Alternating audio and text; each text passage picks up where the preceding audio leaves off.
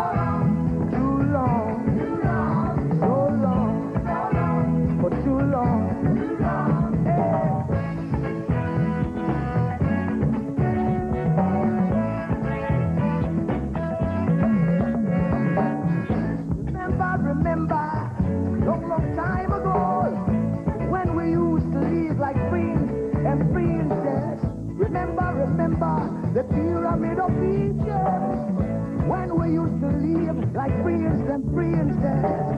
Remember, my God, who are the dream for New America? Oh, remember, Martin Luther King, who are the dream for New America? They say you have the right, they say you are brown, they say you have the right. They say you are brown. Only the angels of Jah is white now. Only the angels of God is white. So long, too long, so long, too long. We've been sitting down so long. We've been a fool around for too long.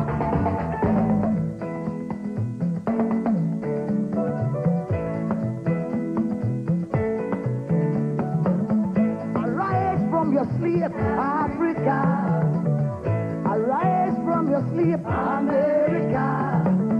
There's work to be done, Africa. So much work to be done, America. But if we unite, we will be too long, so long, too long.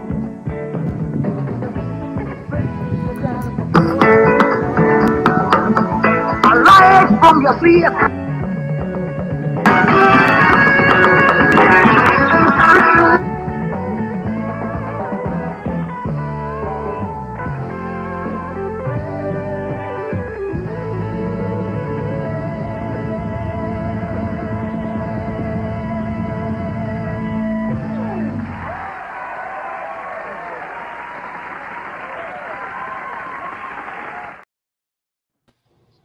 Yeah, we're there. We're just discussing privately.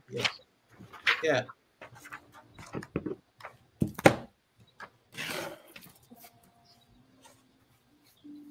You're on mute, Rudolph. I'm trying to. Welcome back, everybody. Sorry about that. We had a technical issue. The show just ended without any prompts. We don't know why, but we are back, and we want to thank you for joining us today, Saturday, September the 2nd, 2023. It's Labor Day weekend here in New York City, and wherever in the world you're joining us, I hope you're having a nice day. We are going to go into our conversation in a minute. Show was talking. So mentioned.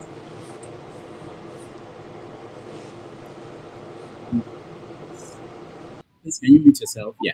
Okay. You mentioned some stories that probably we need to look into. One of them was the 5 million buses that Tinubu is going to buy for Nigerians, older Nigerians who are having eye problems. Festus Keyam's Nigerian Air basically saying that all those shenanigans stories about Nigerian Air is suspended. And then, of course, the tragedy in Congo, the killing, the massacre in Congo, which happened on 30th of August.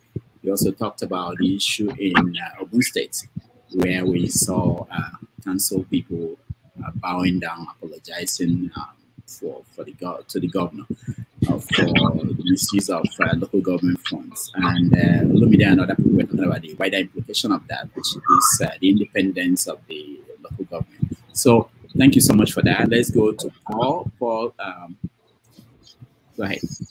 Yeah, I think basically you've said it all. I'm just a little bit worried about the Festus Keyamo thing because he didn't say much about it. I know he just talked about being suspended and everything. Like I said, the last time, Festus Keyamo is a bully.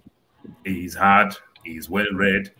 So if he's talking, he feels he's talking from experience, but I don't think he knows much knowledge about aviation for him to go there with this shortest time that he don't even know whether he will even make that list. So I don't know the type of information he have for him to be rushing to do what he's doing. Other than that, I don't have anything. I'm so concerned with the aviation thing for now. Okay. Yeah. Thank you. Nicola, any major story we're missing?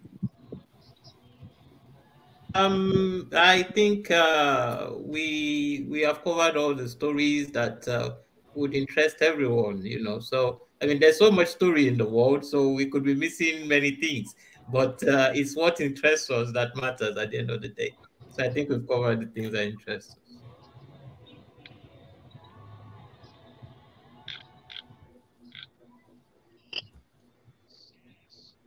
You're muted. Dr. Damage, you're muted. You're muted. You're muted. We can't hear you.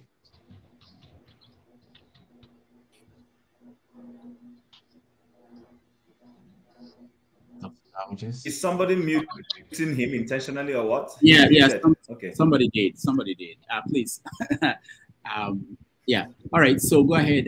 Where is the next person? Tone, is there anything we're missing that you need to? Tone, go ahead. Any story we're I think pretty much all the headlines have been touched on, but the intriguing one is the frustrating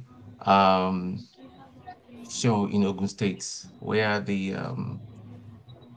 councillors. And interestingly, one of the guys that was that partook in the frustrating thing is a journalist, you know, who and you expect so much from him, you know, so it's just intriguing. All right, thank you. Olumide, are you there? No, he's not there. Okay. It's Mazio here. Go ahead. Oh yeah. Good morning, Kevin. Good morning, everyone. And yes, where are we? Any story we're missing? I saw that Kwankwaso is in trouble. Yeah, I was about to say that Kwankwaso is I don't know, maybe anywhere from now we'll hear that he has joined APDC. So Did anybody take him if he wants to join any party? But why not? We don't give you what you want. That's the question you should be asking. Anybody they will take anybody now. After all, I have a state under his bed at the moment. So, but it's interesting how he and his former he and Dangote are digging it out. So it will be interesting to see how what it's 2027 anyway. That is everybody is and beyond anyway. So it will be interesting to see which of the parties is going to join, is it APC or PDP? But I'm pretty sure that's going to happen. So he's going to leave. I mean, if I think it's obvious from now that if you want to become a president of the country, you have to either be a PDP or a APC member. At least within the next few elections. So yeah, I don't see any anything outside these two people. So then I think my state, Edo State, Shaibu has been relocated to those people who are say who are surprised or alarmed seeing honorable members portraying to the governor. Shaibu, as popular as he is, they don't relocate his office out of the government house to repair a uncompleted beauty. Me good achieve.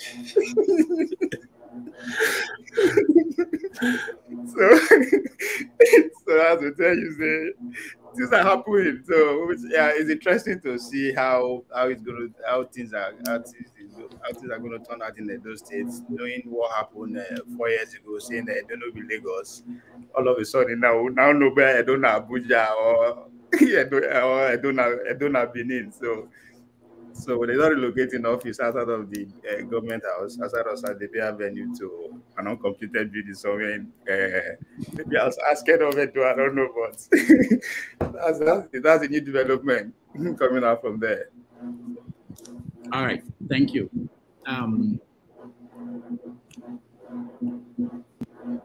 Who's next? Mr. James, go ahead.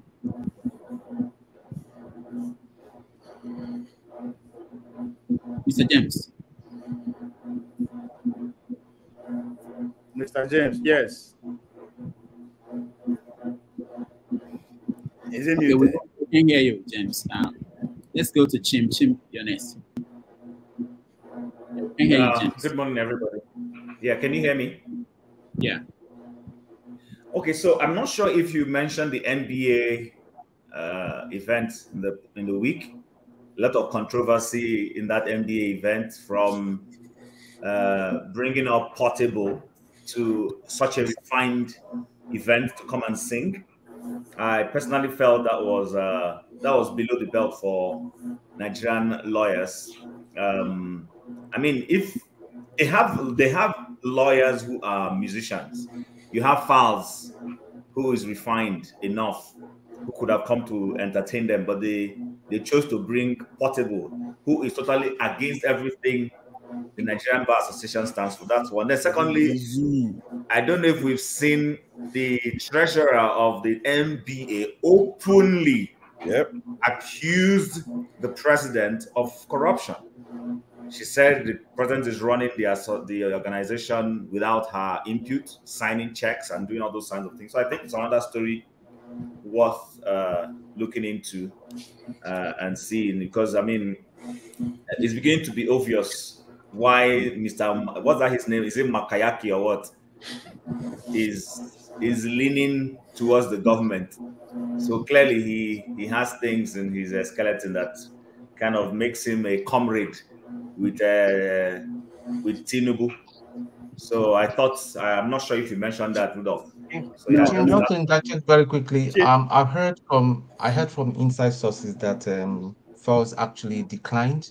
He was invited, but he declined. He politely declined that he wasn't going to be a part of it. So okay, so even if he declined, I don't think that justifies them going to bring a Portable. They didn't have. What do you have against citizens? So they've come out to deny that they invited Portable. What do you have against? No, they're not denying they invited Portable. They're saying they did not sponsor his performance. That it was and they didn't pay and all of that. So what do you have against citizen Portable? If the tax-paying citizen at that, what do you have against him? I don't have anything against him. If he's doing what I said, if you listen to me, is if you look at there's an audience for Portable. I don't think the Nigerian Bar Association is that audience. But they disagree with you. You are not the member. You are not the member. You are not the member. They disagree with you. That's why they brought him. Obviously, but you see, their members walked out. Chim, what you are missing there is that they are trying to appeal to a certain demographic. They are trying to attract the attention of a certain demographic, which are the Gen Z. Right? That's the whole point. It's not that they forget about the gimmick. Who are his followers? Is it that Ovie, who is trying to attract the Gen Z? The NBA. They should call Rema. They should call Rema. They should call. Well, that you can argue that. You can argue that. But the most important they can call now. You see, Rema is more of an international star. See, no. Let's face it. He has audience. Who are his audience? Now you can question. You can question why. No, you see, like you are questioning why are they targeting that kind of that demographic. Okay. Can I make my point clearer? Can I make my point clearer? Can I make my point clearer? Are you listening? Yes. Okay. So you've heard of Ifunanya? You've heard of Ifunanya, have you? Actually, I'm trying to bring her on the show. I just heard about her. It was amazing. All right. So let me educate him a little bit. So Ifunanya is a So Ovie, Ifunanya is a lawyer. She graduated. Okay, let me take that. She read law. Yes. All right. Yeah, so she read law, but she has chosen to go. She has chosen to go into entertainment and lifestyle.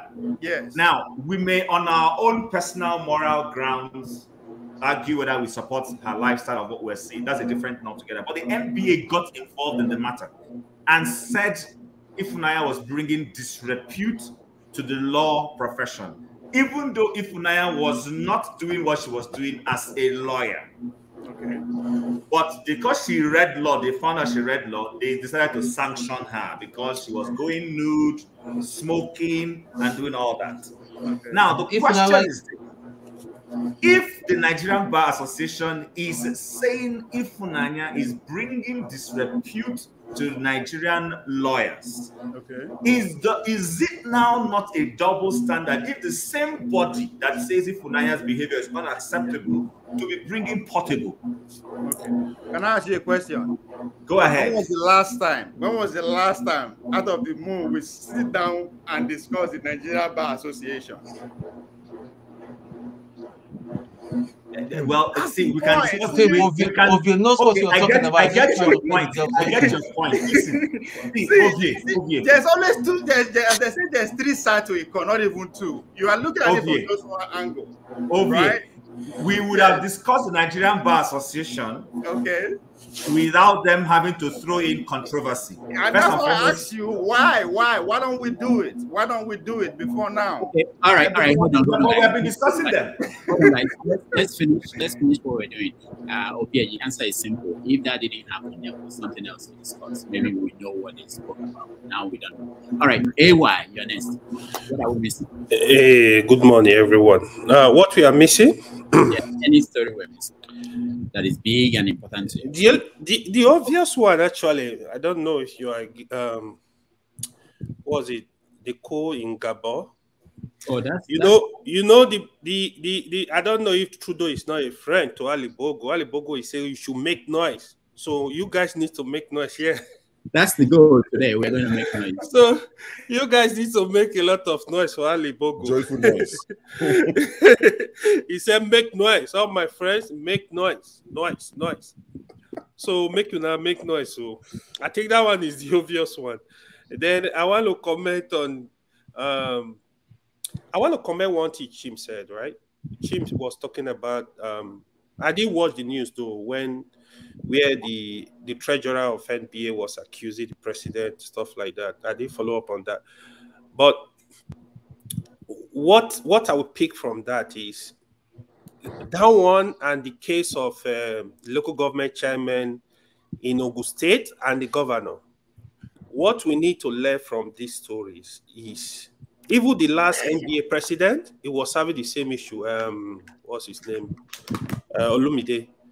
There were some cases of corruption. So what we need to learn from this is we should stop taking one person is a saint, is gonna come and turn Nigeria, and we just follow him like animals in the zoo. He's gonna make Nigeria what we want it to be. So I think what we need is a country where we will all obey laws from the president down to the common man. We need a country where the system will work, not basing our trust on one man that, he's not corrupt, he's a saint, he's gonna do this. No, I want a Nigeria where no matter who is coming there, even if he's the hardest criminal in the world, the system is going to checkmate the person. Hopefully, we're going to get there. I don't want to be coming here to praise people. Oh, this one can do it. This one is not corrupt. This one is corrupt. This one is this. I just pray we have a system that will checkmate everyone, just like what we have in America. Donald Trump, with all his tendency, when he came in, like the system checkmated him, right? Any president that is coming, the system will checkmate you. So hopefully we get there. Thank you. All right. Thank you so much. Dan, you're next. Yeah. What I want to say is what some of our brothers have said on the panel. Some people saying that some people are not refined enough to appear.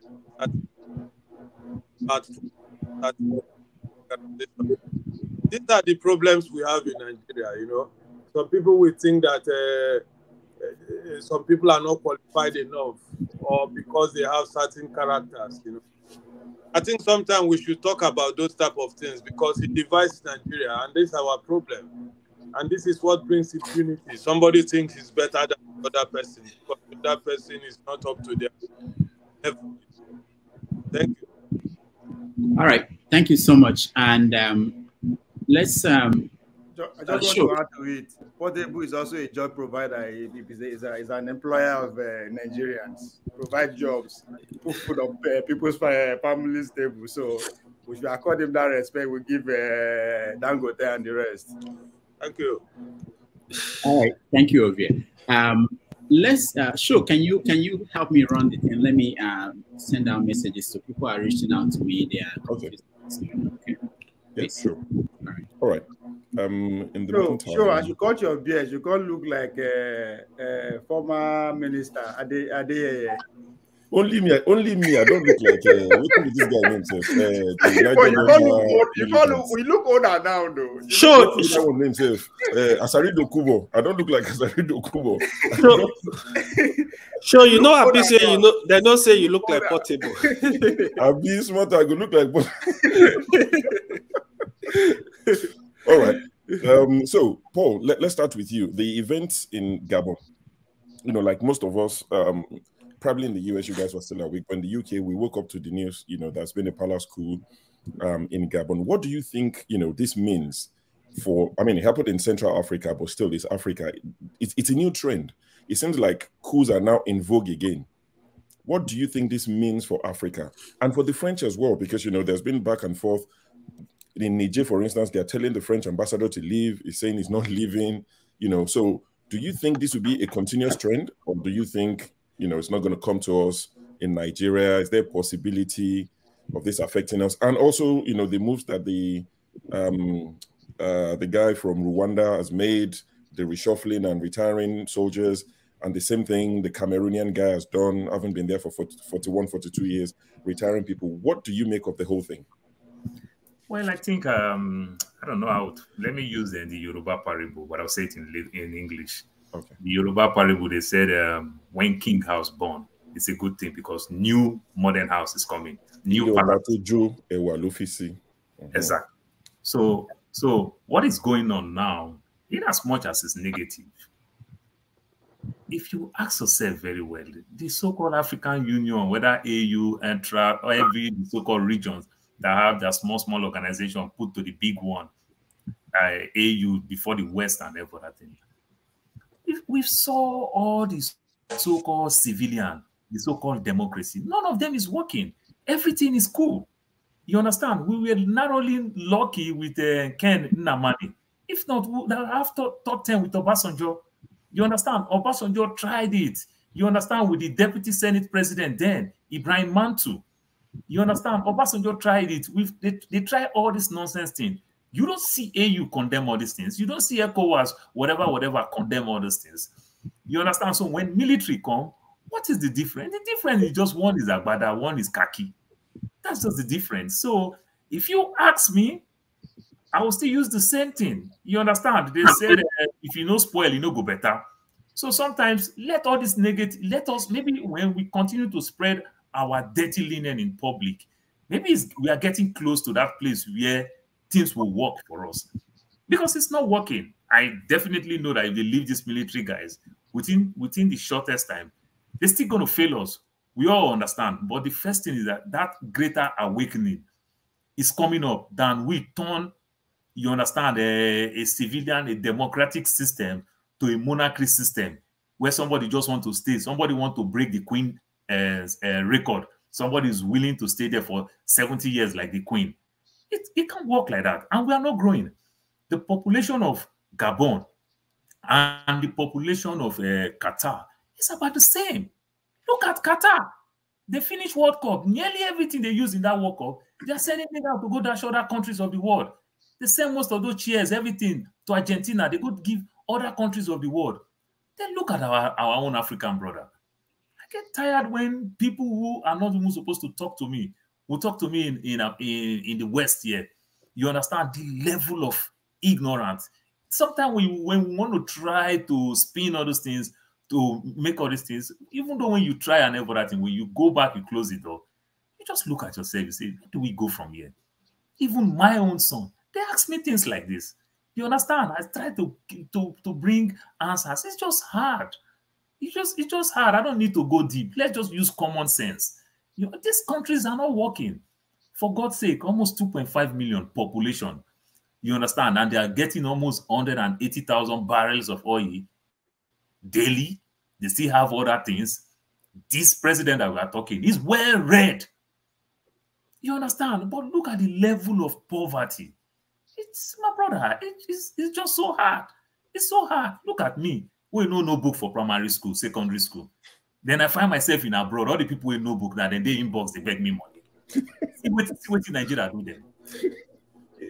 Just talk about it. But you don't know book for secondary school. No book. Oh. Abroad now come make me that I become the chairman. And then inbox. All right. Thank you, Paul. Let's go to Ikolala. Rudolph. They say if you want to be poor, live in a developed country so that you see how money in your pocket. Rudolph, if you're listening, anytime you're ready to come in, you can take me out and bring yourself back in. Rudolph, when you're ready, just take me out and bring yourself. I can see Kene is looking like he's coming to fight people here. I can see him. He just looks ready to fight. Kene, come back. I keep thinking about you are in trouble. You are in trouble. That Ali Bongo, the man can't do face so gentle like Kene. This man can't gentle like Kene. They're always gentle when things go wrong. But Ikolala, welcome once again. What's your submission regarding the coup, happening in Africa? It's like one a month now. I think it's unfortunate that Africa is unsettled, but I don't think it is because of either democracy or dictatorship. I think that is what the West wants us to believe. That I mean, if you look at it,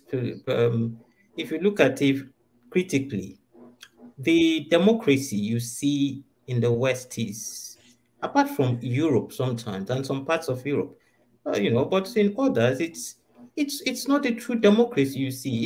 It's a selection, but a perfect selection that makes the people feel they are choosing their own leaders. The problem Africa has is that Africans have not really imbibed the true notion of loving themselves. Because at the end of the day, someone is echoing. At the end of the day, look at China. One-party system all the while, and it's working. They've created more billionaires than you can think because somebody came, loved their people, and say we must make education priority. Because when you educate people, they can create wealth. They can they can boom the economy. It works for them. This Putin, they tell you to call the devil today. The man has been there for years. How many Russians have you seen? Really, I mean, the true Russians on the street come and tell you that they don't love their man. They are not as hungry as the people down in Africa.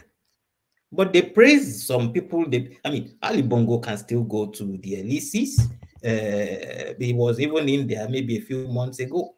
The other man that was in Mali could still go to the LECs. He was there. But what these people, that the people that tell you that you need democracy, that it should work for you, don't they see the poverty these people create in their locality?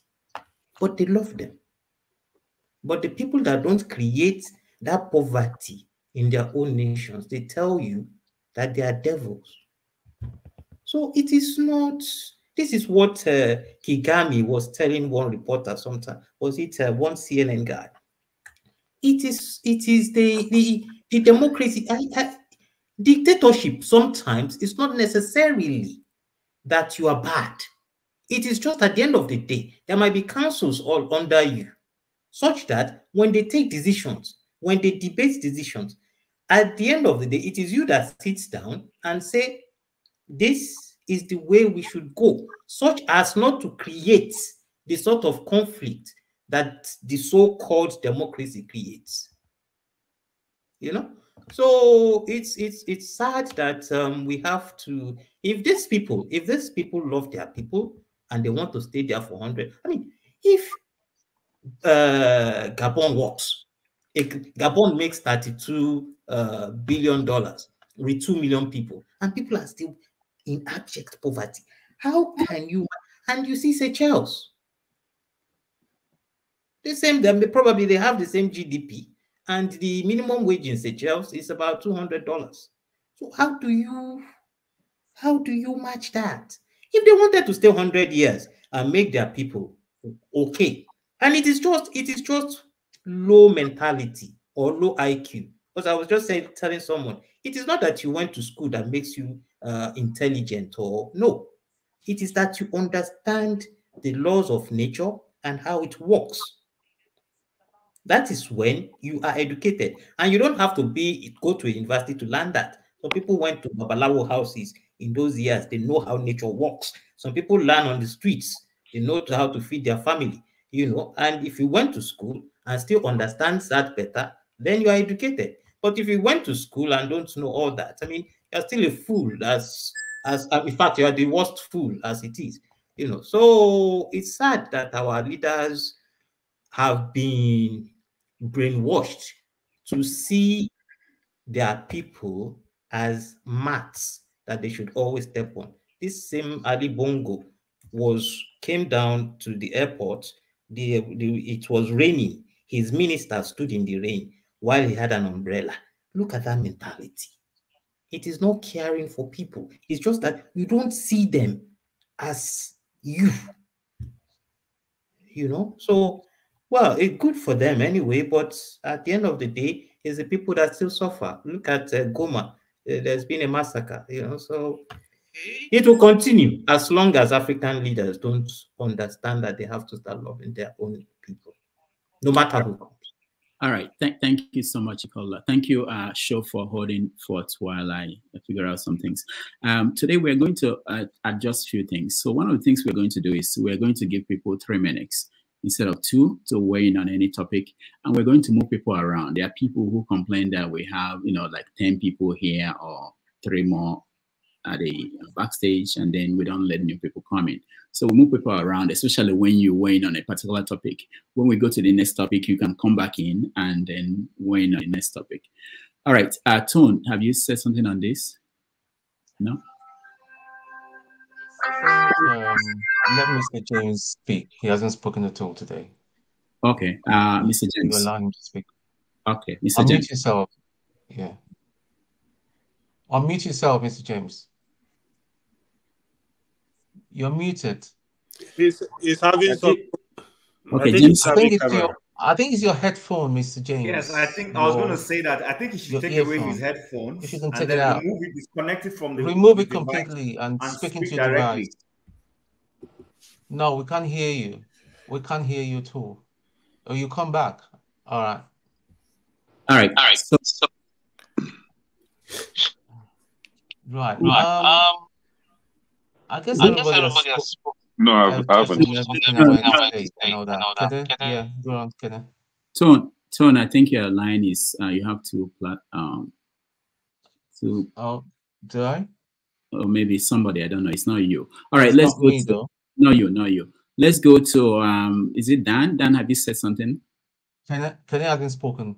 I know. Local.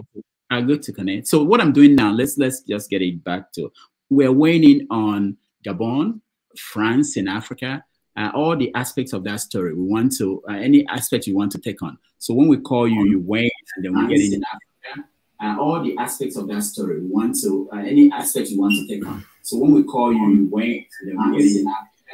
All the aspects of that story. We want to, any aspect you want to take on. I think you're echoing or something. Loco, is it you? Is it you? I think it's all right. So what I'm doing at the background is I'm muting everyone. So anyone who's not speaking, I'll mute them. Even if I'm not, you can't see my face, I'm still in the background.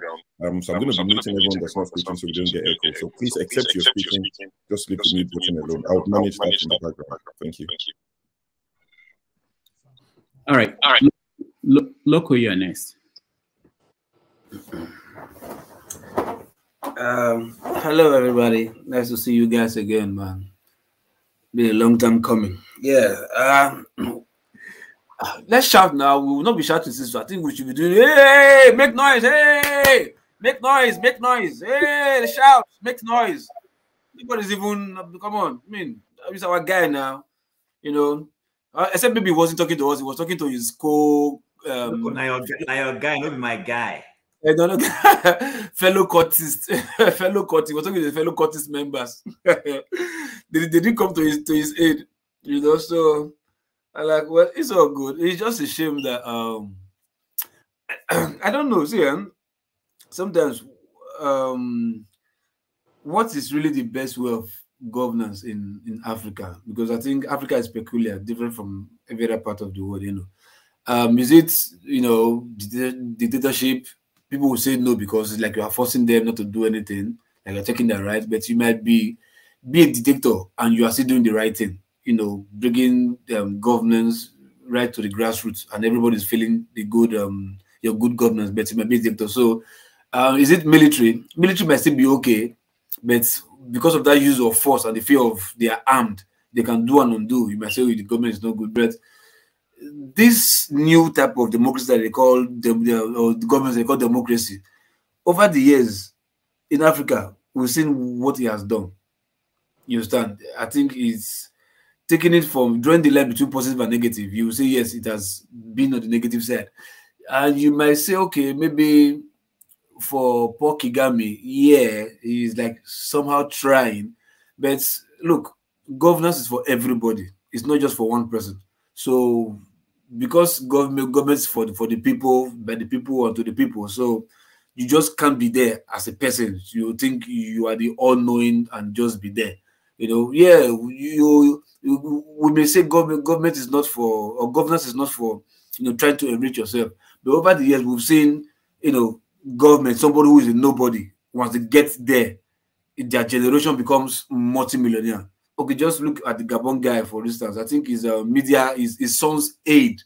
I know that was an old video anyway. At least that was like some couple of years ago, even like a year or two ago. You can see this amount of cash that was found in the possession of the son's aid. Now, what about the wife? That one, I heard she's living in a 25 million mansion in California with golds and all the riches she wants to, or she can grab. So take back to back with African leaders, the same thing. So I think if you say the people are shouting, yes, they can shout because of what you are doing. But the type of governance that we're running in Africa, I think we don't really know the exact type of governance that Africa really needs to make it grow. Because all of them, maybe that we've tried, I think all of them has failed us. You know, they end up, you know, enriching their own immediate family and all that. You know, but if you say maybe what about Dubai, what about Saudi Arabia, that is being run by a family, are they not progressing? Yeah, but they are allowing at least their country's wealth to touch even the lowest citizens in that country, except maybe foreigners. You understand, that can even complain staying there. But I think if we have that in Africa, the rich is going around. I don't think anybody will complain, because I mean, governance is headache. You can see somebody will not be having white hair. The moment they go into governance, even election, look at Peter Obi, he just turned old man overnight, just by only campaigning. He never start the work. So governance is not really, it's not a walk in the park. You sound not be beans. You sound so birds because of the, you know, you just starve the poor and enrich yourself and your family. That's just, I think that's the issue about what governance really is in Africa, you know. So is my 3 minutes up? No. So let me be generous and allow somebody to move ahead. All right. Thank you so much. Dan, have you waited? Yeah, I'm waiting. Can I go on? Yeah, go ahead. Yeah, for me, Loco said a lot that is very positive there, you know. But I still believe that governance should be rotative, you know, should be going around, not a family, especially when it comes to African system. Because, you know, we Africans, he said something about Saudi Arabia where families rule and they are doing good for their people. But if you come down to our side in Africa, we always have something, as so did they do syndrome. They will never change. They will say that when it's my turn, I waited, like Bola Tinubu told us, I've been waiting. Moti Singwato, in Yoruba language, that he served and waited for his turn. So now when he comes in now, instead of him to do the right thing, he will be punishing the people who did not vote for him, which he's doing to the Nigerian people. We didn't vote for him, so because of that, he has to punish us with different system. And those who voted for him or who brought him in are enjoying. So these are the systems why they have to, our leadership have to rotate. Because when you leave one African man in power, he will not think of the poor people. He'll be thinking about those who supported him first, his tribe, his people. You see what I mean? So Africans, they have to rotate, because look at Bongo in Gabon. We have seen the type of money they found in his son's house. They didn't plant it there. They will just enrich themselves for their own good. And this is what I call African system. Even here in Nigeria, where we are in Nigeria, it's the same thing. Even in an office, ordinary manager in office, if you don't say good morning to him with smile in the morning, you will be the one that will be working as hard as every other person in that place. So for me, African system have to be rotative. They must go round so that when you finish your system, you come out, another person enter. Maybe because it has become a norm. When I enter, I take care of my people or the people who loves me. So then let it go around so that in some way, people will now be touching the feeling of governance. You understand me? Because if one person stays there in this African way of doing things, they just favor their own side, their own people alone.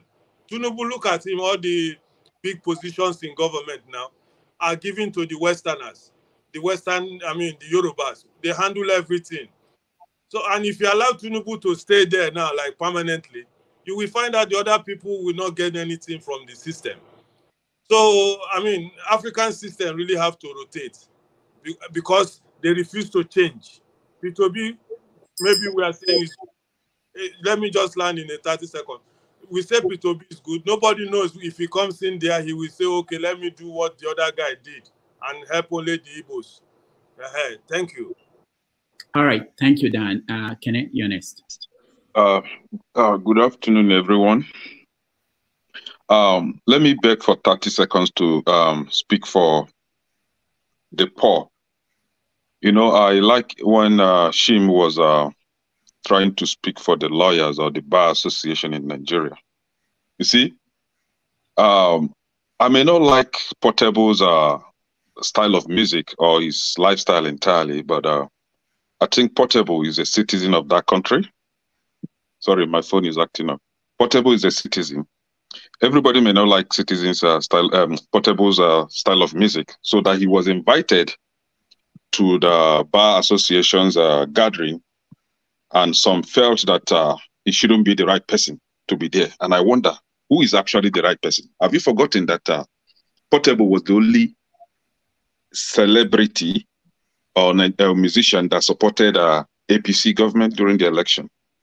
You even went ahead to even you told us that the secretary or the financial secretary, I don't know her position, of the bar association, openly accused the president of corruption, right? and knowing that the president is leaning towards the APC, so they will always invite those that speak for them, and Portable is one of them. However, Portable is a citizen. He has the right to perform his music anywhere he was invited. And I heard that one of the lawyers was even threatening to sue Portable. Sue him for what? Right? Portable, for me, is better than more than 60% of Nigerian lawyers. Those that went to school to study how to lie, how to rig election, how to support impunity. These are the people that I will now support against Portable. No, Portable is a good citizen, doing his business, paying his taxes. So he should be commended for even, standing before them to speak sense into them. I don't know if they will understand the language, Zazu. I don't know what that means. But this is it. We are talking about Gabon, right? The president, the hosted president, was asking us to make a noise. And that reminds me of making noise unto the Lord. And we are to make noise unto the Lord for the good things. Good things are happening in Africa. I said it here last time that is a breakfast that will be served to everyone. The Francophone countries are receiving their own breakfast. Those are, is it Anglophones? Their own is coming, and their own will be very, very loud. You know, when someone will sit on a position perpetually thinking that that belongs to his father or that is in his father's inheritance. Have you guys forgotten that the minimum wage in Gabon is more than 70% of that of Nigeria? Gabon, the minimum wage there is more than $200, right? In Nigeria, it's about $30. Yet they are not happy with the government. They are not happy with the system. They rather have the military take over and correct the level of impunity going on in their country. And Nigerians are sitting doing nothing. We should commend these people. Somebody was talking about democracy being a system where people elect their leaders. Who have you ever elected in Africa? There is no election in Africa. All you have in Africa is putting out a modality, oh, this is how, this is election, making it to look like an election, making it look as if the people are actually electing these criminals. At the end of the day, what happens? They will announce whom they want to be the president, just as what happened in Nigeria. Tinubu was never elected by anyone. P2B was elected at the odd hours of the night, just like criminals come to steal and destroy. The INEC chairman announced Tinubu to be the president. It is time that we wake up. Yes, it might not sound so correct or so acceptable for the military to be taking over the leadership, but this is the only power that we, the citizens, have. We are powerless. We don't have guns. We can't fight these people. They are a group of gangsters. They have control over the guns. If you come out on the street to protest against their impunity, they will ask the military to go against you and end your life. So it is a good thing that the military are using that power, the gun, to take up the leadership from them, kick them out from that office, and have that corrected. So we should be supporting this. And I pray earnestly that it should come to Nigeria and Ghana as well. Can I thank Man of Prestigious? Yeah, thank you very much. Good morning, good afternoon, everybody. I'm going to start with where Kene, started from. I think I disagree with Kene, in that regard. I totally agree with Chin, what he said about the NBA, when it comes to image and everything, because they kind of defeat the purpose of what they stand for, inviting Portable, yeah, that's not a good image, it's kind of contradicting their, what they preach for. I don't understand, but is Portable the only reasonable? I mean, that guy is completely.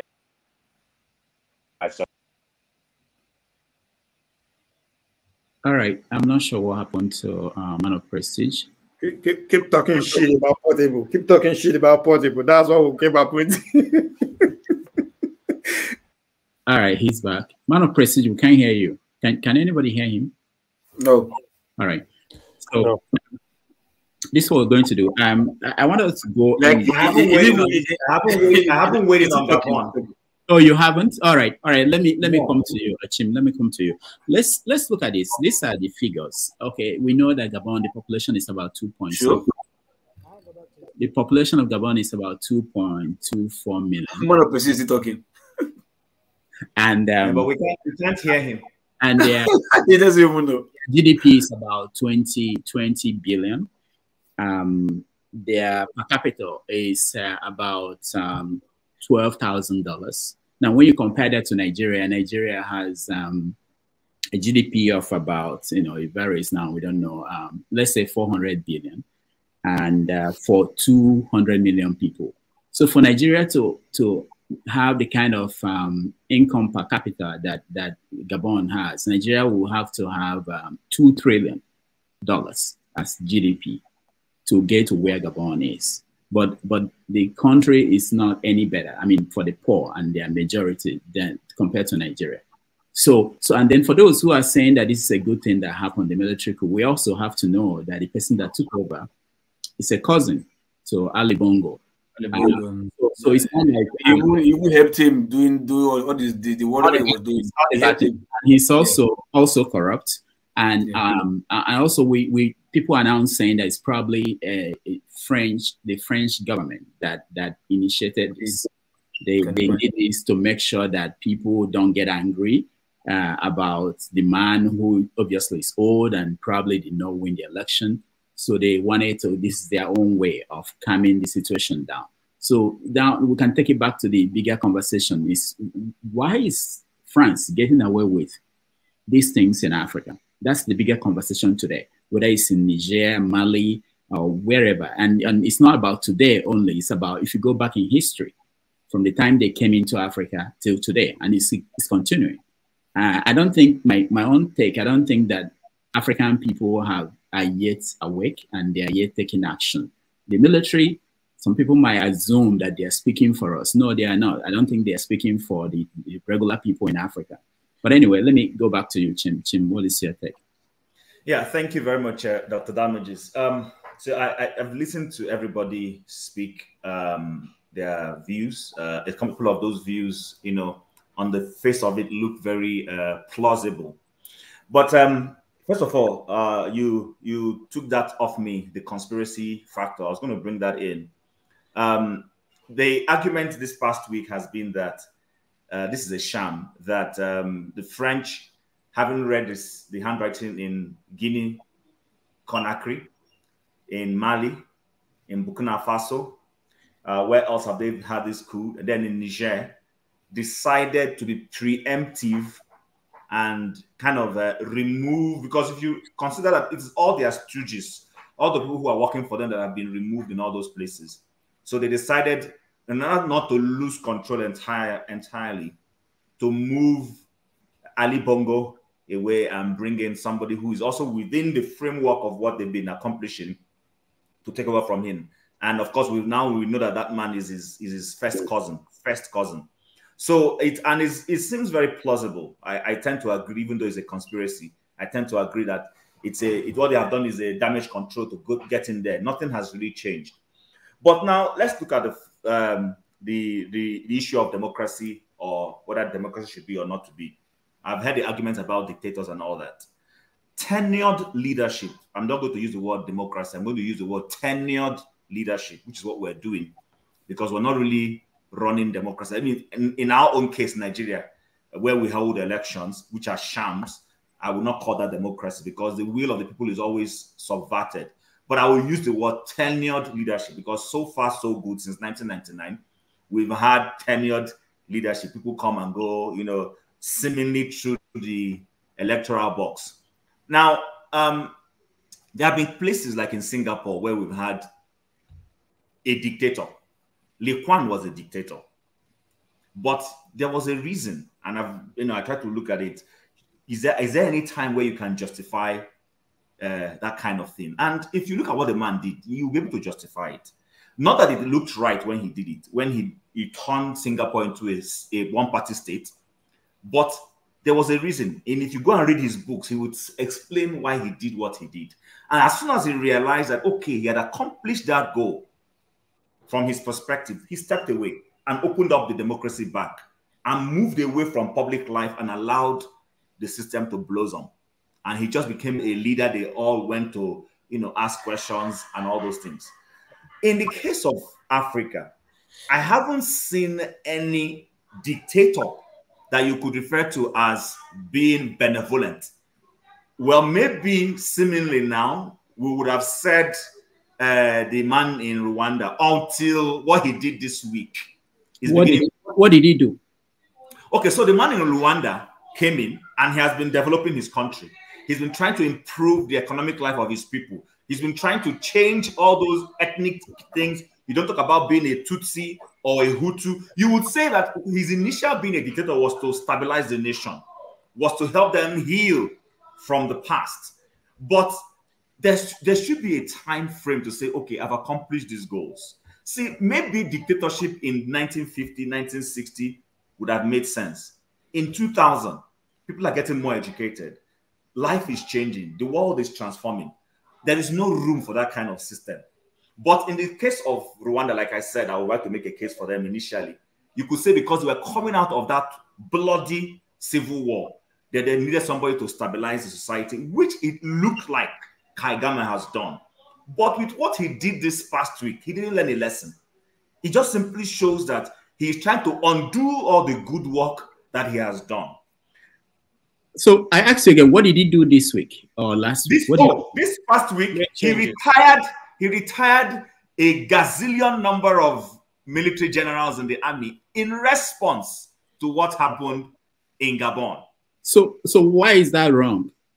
Okay, it is wrong because what it shows is that he is admitting that he has overstayed his time and he is trying to protect himself in office.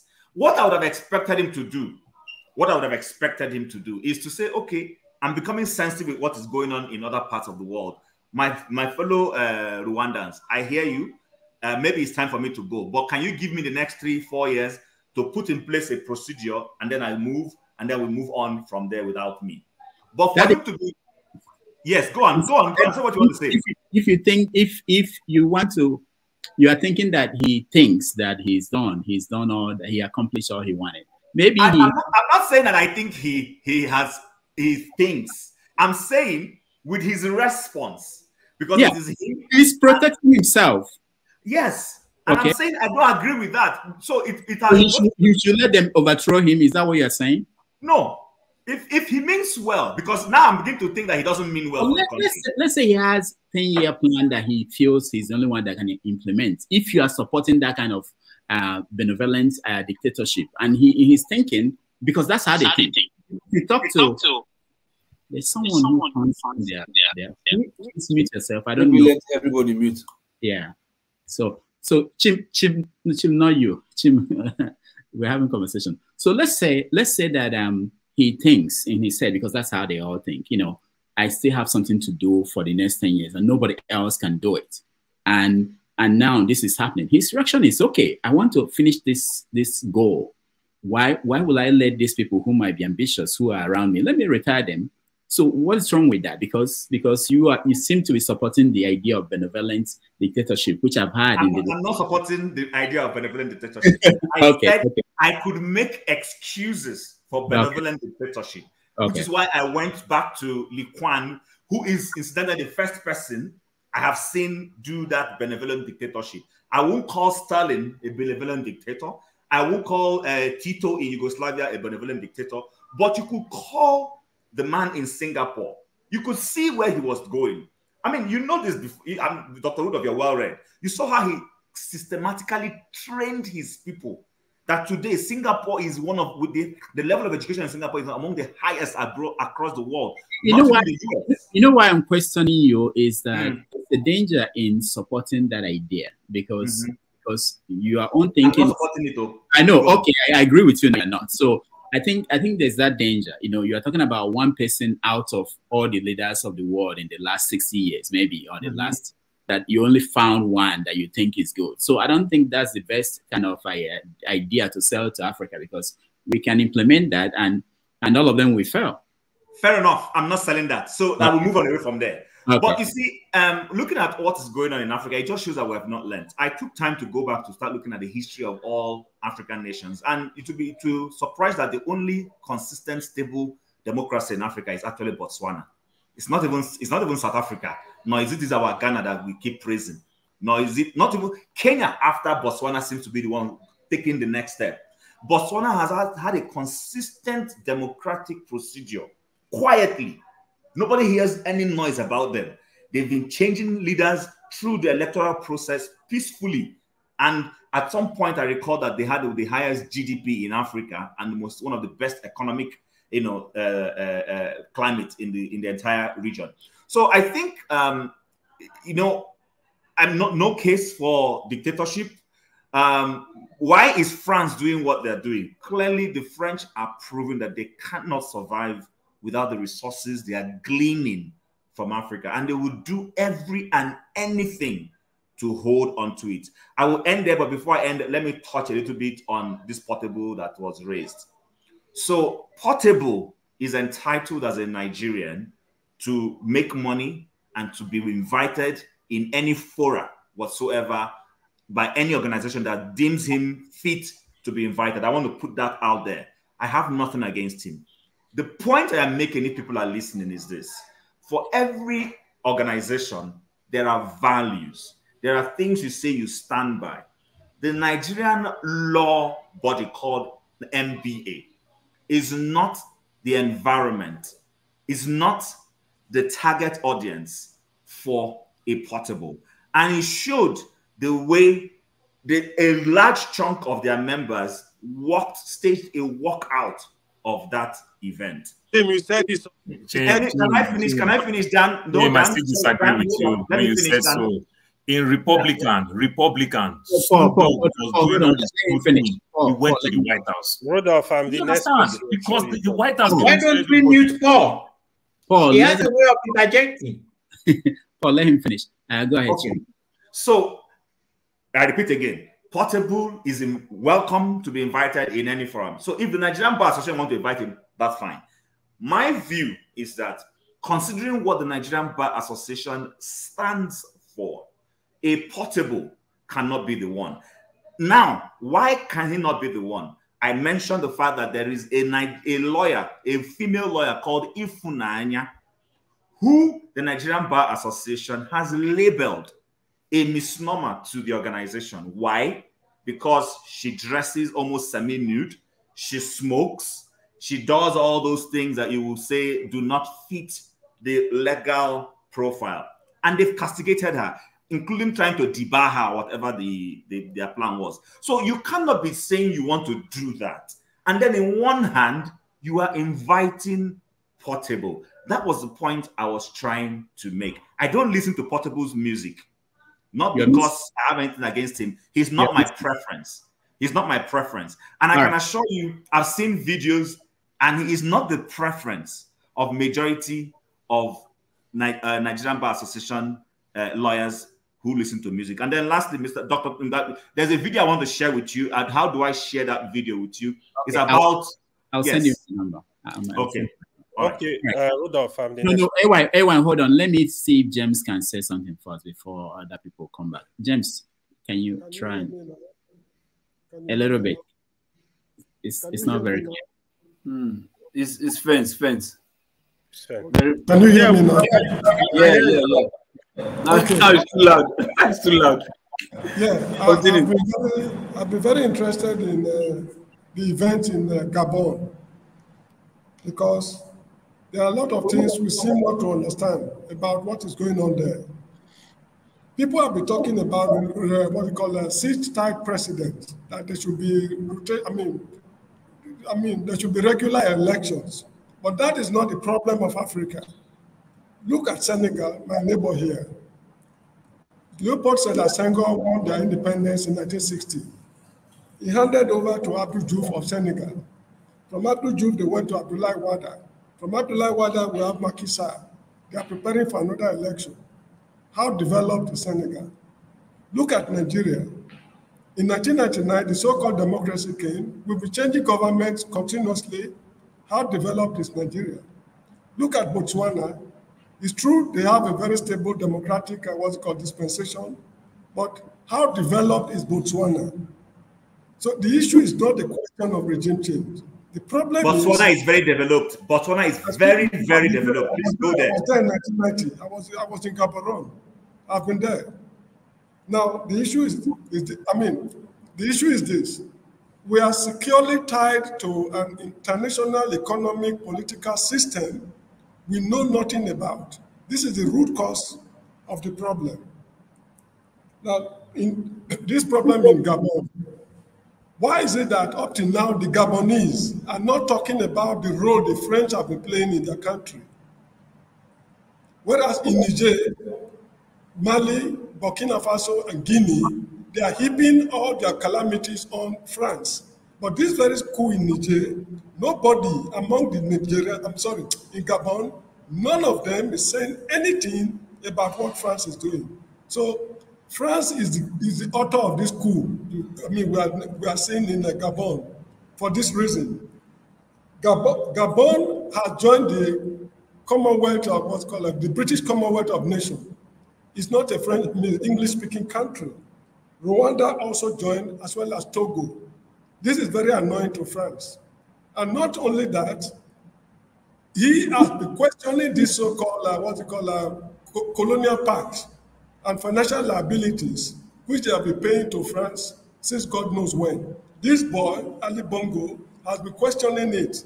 So now that the French are running into problems, they don't want him to succeed. Now, people in Gabon, childishly, they are jubilating that it's the end of an era. But the man who took over is a part and parcel of that dynasty. It's their family relative that the French people have selected to replace the outgoing president. So there's more to this problem than we are seeing. The issue is not the issue is not a question of tenure. There is the need for us, particularly in Nigeria, to overthrow the class of people who have been mismanaging the country since independence.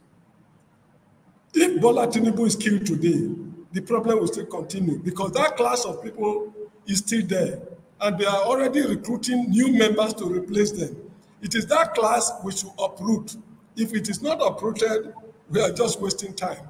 And one thing I'm foreseeing is this: there will come a time in Africa, whenever there's a coup, the head of state and the leading officers will be executed to make the coup successful.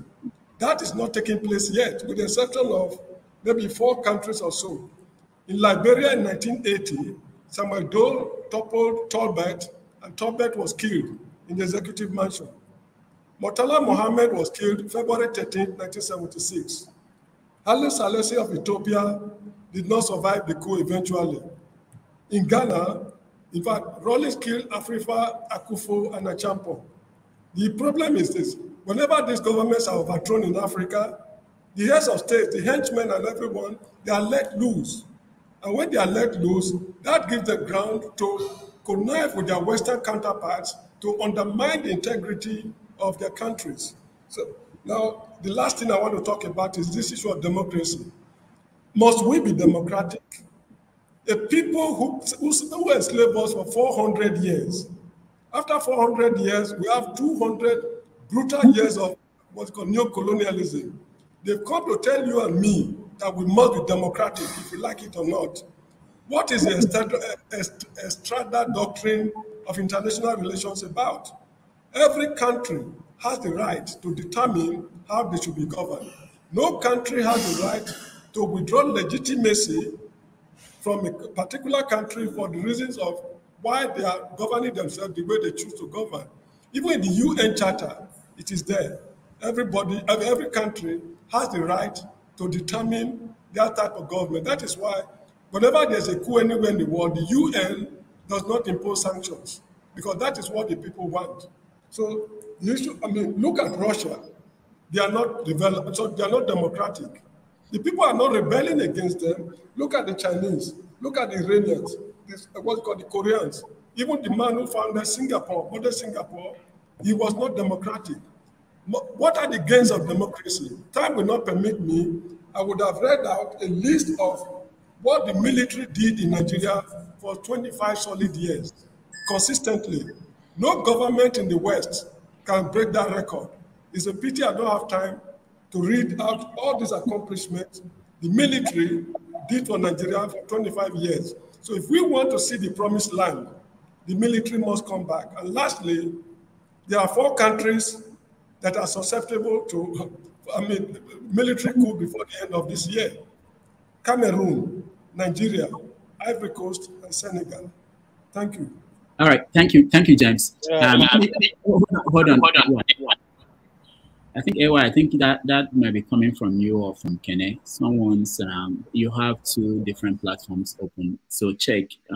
No, that's what we can echo. No, you're not Kene. Okay, we'll find out who. We'll find out soon when they speak. All right, but let me, James. Let me ask you the question. The question I wanted us to kind of tackle is, why is France getting away with this in Africa? Do you think it's only of recent that we've started hearing about what this deal they signed in 1944 with African countries to about a pact to end, they said is to kind of continue colonization. Why is it that we are just hearing about these things? Why is it that France got away with all these things? I know they killed a lot of leaders who challenged some of the things they wanted to do in Africa. What do you think is the reason? The issue, this question you've raised is very important. Because if somebody like Leopold Sedar Senghor, who was a philosopher in his lifetime, was able to sign the colonial pact, giving away the integrity of his country, then it means the problem is deep-rooted. They're able to get away with all this, what's called nonsense they have been doing, because the system, the French system, is just like the apartheid system in South Africa. During apartheid, the people of South Africa, the blacks, they were cut off from the outside world. They do not know what is going on at all, even among their neighbors.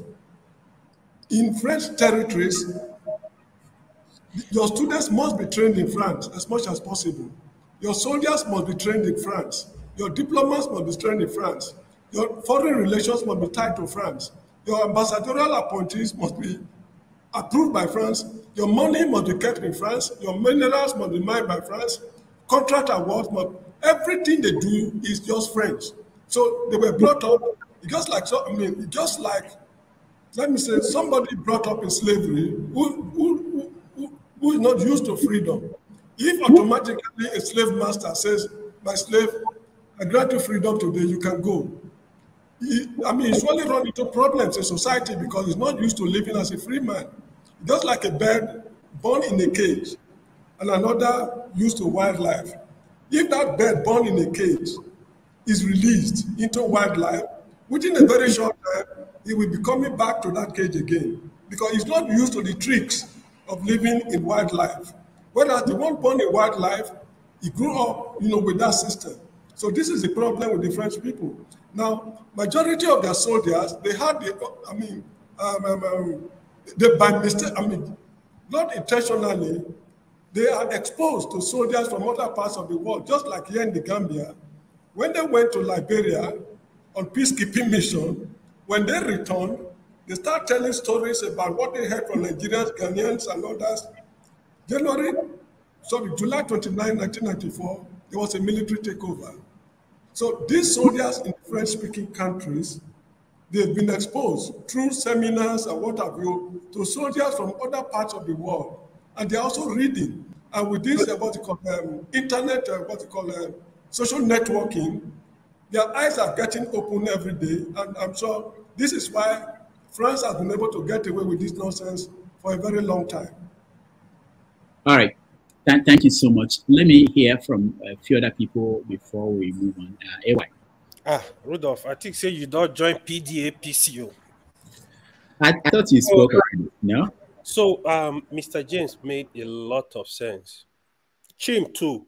But one thing Chim said, I want to touch on a little bit. The former president of Singapore, what he actually did, putting the country in a path of progress and prosperity, it is a very good thing. But Chim, here, look at it here.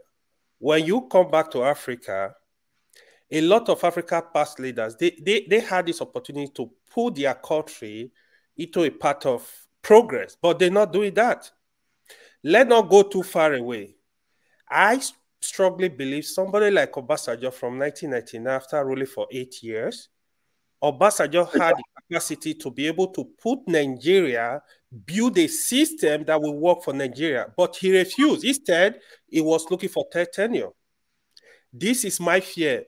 Look at the so-called Rwanda we're talking about, right?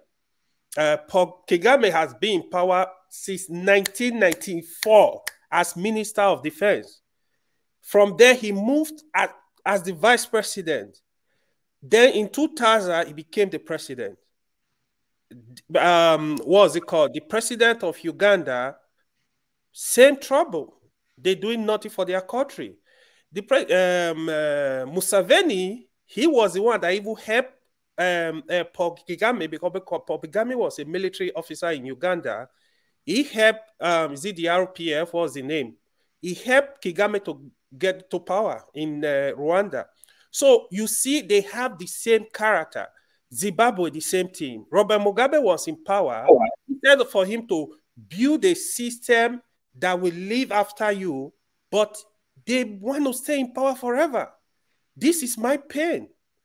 The Ali Bogo family we're talking about, one family rule a country for 50-something. See, if the country, if they really do it good, I will support the military. The people are still suffering. This is my own pain.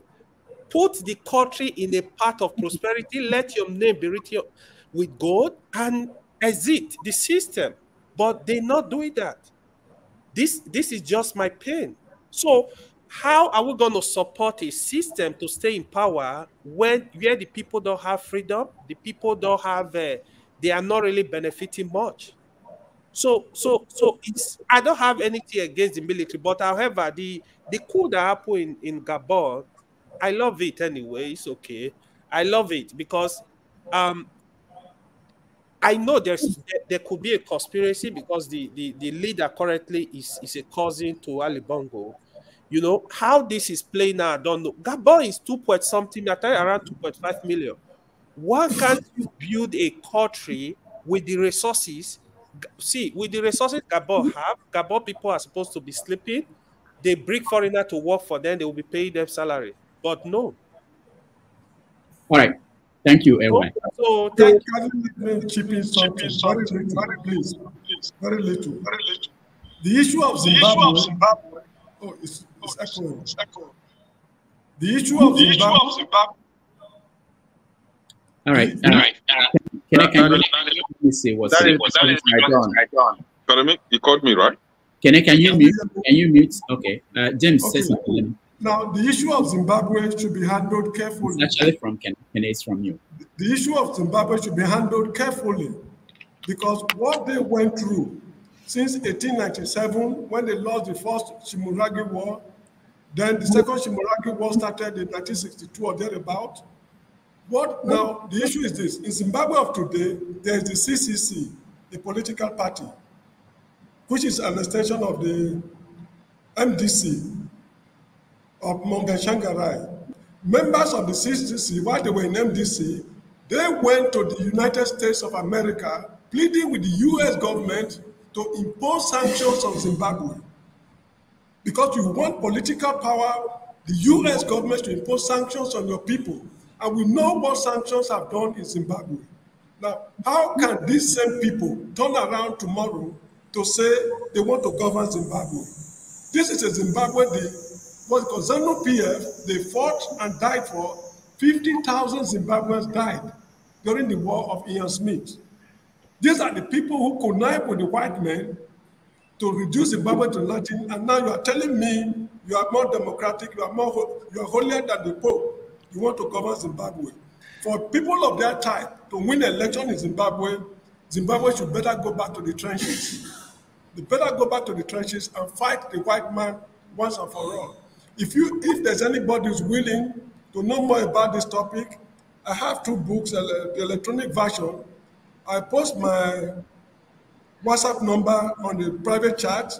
Send me your number. I will send you these books. Read it carefully from cover to cover, you will know the horrors Zimbabweans went through. So Yes, I do. anybody associated with that decadent Ian Smith system who wants to govern Zimbabwe today is better for a dictator to govern Zimbabwe for life. Ruda, I have a question for Mr. James, please. Hold on. I want to get others involved in the conversation too. I know you have a question. Chim, I just give you a minute to Yes. reign. I never thought. I was going to respond to this Zimbabwe thing that was brought up. So I listened to Arikiana, Madam Arikiana, Dr. Arikiana on Arise TV the other day. I did. You see, we must be careful with the exceptionalisms we make sometimes when we're expressing our views. Now, there is no fantastic way of governing. The best way of governing is meeting the needs of the people. Which instrument you use to meet that need of the people is what we're discussing, whether it is democracy, dictatorship, military dictatorship, or kingship, or whatever. That is the bone of contention. But because of where we are in time, in terms of civilization, democracy seems to be the most openly acceptable way of governance. We're not saying it has its challenges. Even in the US, that has practiced it for years, we see what those challenges are. In fact, as a matter of point, let me finish with Mr. J. As a matter of point, I'm one of those who does not like the prime ministerial system, because I think the prime ministerial system also creates a form of dictatorship. In that, when you elect a party leader and his party wins majority in the House, automatically he becomes PM. If that party is not doing well, but the party consistently keeps winning majority from across the regions, maybe the member of parliament in Oshogo is liked by people and they keep returning him, that means the leader, the person who is the leader of the party, will keep being prime minister. And he can be prime minister for as long as possible unless his party removes him. Now, what is my point? My point is simply that when I listen to Madam Arikiana, and she mentioned this CC thing about those guys who were asking for sanctions, the question is, why were they asking for sanctions? If the government of the day, because Mugabe started well, and then became a dictator. Yes. So are we saying that because Mugabe fought for liberation, resisted Ian Smith, therefore every atrocity that he carries out suddenly becomes right, and that people should swallow it and embrace it? And my answer is no. What we should be doing is, irrespective of what you have done in the past, if your today's actions do not meet the needs and acceptance of society, you need to go. That's it. You need to go. No. So people cannot condone you. It doesn't matter if Mandela had done all that beautiful thing he did, fought and denied himself the liberty of being out and stayed in jail, and then he came out and he began to perpetrate what was not right. Ultimately, Mandela becomes a problem. Yes. Excuse me. No, excuse me. Excuse me. That's the point I want to make. Okay, last Soludo. France, yeah, I will allow you. France has been getting away with these things because it's a concept of teaching a man to fish versus giving the man a fish. So you see this being subservient. They train their military men and teach their politicians, educate them in certain ways. That is why those places consistently remain subservient to France. The moment, which is what the guy in Singapore accomplished, that is the part I like about him.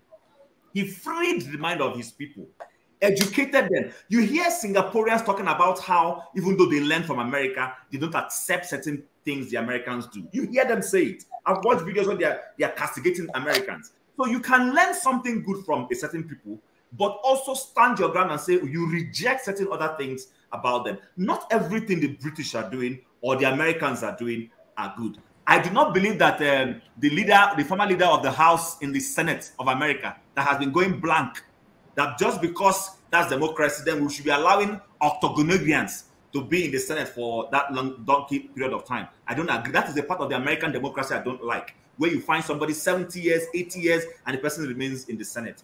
So I don't know if my point is understood at this point. No, yeah, I understand your point. You are also committing the same crime. You've been speaking and speaking. That is not democracy. All right, guys, we have to move to other people. I want to hear. Sorry. James, many of us don't listen. We don't listen at Chinese news with the watch. You are the moderator. I think James, I'll come back to you. At least. And AY and ELA, every other person affairs and come here. today. All right, Ovie, I'm coming to you. Doctor, I'm off. Okay, thank you, Adan. Hold on, take me out. I'll bring more people. I can come in. All right, good. These are the nice people. We should make you guys presidents of Africa, not. Okay, so if you are making a present for Livy, I will just take her and leave as well. So I can... Hey, nice talking to you all. All right. See you tomorrow. Okay, thank you so much. Ovie, go ahead. I can see you, but hold on. Ovie, go ahead. I mean, I think I deserve 2 hours. Oh Lord! See, that's the problem. Another African leader is here. Already, I give you 3 minutes. See, we only blame these African leaders, but we know they try to pay attention to the contributing factor who won't make them what they are. We don't care about that, right? We know they ask why waiting make go you're wasting more time. Go ahead. What's the contribution? Where he cheat or he won't cheat to, and I make a cut it there. We don't know. Anyway, everybody, a lot of people don't talk. Plenty things from Mr. James, giving a historical background to everybody. Rudolph, you asked some key question to me here. You are saying that in responding to Mr. Chim, you said that the military are not acting for us, which I 100% agree with you. So that's when people are making case for the military takeover, like Mr. James is doing. It's always it's a thin line there. And again, you went ahead to ask that, is Africa really ready? And that goes to the people who believe that things they happen analog or it happened all of a sudden. No, nothing happened from the blue. There's nothing happened spontaneously. The question is that, are we ready? There's a preparation meets opportunity. That's what luck is about. Are we prepared? Are we ready? Are the Nigerians ready? Are the Gabonese ready? Or so that's the question that Rudolph, I see that you're asking there. And again, you went ahead to say why are France getting away with this? And that's where Tunanja comes into play here. We don't get nuclear weapon. So anybody can do and undo. If we get nuclear weapon, they will not judge the... Hold on. Okay, you just talk in a way that, sometimes it makes me mad. When you say we know gates, who gave the people that got it? No, that's what I mean. I know those. I just talk. We get them. We have no gates. We don't get now. We don't get. Say we don't get. We can say if you didn't they. We don't get. Oh, why you won't put that for my head? We don't get now. Sure. If you had the ambition, if your goal is. You ask the question, why are French getting away with what they are doing? I said because we don't get nuclear weapon, and that's no, we don't get. If that's the problem, why don't you get it? If that's why you are not independent, why don't you get it? That's not the question you are asking, right? I'm responding to the question you asked. Why are they getting away with this? And I reference to Nigeria with his paranoians, and that's why I kind of respect him, right? They say only the paranoia survive, right?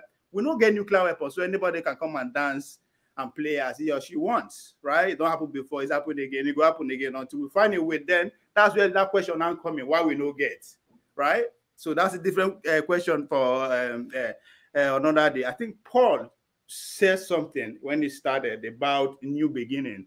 Use an adage, Paul, if you can help me out here.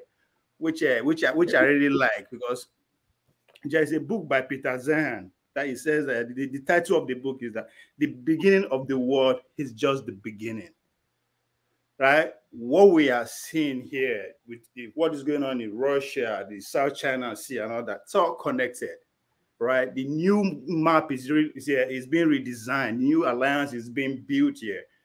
And I will start from what is happening in Russia and how it triggered to what we are experiencing in West Africa and the Central Africa. Henry Kissinger said something. He said to be an enemy of US is dangerous, but to be friend is fatal. And this is where France come into play. What is commitment of France to what is happening in Russia?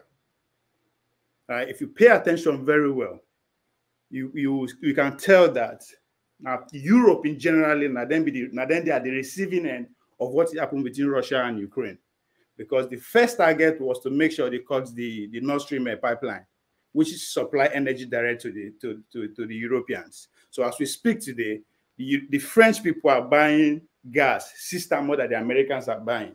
And France's disagreement is that they are consumers what America are producing.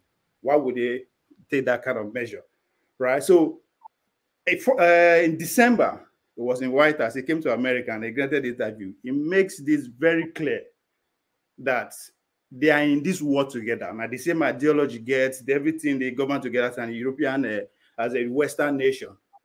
But the receiving end, now them they receive about that. There's a need for us to, they look at things. 4 months ago, we went to Beijing at a point where America are decoupling, right? They are playing the other way around. So their loyalty is being questioned among the family of the Western nation. So, and he said it categorically to the political that there's a need for them, for the world to have 3 superpowers. And they are projecting themselves to be the leaders of that, the European nation, and they have what it takes. They have the capability. So if you strict it down that way, then you now say after that energy, then the French question the French commitment and all that. Then you now bring into where the big brother come in, the Americans, but nobody's talking about it because there's nothing that goes on this planet that they are not aware or they are not in support. If you want to understand what I'm saying, there's a book by Lindsay O'Rourke. She's a professor of political science at Boston College. Covert Regime Change. They detail how America done the change regime they come for the past 40 years, either by coup or by election or by whatever that serve their interest. And what is their interest in what is going on in Africa? Not necessarily the resources that is in there, but the fact that France is there to be questioning their audacity, their loyalty is in question. That is what is happening to France. What is giving France the audacity they have today is with the African nation that they control, nothing else. So if you make sure you chicken them of their source, then we'll see where they go from here. So it's a changing world that we are experiencing. The question you ask, are we ready? For those who are say, okay, go happen in Nigeria. If it happened today, who will take over? Is it the military 1966 guys or the political guys? Are we ready? I think that is the question. Thank you. Let's go to show. But where is CM? That's why you say I should be next to, but still. I have nothing to say. I was just waiting for CM. On portable. Again, there's a trend here. I agree when you are making case for Funaya. So the question you should be asking, what is the response from people when they treat Funaya like that? The backlash was not positive. So now look at NDLEA, right? They are trying to make a case for drug use. Who they use? Mali. So you have to, because now, because of what is happening, I was paying attention to the NBA. They say that they be the largest organization in Africa, if not in the world, right? Nobody knows that. So you now go find out in the universities. What is the enrollment among the people who are going to their university? Now, what is the enrollment of those who are going to law? Is it increasing or decreasing?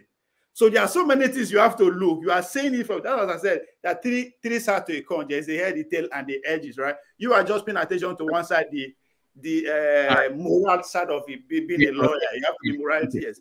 How does that serve for the past 60 years, right? So if you don't change with what is happening to you, then you end up like Zimbabwe, as Mr. James was trying to. Now you won't agree to my brother. This is your color. Yeah, everybody is happy that we can see. I'm so happy. Whatever you've done, whatever you did, they welcome your upgrade. Even though his network is still bad. His network is bad, but at least we can see his face, his color. We like it. All right, we like it. So, sorry. Go ahead. I don't have much to say. Just on the portable music, I think what Chim is saying, and someone like myself, and a lot of people are saying is, see, if NURTW in Lagos are having an event, they won't call Two-Face. They won't call Asha.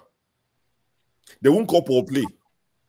Not because they don't like them or they're bad musicians, but do they fit NURTW to go and perform there? And this is not a class issue. You can't even say class now because you will say Asha is probably a class above. So they're not looking down on Asha, but Asha won't serve purpose. The reason why Chim, myself, and a lot of people are saying Portable did not fit that event is exactly what he did. Did you see him climb up? That thing he climbed about 40 meters in the air. If he had fallen and died, or you see him pulling the electrical cable, it could have sparked a fire. Two-Face wouldn't have done that. You are getting old. You are getting old, show. You are getting old. No, it's not getting old, but that's what we're saying. See, you won't want to get married, you as you did, so you want to get married and call Portable. You won't do it. You get reason. But I'll let you carry on with the show. I'll come out and I'll bring Tone in. I don't have much to say. So. All right. Thank you. Before can you are the problem. Each time you come on, it happens. Can I fix it? You can come back. While you do that, let's welcome CM. CM, welcome to the show. Hey, Dr. Rudolph, I've not spoken now. What's going on? Dr. Rudolph. Thank you. Hold on, guys. You don't have to with me. It's your line. You have to. You don't have to with me. Okay. When you are muted, we don't have. Troubleshoot your audio. Troubleshoot your audio if you are using your laptop. Troubleshoot your audio. I'm good right now. All right. Okay. Before CM, because I remember now the man of Prestige was speaking and then went off. It's not our fault, man of Prestige. Go ahead. Then, Doctor, everybody keeps saying that. I've only spoke once. Every one of them has spoken, and I came before every one of them. I've only spoke once. Okay. Yes. All right. Go ahead, man of Prestige. Yeah, thank you very much. I was speaking earlier, then I was just running my mouth. I didn't know my audio wasn't functioning right. I think a lot of people have spoken what I was initially speaking, that I supported cheap narrative, about Naira Marley, and the other guys. So, but anyway, let me go back. Let me go to the main topic right now. We are talking about what happened in Gabon, and everybody has spoken. So I don't really want to beat at what really happened in that narrative. I'm going to come from a different angle. I'm going to come from the UN and ECOWAS supporting, try to sanction and everything. But there's one thing they have not done. During their meeting and everything, have they tried to call out these leaders and tell them how to have a good governance? So you don't have to stay in your position forever. This is the area that kind of rattled me, bad. They come here, try to educate people on what to do to their country. And look, I'm not a proponent of dictatorship or autocracy. I'm a democratic person, 100%. But what is happening in Africa is not democracy, in my own opinion. I call it an institutional coup. I mean, when they come there, they stay there forever. I mean, look at what's happening, in Cameroon. Because I was in a different panel over the week. We have some guy from Cameroon. He just came down and educated us about what's happening in Cameroon. How Biya has been there for 45 years, being on his pants. And that, emancipated about what's going on in Cameroon right now. I don't mean to deviate. I just want to narrate about, maybe a lot of people doesn't know it. The English-speaking part is only about 15% or less than. I used to think maybe that they are like about 20% or whatever. But the guy, came and told us that they are about 10%. That's it. And that wasn't the original plan. The reason why they didn't join Nigeria, during the early time is because Cameroon has promised them, they're gonna get a part of the leadership. But that hasn't happened. So this is why we have the Amazonia right now fighting right now, because they have never gotten anything that, that is rightful theirs. So that's the problem about that, I mean, the African leader, they come there and stay, look at Equatorial Guinea. How long that guy been there? Forever, 40, 50 years? I mean, the same thing in Zimbabwe, Uganda, 80 years old. Why do they like to stay? I know that happened in America too, but there's a difference before people here begin to say, how about America? In America, they have institutions that work. Right now, people are criticizing Dianne Feinstein. They are criticizing about McConnell. They are almost faded. They're almost about 2 times right now. Biden is old. I'm a Democrat, but I don't want him there, but that's the only person we have coming from a democratic angle. I'm a progressive. But the institution is going to checkmate him. That's the difference compared to this all-African rulers. They are there just to perpetuate and stay there forever. I'm just annoyed at the so-called ECOWAS or whatever UN. They don't teach them when they have a conference. They don't teach them about good governance. Come there and stay there for 4 years, 8 years, and relinquish your power. Let the other person rule.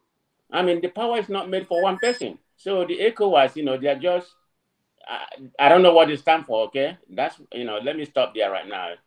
Then I can, talk more. Thank you. Thank you. Man of Prestige, I wanted to ask you, They don't teach them. Who will teach? Who are you expecting to teach African leaders at the AU? Teach them how to govern? Who? Who in the? What are you talking about? It's the common sense. No, who will teach them? That you just don't print about sanction and all that kind of things all the time. You No, need who to will teach teach the, them? You said what they do don't you mean teach who to teach? They need to teach yourself. All right. Okay. They need to teach themselves. I'm just saying, when they come there, there has to be a lecture on how to govern.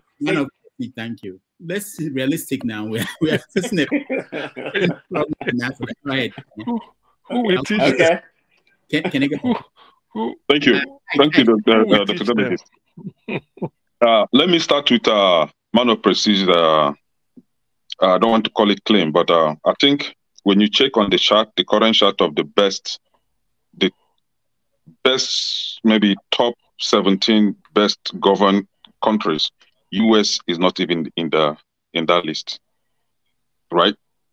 When we have countries like Japan progressing, I mean, better governing its country by what they call constitutional monarchy. We have countries that opt for a parliamentary system or whatever they call it. And we, the Africans, we've tested democracy, we failed. We tested military, we won. Just as Mr. James, detailed here last time, that in Nigeria, for example, the only time we had a best governed country or nation in that country was during the military regime. Democracy came back and everything fell back to square one. See, when you expand it to other African countries where they've tested democracy and the democracy is failing, we are now coming back to the military regime. Isn't it time for us to stay back and begin to think, is this democracy really working for Africans? No, it's not working. Dr. Davis, in one of his podcasts, or I don't know what they call it, comedy stuff, he stated that now that we've known that we have doomed leaders. What next? We have doomed leaders. For example, somebody asked a question. I will answer your question, Mr. Rudolph. But somebody asked a question. I think it's Dr. Rudolph again. He said, "Why don't we have nuclear weapons? Just as you have in Niger. Niger have uranium or whatever they call it, but they cannot have nuclear weapons. We have Gabon. They have oil. They have other solid minerals, but Gabon cannot even work with the money they generate from this. In Nigeria, we have oil, but we don't even have refinery. Now, that question, what next? Because we've already realized that we have dumb leaders. What next? It is time for us to begin to think, what is the best form of democracy or form of leadership democracy? Because it seems that democracy isn't working in Africa. What is the best form of leadership that we really need in Africa? Can we try something else? Since we've tried military and is working, okay, let's not go with military. Can we try something that looks like Afrocentric style of leadership to see if that will work? If it is, if we come to a conclusion that it is better to divide or disintegrate that country or that continent to smaller units so that it will be a kind of, you know how you govern your community in your village where you have a village elder and take care of your village activities. If that is the best way to really govern that country, that continent, I think we should think about that. Now, we're talking about... We have just a few seconds. We're talking about if the military, that the military is authoritative or autocratic or whatever they call it. But under the same military, we are benefiting, the citizens were benefiting immensely. Under democracy, the citizens are crying. The citizens are going through agony. What is best for Africa? Can we really sit down and begin to think about this and forget about this Western lifestyle? Western lifestyle isn't working in Africa. Western style of leadership isn't working for us. So let us find our own style of leadership that will work for us. It is time we begin to say this. It is time we begin to call for this. All right, thank you, Kenneth. We give that assignment to Kenneth. Next time he speaks to us, he will give us an idea of what will work. James, hold on. I know you have to go, but Paul is here. Paul is, I don't want anybody complaining now. And Ike has not said anything. So Paul, before I go to Ike, Paul, go ahead. Yeah, okay. Talking about, let me just put so many things together because I myself, I will leave. I'm hungry. That's true. Yeah, you make mention of Tinubu, so I just want to touch about Tinubu. When Tinubu was governor, he did something great. Everybody know I condemn Tinubu a lot when it comes to Lagos. He introduced what he called Jigibola.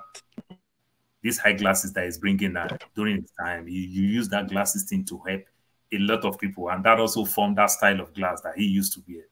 So I think that's what he's bringing back again. So I just want to touch around. Then what Chain talk about Portable. I still disagree. Well, you understand? Are you looking for replacement for your glasses? Yeah, I think I started using glass now too. I understand. I pride myself so much, but whenever I'm on the screen, it gives me a lot of headache.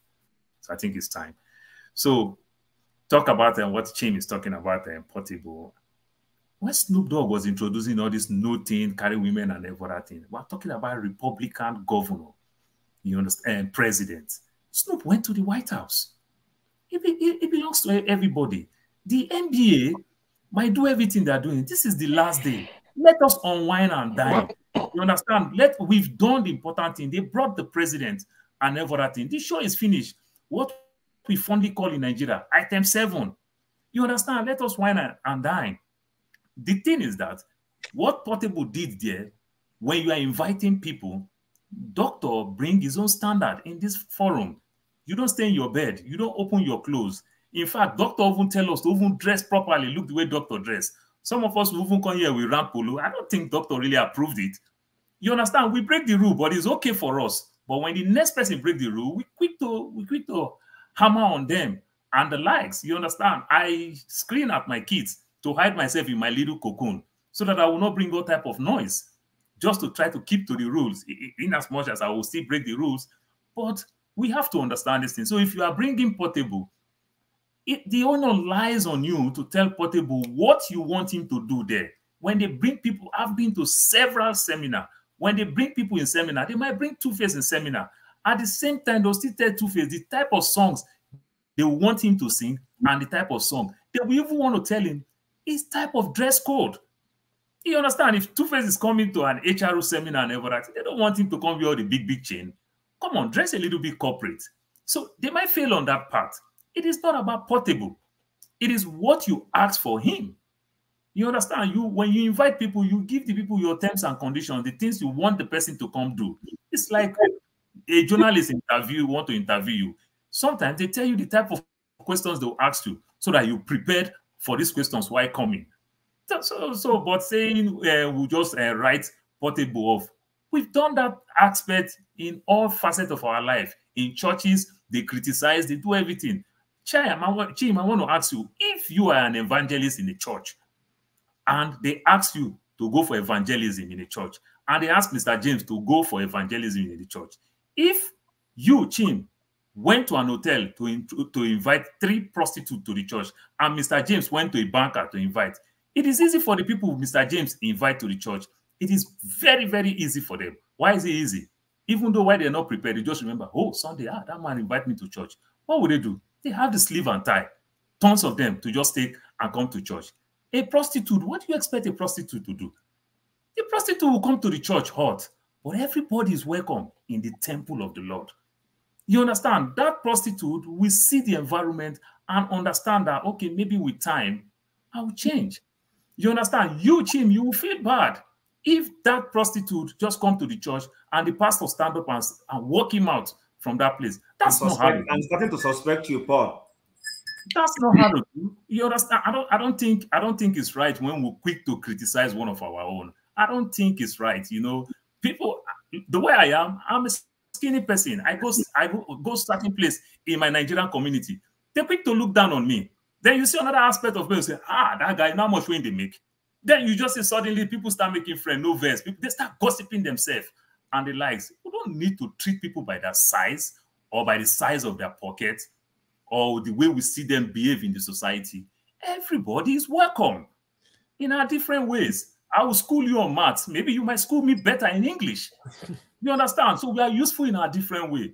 But talking down on people, I think I disagree. It's not talking down. It's like saying this guy should not be minister for aviation. The forum is welcome. They failed. So Not why people failed. They failed in the complaining sense about that Tinubu's they're ministers supposed to that they tell don't fit him purpose? what he is Nobody to should do there. complain.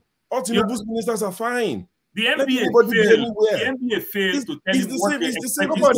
We are not complaining, no. Nobody is complaining about ministers. Are they not Nigerians? Don't change it now. People have complained. Oh, this person is not fit for this. I'm not saying you as a person. Our complaint against the ministers is basically because the ministers will see them as incompetent people, right? But this is different from the ministerial position because hold on now. This is about entertainment. Hold on, guys. Hold on. I have to stop this. I have to stop this.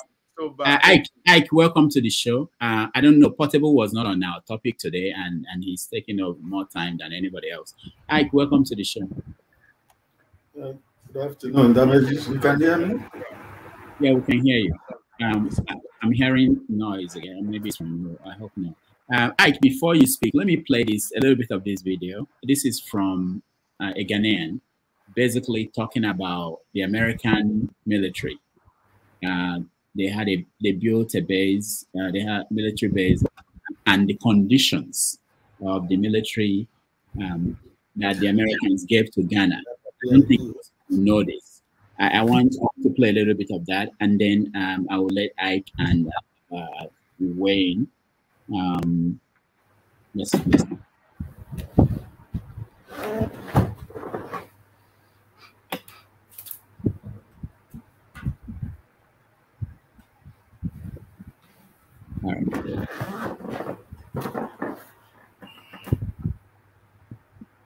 I'm sorry, I don't know why this is going on. I feel sad that Ghana is hosting one of these foreign military bases. Now, if you read the terms under which these military bases are established on our continent, you feel sad.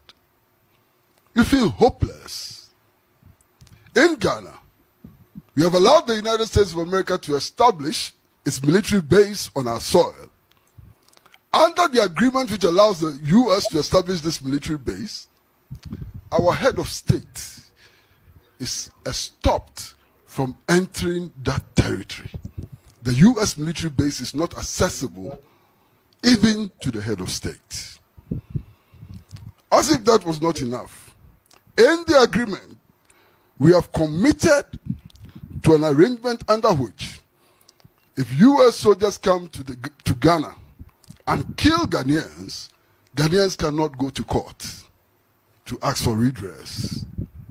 We have committed ourselves to an arrangement under which property destroyed by U.S. soldiers in Ghana, if your property is destroyed by U.S. soldiers in Ghana, you cannot go to court. We have given our frequencies for the use of the U.S. military for free.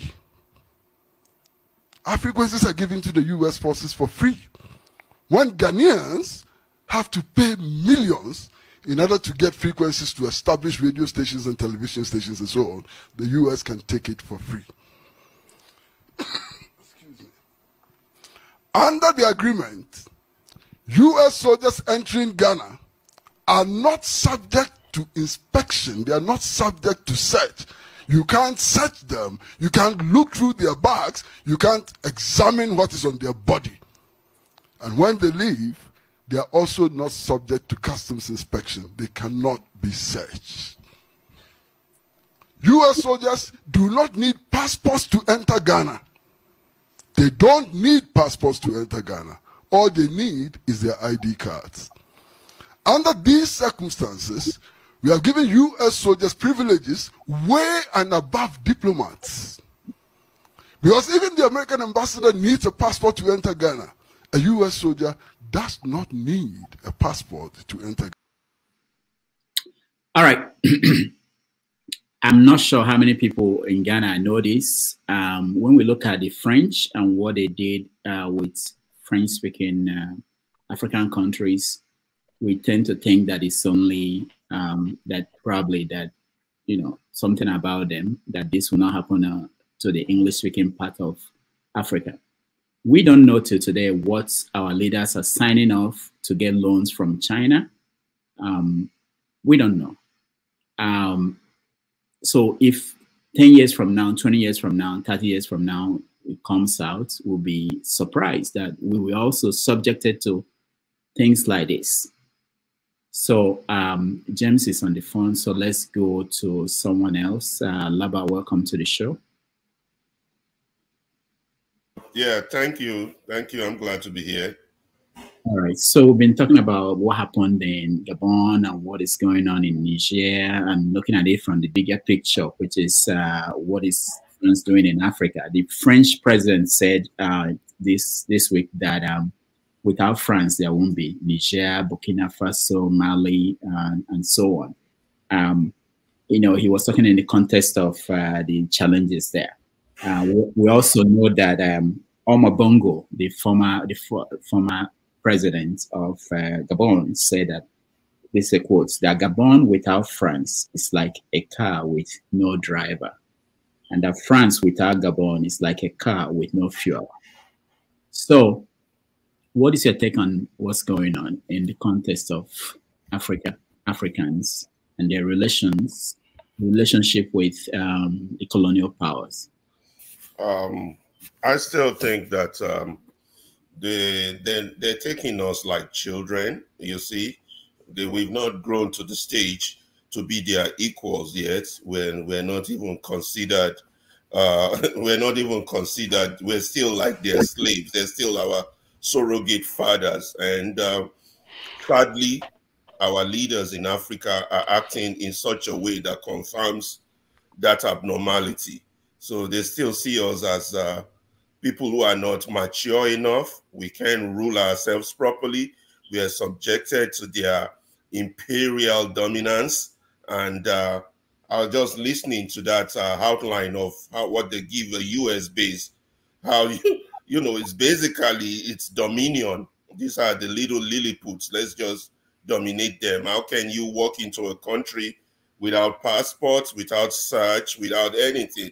And our leaders, for one reason or the other, are signing up to this type of a thing, because we have people in leadership all around Africa who lack vision, who do not understand that they are human, and that, like Fela said, you don't be slaves long before they don't release you now, but you never release it yourself. No be so. This is the colonial mentality leadership that operates around Africans, that don't make them realize that you're free now. You're no longer slaves. You're no longer subject to being the house Negro. But I mean, how do we get this across? Like, you remember the last time I spoke, I said the problem are the elites, the educated ones among us. We have been miseducated. There was a book, Miseducation of Lauryn Hill or something like that. We have been miseducated. Somehow, they've passed on to our gene that we still need the master, and we're still acting as if we need the masters. 60, 70 years after independence. Show me a 70-year-old man that still crawls like a baby. These are the Africans. A 70-year-old man, 60-year-old man, for God's sake. I mean, when are we going to get it? The same people that were born about the time we were born, the Indians, the Pakistan, the Malaysians, I can go on and on. Look at where they are. They're competitively competing. They have a productive economy. We're consuming. We're not just consuming. We're consuming what the master produced. We have leaders with no vision, no foresight. All they want to do is acquire property, acquire resources, sell their land for cheap, sell themselves for cheap. We've given away our birthright for a pot of porridge. This is the state we are in.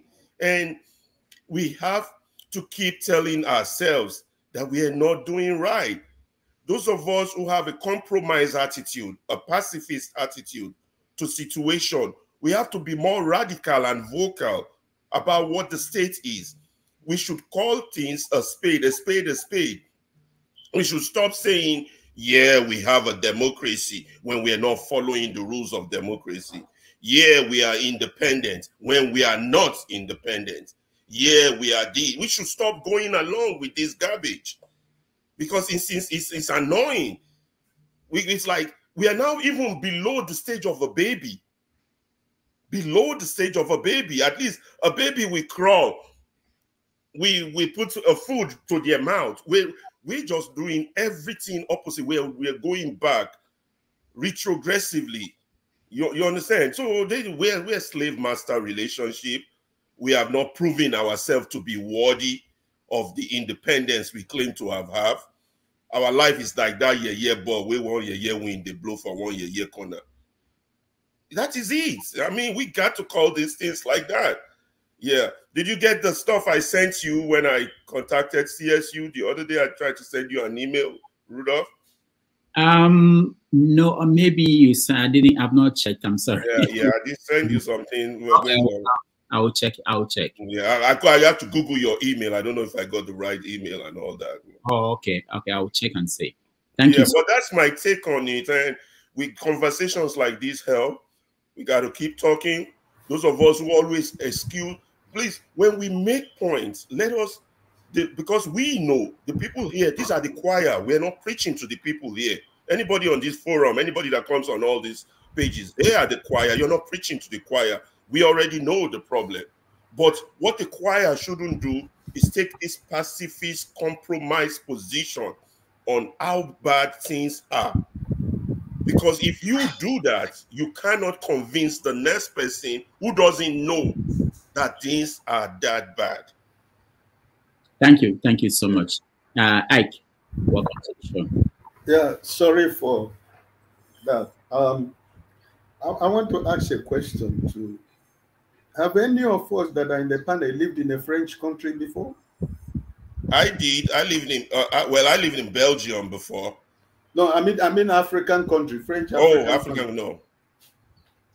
Okay, I lived in a French country, Mali, precisely for 13 good years. What you read about Mali Empire and the Kanuri Empire, we read in story, in history, right? But when you live in those countries, you'll be able to know that you can teach your history teacher who taught you about Mali Empire and Kanuri Empire, right? What is happening in the French-speaking African countries, more especially in the West Africa, is something that these countries have been yearning for so many years. What they are going through is exactly what the English-speaking countries are going through with the British and Americans. So the French system in the Francophone country, from generations back, they did it in a way that the French African-speaking country has no power to do anything unless the French say so, including their money, including everything. But inside the countries themselves, they have been yearning this freedom from the French, the citizens. But it has always ended up in the political class who are being used by the French people as they are being used in English-speaking countries. For example, the last president that was overthrown in Mali, Abubakar Keita, he has been prime minister in Mali several times. He studied in America. He's an intellectual who knows the rule of the politics. But look at what he came back, eventually become president of Mali. He became a monster. And that's why the military came in. Look at Hassan Ouattara in Ivory Coast, who was a Democrat, who was loved by the whole Africans. Look at what he's doing in Ivory Coast. He has become a dictator. He has become a monster in Ivory Coast. Why? Because they are all puppets of the French government. So the yearnings of the citizens of the Francophone countries is what is happening now. Listen, you might say, for example, Maybe if there is a military coup in Nigeria right now, a lot of people will say, no, we don't want military. But I am telling you, because I am speaking from the ground, 99% of the Francophone countries all over Africa want a military rule. They want the military to take over.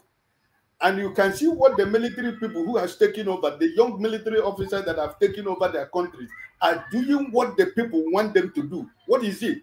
They want to free themselves from the French. They don't want to do anything with the French anymore. Ike. Yes. Which ones is there any of them that have succeeded in freeing themselves, or even showing any sign that they are about to? Yes, because when you look at Burkina Faso, for example, the young man in Burkina Faso, he's trying to drive away his country from the French. All of them are trying to do the same thing. It's not going to be one day thing, Mr. Damage. It's not going to be something of one day. We are talking about something that has happened for centuries of years, right? So the awareness that we Nigerians have before in the political, thing that happens in our country, most of us doesn't have it before until 2023. So we have a different kind of awareness in Nigeria right now that all of us are saying we want a new Nigeria. We want it even no matter how it's going to be, because we know actually that the man that is there, Nigerians did not elect him to be president. He is not a legitimate president in Nigeria. I say it here every time. Never will I ever call him a president, because he's not my president. Because Nigerians never ever elected him. So the French people, the Francophone countries, I am speaking, that's why I act that because I still have my contact and my connection. Citizens of the countries of West Africa. Listen, before the Gabon of last week, the Cameroonians have been yearning. They have been working for it.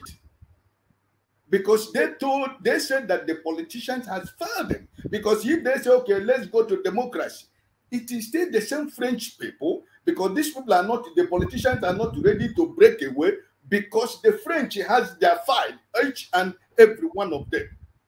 So they prefer this military that is, the wind of the military that is going over in the Francophone country right now. These people, they have a spirit they have. They are ready to suffer.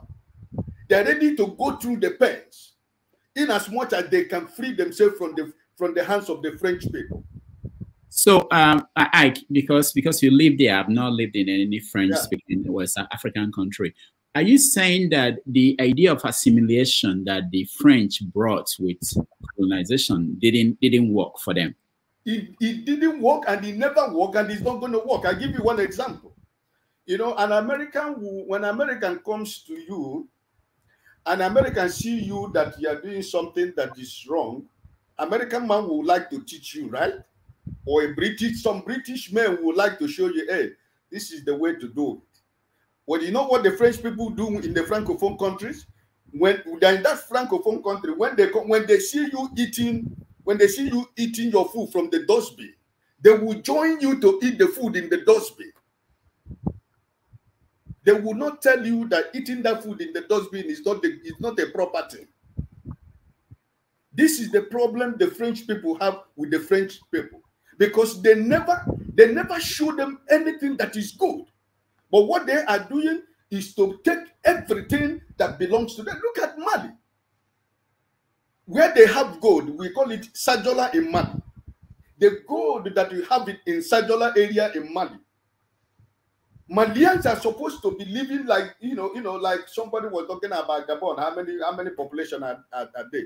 Malians are supposed to be living like lords. But when you go to Sajola right now, that place that they're mining the gold by South African mining company and the American mining company, you see that when you go to Sajola, it's like you are living it's like you are in Europe.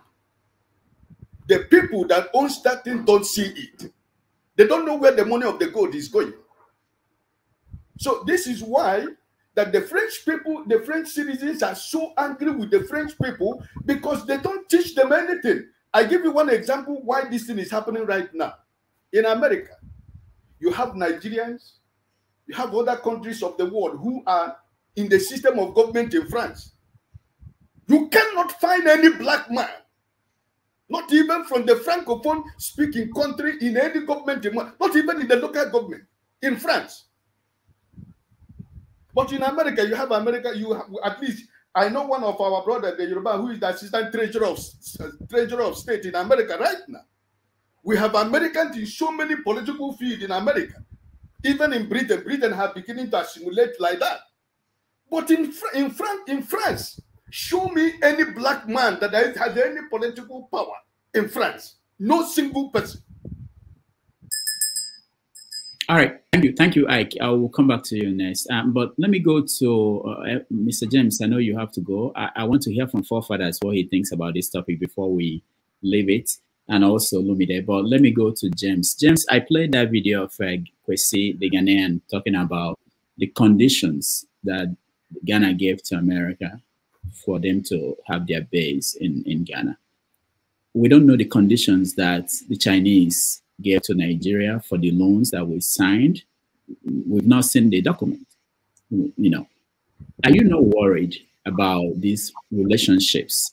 And from what I'm hearing from someone like Ike and other people, it looks as if African people are powerless in terms of changing their situation. They are now outsourcing it to the military. And the military, they have their own agenda. They have their own thinking. They have their own ambition, which may not be what the African people are interested in seeing. So what's that? I'll try to be brief as possible. I said earlier on that Africans, we are tied to the world economic political system we know nothing about. We are securely tied. It is only Africans who can free themselves from this shackle. Not the Chinese, not the Russians, nobody. It's only Africans. Now, to solve this problem, I discussed the matter with a lady lecturing law at where I'm working. And she came up with an idea. She's a Nigerian lady from Delta State. In international law, there's what they refer to as a monist state and a dualist state. Monist state, that's M-O-N-I-S-T. Monist states are states that apply international laws without domesticating it, e.g. EU member countries. While the dualist states are states that must domesticate international laws before it can be applied in their states, e.g. AU member states. Now, when the Organization of African Unity was transformed into AU, is an imitation of the European Union. But in European Union member countries, when a law is passed at Brussels, let's say on sanitation or whatever it is, that law is automatically binding on all member states. Whereas if it's in Africa, we have to take it to our parliament for domestication. This is where the problem is. So if we are to, because when our heads of states go to Addis Ababa, they are going there to protect their own interests, not the interests of their countries. So if there's any law that is not favorable to them, it will not be domesticated in their home states. So one of the things we should fight for is the AU, if possible, should be dissolved. If it's not dissolved, it should be reformed. Any law passed in the AU, for example, 2 terms limit or whatever law it is, once it has been passed at AU level, it becomes, it should be applied as if it's a, what's it called, a money state. That is, it's only Addis Ababa that can pass laws regarding certain issues all over Africa. Because if we don't do that, our leaders will keep on selecting and choosing and picking which one they will apply and which they will not apply. If this law has been there, it's not possible to change your constitution. And if your constitution is limitless, that is, there's no term limit, like the Gambia, so be it. That is the law in existence as at when that law was passed at Addis Ababa. But for as long as we give them the chance to be choosing and picking, we will get nowhere. So can you let me explain something very little before I go? Among the ANC officials in South Africa, while they were fighting apartheid, black South African political organizations like the Inkatha Freedom Party of Mangosuthu Buthelezi, they teamed up with the whites to fight the ANC. Eventually, the ANC won the election. Now, If we say we are now democratic, everybody can do whatever we wish if we win the election from government, what is the guarantee that if Inkatha Freedom Party to win the election future, they will not go back to their old master? Because if they go back, it will take generations again to refight this war of apartheid before they will be freed from the shackles once again. So there are certain people that should be cut off completely from the political systems because of the horrors generations have gone through. It took South Africa 400 solid years to get out of apartheid. So this is the point I'm making. It's not that I hate Democrats, but democratic systems will not work for us. Here in the Gambia where I live, we've seen the dividends of democracy and dividends of military rule. We were not having a university in this country. We were not having, we had only one hospital. We were not having television houses. We had only 8 high schools. Look, my friend, democratic dispensation in the Gambia was an unmitigated disaster. Take it or leave it. So thank you very much, Mr. Rudolph. All right, thank you, James. Forefathers, welcome to the show.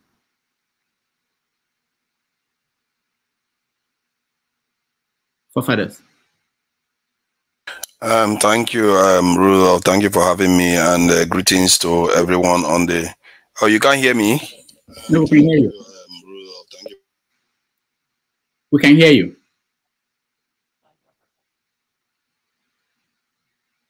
All right, I think Forefathers. My audio is playing up a bit. Just give me 30 seconds. All right. While we wait for Forefathers, Olumide, welcome to the show. Thank you, Rudolph.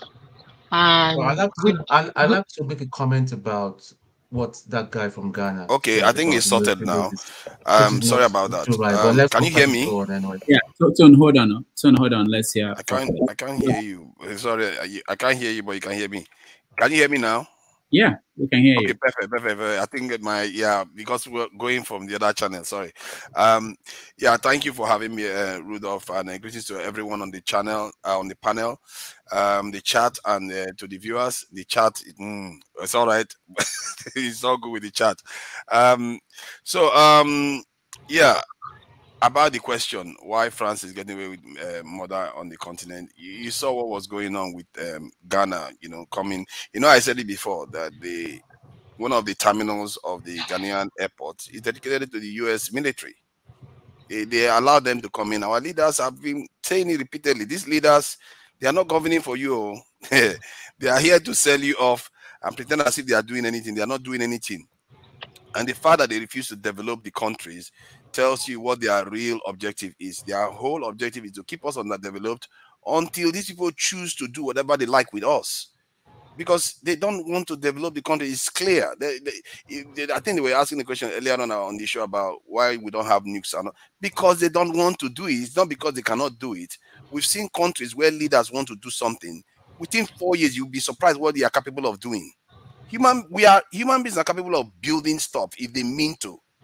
They are really capable. How does a country like Switzerland have 300-something thousand bunkers? 300-something thousand bunkers. How many people do they have?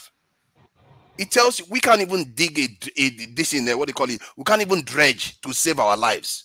They leave our people to get flooded all over the place when they could do this stuff. They know full well that our economy is depressed because of insecurity. But but they would choose to talk about every other thing instead of fixing that security issue so that we get that $50 billion we are losing from our economy every year. But that is the biggest economic investment you can make in the country, investing in security right now. But no, they pretend as if they can't see, they turn the other way. They know what they are doing. These people have ensured that we remain under them, because when you look at it, there's no other interpretation you can have for it. And it's beginning to show itself now in the Francophone countries. That some leaders are showing up now saying, you know what, we are not going to tolerate this nonsense anymore. We are going to be removing people and decoupling all this nonsense that the colonial powers did to our countries. They've ensured with our leaders, in collusion with our leaders. Let's not pretend this is only with the Francophone countries. It's happening with our own countries too. In the Anglophone countries are also, their leaders are always like, that's why our leaders are always in their countries. That's why they're always in France, in the UK, in America. Everything they do, these countries are decided for us. We don't even have any major. Have you ever seen Nigeria have any major alliances outside these countries? None of them. This week, I saw a British defense official come to Nigeria and was basically begging Nigerians, telling them, tell us what you want. Be honest. We are eager. All this what he uses to be honest. We are eager. What is your ambition for your people? He was telling our chief of army staff these things. And what did our chief of army staff say? Oh, we just want training. We want mine clearing vehicles, like basically Caterpillar, that you can get your own people to build. That is the ambition they have for their people. When you can ask him for anything, that is what he came up with. And some people that were defending him say, oh, maybe he will talk about something in the background. No, but that's the one that came on top of his head first. And this is when I talked about it, that this Niger coup that happened is presenting an opportunity for Nigeria, that Nigeria now has leverage over some of the things that they are doing on the continent. This was a time that maybe Tinubu administration, that chief of army staff should be demanding for strategic stuff. Give us ballistic missiles, give us submarines, give us nuclear technology. Ask for everything they've got. Then they will say, no, we are not going to give you this, but we are going to give you this. But at least you're ambitious. And if they are not going to give you, then go with people that are going to give you, because all the nations that have emerged from this kind of control of the West, all the nations that have emerged, they formed alliances with others. If you want to solve a problem of a country, you have to learn from history. You have to learn how other people have done it before instead of trying to reinvent it. They form strong alliances. If you look at all the nations that form strong alliances with Russia, like China, North Korea, this in India, even not this in Pakistan was given nuclear technology by this in Russia. Was it not India that was landing on the moon the other day? Do you think they would be doing it if Russia didn't support them? But we don't. All our alliances we form is with the former colonizers, and they never intend to let us develop. This Gabon leader that was removed from office, every time they remove the leader from office, the French intervene and bring it back to office. Every time they remove from it, that literally, what these leaders don't govern for the people. They see themselves as foreigners to their people. And this is the same thing with Nigeria, and many of us don't realize it. In a way, we as Nigerians also internalize this thing, where everything we believe in is in the West. Some people now on the chat will say, oh, I'm preaching this thing, some kind of doomsday scenario and all. No, I'm not preaching doomsday scenario. The West is doing better than us because they are caring for their people. What are you doing for your people? You sell your people out. You are very, very quick to run to go and serve them. More Nigerians and Africans are leaving Africa today and running to the West to go and serve them than they were doing during the slave era. More are leaving by themselves, and many of them will not even plan to come back, and their leaders will make sure they don't come back. Our leaders even it kind of deters from coming back. Here in the UK, if you want to renew your passport, you have to take this. It takes you almost 5 months to do that. Within that 5 months, you can't travel. You are locked in. If you travel, you can't come back, except you're a British citizen, and they make you go and get a postal order that nobody else uses in the UK. Nobody else uses postal order, but they make us go and get postal order in the UK. This is our own leaders subjecting their own people to these things. What kind of, it tells you this is why we are not developing, because these leaders are compromised. And I also say, I dare to say that the people themselves are not aware, because if they were aware, like someone like me now, if everybody was like me in Nigeria, I won't talk to Tinubu anymore. Like, if we better get that military base done now. You better ensure that we are defended. We better ensure that we are into technology. We should be doing reverse engineering and building stuff. Somebody asked me recently, I find it very funny, the question he asked me. He said, how come they've never caught any Nigerian spy in any country? Don't we have spies? But never caught one of them. Are they not doing any job? What are they doing then? They've never caught one of them. Even Israeli spies that are so good, they catch them. So it tells you that we are completely absentee landlord. We don't play any role in geopolitics in this world. We just hook ourselves to the British Empire and just remaining there. That is basically what we are doing. We hooked ourselves to the British Empire. That's why you don't see Nigeria showing up in any major stuff, having a position in terms of geopolitics. We don't have any position. We are completely absent. And if we want that to change, we need to be people that know about this. Not everybody knows about these things. Should be demanding it of their leaders, because geopolitics is even more effective than what you think is going on the ground.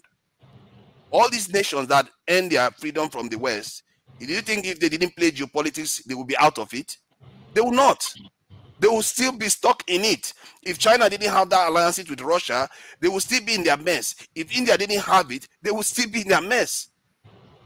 I'm telling you right now, the Syrian government will not be in office if they didn't have alliances. Cuba will not be where it is today. This is why geopolitics is very, very important. You have to be aware of what is going on in the world, and our leaders have blinded us to this stuff. The only thing they tell us about the world is, oh, you people are good, oh, everything about them is good. This is where you need to be. I am one of them. I fell for it too. But in the end, we have to start thinking for ourselves, and we have to also make our leaders start doing that. This is not going to be easy, because many of our Nigerians still believe that it's okay. There's a way we can talk to the West so that they can do the right things by us. They do try, because I saw it on video today, this week. They do try. I saw that British official asking our military chief of army staff, actually, asking him, what do you want? Forefathers, don't you think that they just fooled you and maybe fooled all of us by doing that in public? If they want to do anything for Nigeria that is serious, do you think they have to come out in public and have that conversation? What do you want us to do? What if the man had said, give us nuclear weapons? What do you think that would have looked like? What do you think the British official will have done? We would have said, oh, we'll talk about it. I think if they should have talked about it in private, not in public. True, they should have talked about it in private, but the fact that he was able to publicly come out to say these things. He played the Nigerian guy and Nigerian people who took it seriously, that they are serious about. What about leave us alone? That could be a good idea. He could have said, if he wanted to say leave us alone, he could have said that. But what the man was asking was that, what did you want? What do you want from us? Speak honestly. Tell me what we are doing you don't like. They literally tell him, tell me what you are doing we don't like. That's real. I want to see that video. That's real politics. I'm gonna send you the link so you can see. Tell us what you are doing that you don't like. Tell us what you want and speak honestly. We are itching, literally itching. And I see this is why even on my channel, the second video I made, I said the opening window, because there is opportunities that are going to be coming up right now during this period when the world is in flux and they need us. You can see that he was nervous. They know they need us right now. But our leaders are not going to play. They're going to play houseboy, and this opportunity will pass again, like it passed in the 60s and 70s. People need to be studying history, to be observing what is coming, because you can see what is coming and prepare for it and take advantage of it. But somehow, this our chief of army staff was just asking for mine detection vehicle. That was basically a glorified caterpillar and training. That's what he asked for. Instead of saying, you know what, I like my submarine. No, submarine is very nice. You know, submarine is very, very strategic. They were going to China. They were going to India to go and beg India to take a nuclear submarine. Submarine is so powerful that when it's under the water, you can't detect it. So you can literally be next to the UK. So it gives you a lot of power, even if you don't even have nuclear weapons yet. It gives you a lot of deterrent advantage. But this idea that somebody asks you what you want and you don't ask, when Mao Zedong went to Khrushchev of the Soviet Union, and they were discussing, and he immediately blotted it out. I need nuclear technology. Khrushchev was like, what? That they said Khrushchev was shocked that he asked him for that, because that was their most advanced technology that he asked for. Well, the question I ask myself is, why is our leaders not doing that? Why are they not kind of ambitious for their people? Why do they lack ambition? Even if they had ambition, how about the 2 million people? They could have easily created 2 million jobs in Nigeria. 2 million jobs. Do you know that people have to bribe to join the Nigerian military now? They have to bribe to join the military. So people think, when people are criticizing Nigeria, they think people are not joining the military. People want to join the military, but they are stopping them from joining the military. They don't want to defend the country, and they are basically relying on Western security, like the British. That's what Nigeria is living on right now. Nigeria's security is being guaranteed by the British people. So that needs to stop. We have to take charge of our own destiny. We have to recruit our people into the security services so that we actually become a true nation. We are not a true nation right now. I've been saying it forever. On more and more examples will be coming up. If I am wrong, none of them will show up. But if I'm right, you are going to be seeing more and more examples of where our lack of security is going to be costing us more and more. Thank you. Let me find the link. I just want to tell my brother, forefather, don't allow the British to fool you. You know, this is politics. My brother used to say, oh, no, politics. The British Minister of Defense, Assistant Minister, is asking you, what do you want? Because we are fools. He doesn't know what you want. And they know the people that are holding what we want. So do not be, listen, we are grown past this politics on the camera. You're going to give you a submarine. You are thinking if you ask him to give you a submarine, he will give you a submarine, or you ask to give you nuclear, he will give it to you. My friend, come on, you're more intelligent than if this. they ask a you what British you man want, asks you in public, what do you want? And he said, give me submarine. The reason why I subscribe I just wanted to say expecting it to happen. I was expecting it to happen. No, that's not surprising to me. Listen, forefathers. Sorry, submarines can be detected. Let's have order. I want to go to Olumide, but let me give Kene. Kene, not you first, Alaba, and then Kene. Yes, please. A second. Hold on. The truth is, forefathers, you have made very good point. But at this stage, we should not be asking them. I mean, they should not be asking us what do we need. We should be making our own submarine, our own airplane, our own cars. At least we produce engineers, we produce doctors. We should be. Pakistan has a nuclear weapon, for God's sake. India, we all got independence in the same decade. India has its own nuclear weapon, its own submarine. You know, Malaysia, I don't know what they have, but we shouldn't be asked. They shouldn't be asking us, and that's a typical British deceptive international politics. What do you need us if they dare to ask me that kind of question, if I was the chief of my minister, I will ask for it. Next time they will not make that mistake then. Because when they give you the opportunity, you take it. Yeah, I agree with you. I agree with you. They should. Secondly, guys, the country has gone so decayed to the point that you all don't know how bad things are. Look, I have a brother who is in the police in Ondo, and his junior brother graduated in English. And I was saying, okay, Sammy, why don't you get him, since you are in the police, why don't you get him to join the police? You know what he told me? He said, Alaba, to join the police no easy. They say, make we go bring $40,000, come. That's him. The same thing in our army. You got to bribe somebody to join the army. You got to bribe somebody to join the police. This is how Imagine to secure your country to secure a country that doesn't have security, people have to bribe to I'm join telling you the truth. This is direct from my brother. They are preventing them he's in from the police. securing the country. And his own junior brother cannot join if he don't. He said he just can't raise the money. I can't remember the amount. I think it's about 80,000 or 100,000. He just couldn't raise the amount to get his brother to join. Alaba, thank you. Thank you so much. Tone. Just a minute. 1 minute. Go ahead. We're just missing the point here. I've heard forefathers talk earlier about submarines, about nuclear weapons. That's all. Excuse me. That's all nonsense. We can't even produce guns. We can't even manufacture guns, and we're talking about submarine. Are we joking? The army, the navy, the air force, and all that, people are being admitted on the basis of who know man and bribery. When I was there, when I got in there, I never knew anybody. I hid the identity of my dad, even though my dad was involved in the previous government, and I hid the identity. During my interview, they asked me, was that my dad? I said no, it wasn't. It was later they got to know. One of my contemporaries, his dad was a minister at the time.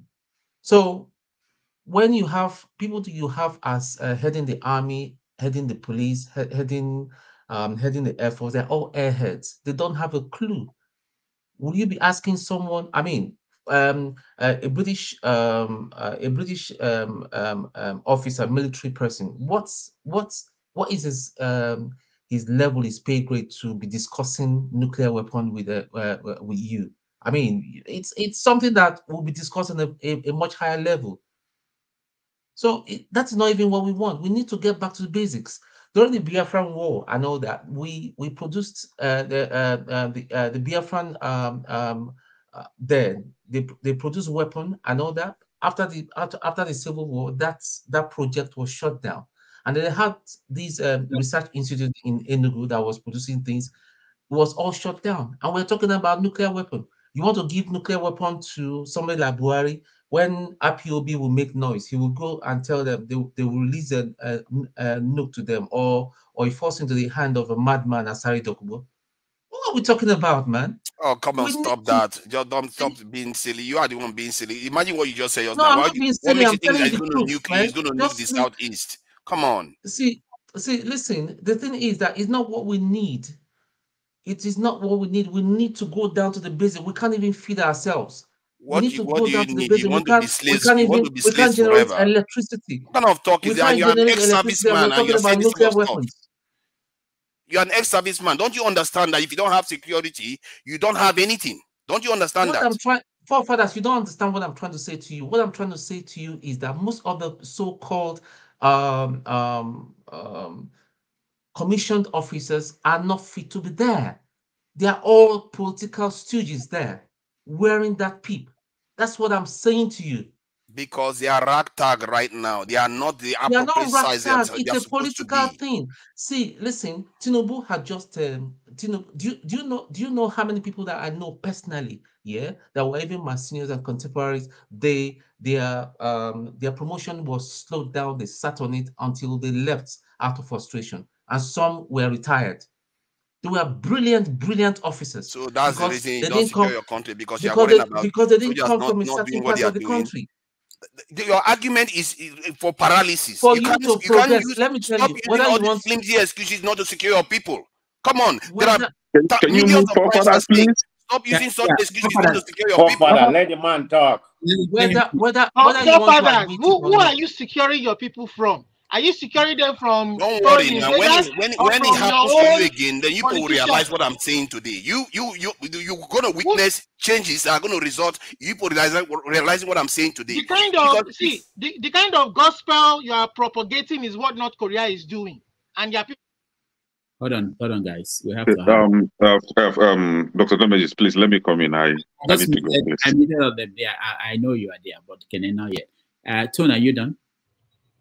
Not done. I mean, it took over. I don't like arguing with people. You know, I say my facts. He was saying that what I say my was truth. rubbish. You said what I was saying was rubbish. So I have to. If the truth does not sit well with you, are saying what I was saying was rubbish, and when there are millions of lives at stake, I have to respond. Yeah, let him finish and you respond. We'll give you a chance. What I'm saying, forefathers, if you try to understand, you know, please try to come and reason with me a bit.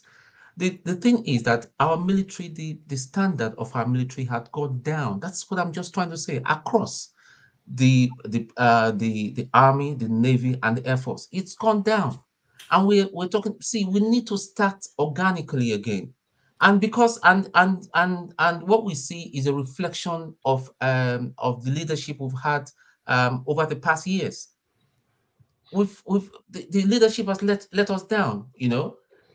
People that are meant to be promoted are not promoted. People that are qualified and all that are frustrated and kicked out of the service. So how do you want to function? How do you want? Yeah, I agree totally with you that we should have a very formidable military and all that. But how would you have that when it's all about paddy, like Fela would say?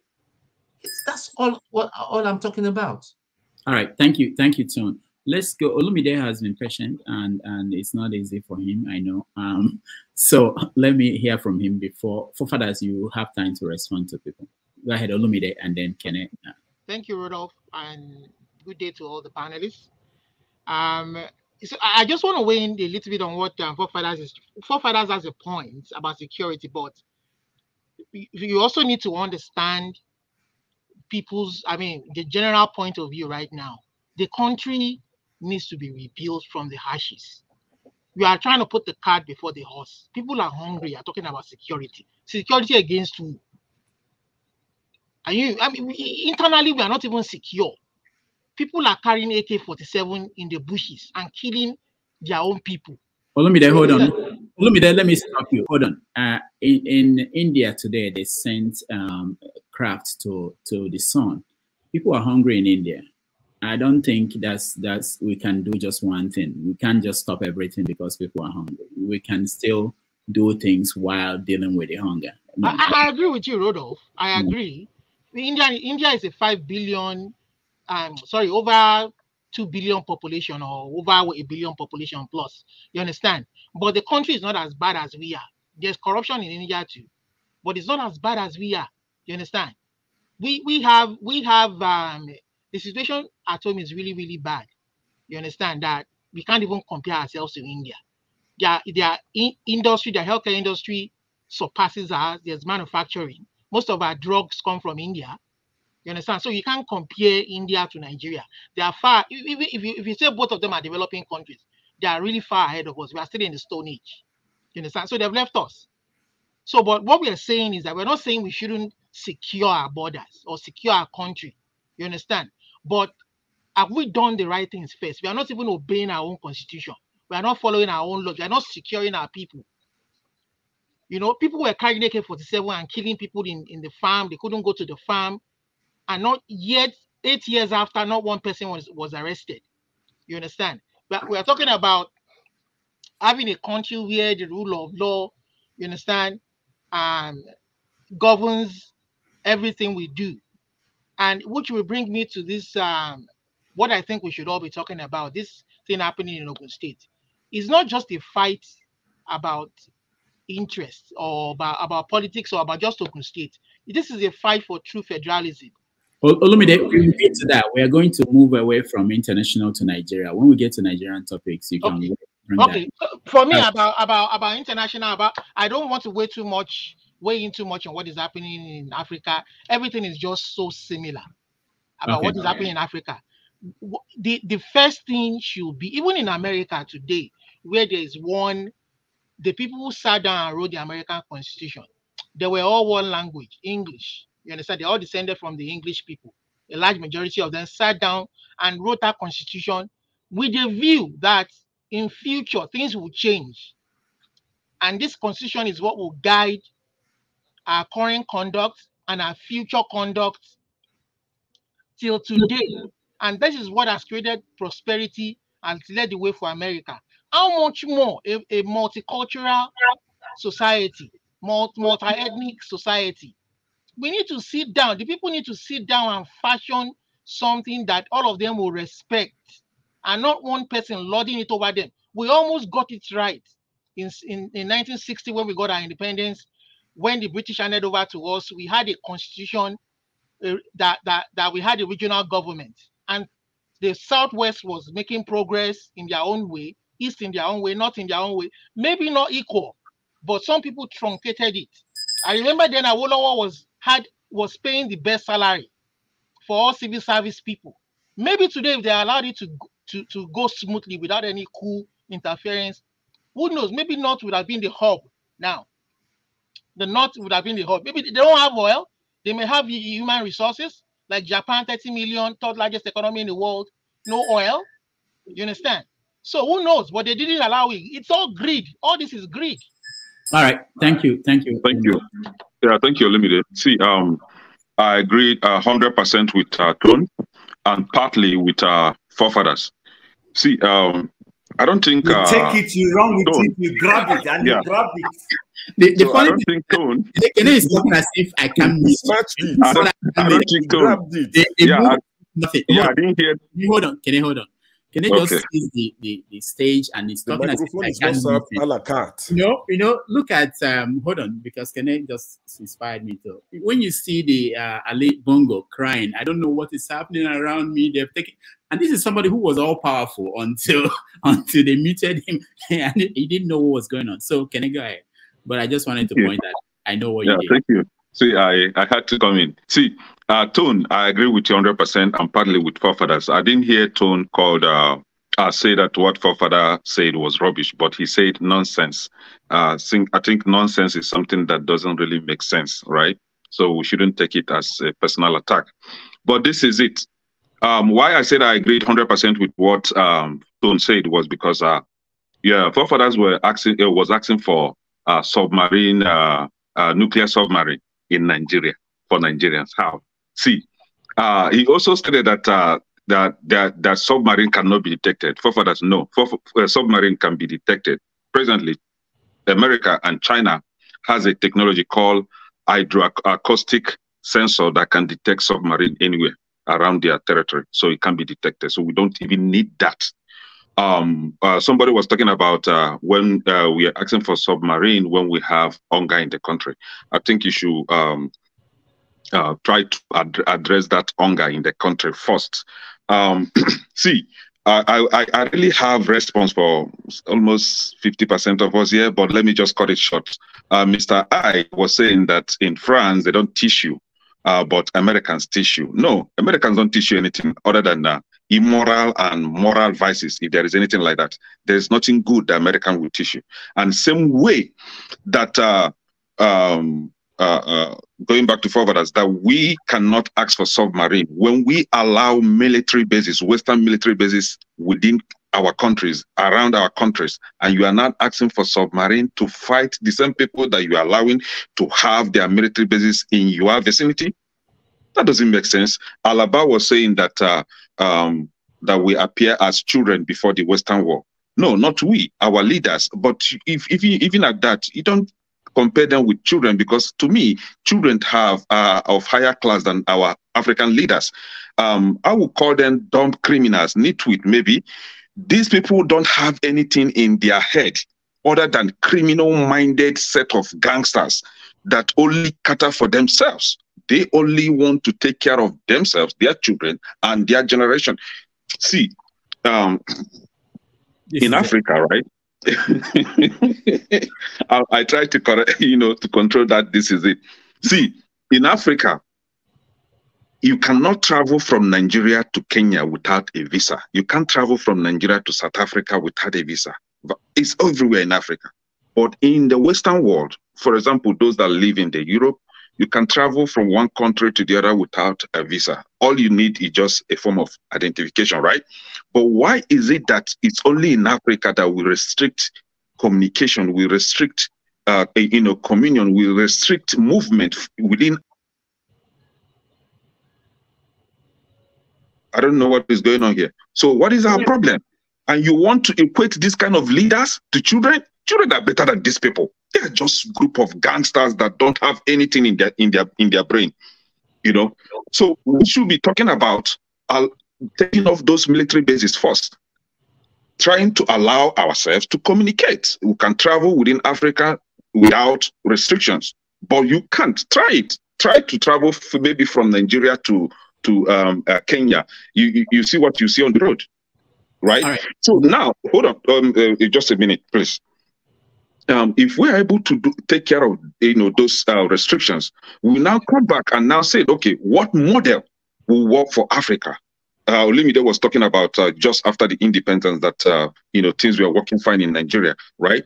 Can we try that again? Can we just try something differently? See, I don't even have energy to be talking about this dumb. I don't want to use the A word. Dumb people. See, thank you. Bye bye. All right, Kenneth. Thank you. Chim. Wow. Chim, go ahead. Okay, so you asked a question about, you brought up the subject of military bases and that video by the Ghanaian speaker. I saw that video during the course of the week, and almost shed tears about it. Somebody in the comment section said there is a military base in Calabar. I don't agree. I don't think so, because I remember when the Americans were trying to push for this military base in our region, Obasanjo government rejected it. They came back again during Jonathan's government. I think he also stood his ground. These are some of the things Jonathan suffered. If you looking back now, these are some of the things he suffered when he started asking for assistance to fight Boko Haram, and the Americans didn't agree.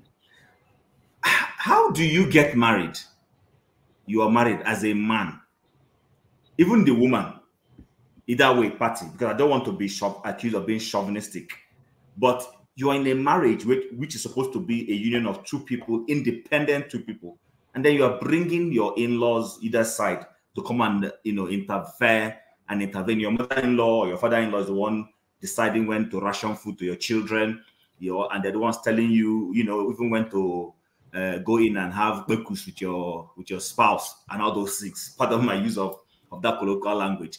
How do you do that? That is what the military bases mean.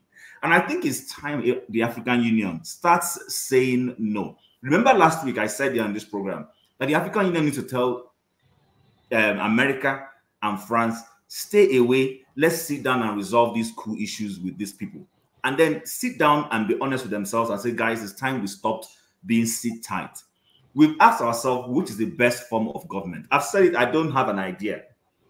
But I don't think democracy is a bad thing. I think the problem is education. Because if you look back towards medieval Europe, it was not democratic. They had kings, they had monarchs. But the whole idea behind democracy is what is giving their people the right to be able to speak, have representative democracy, insist when their leaders do wrong that they step aside, remove them.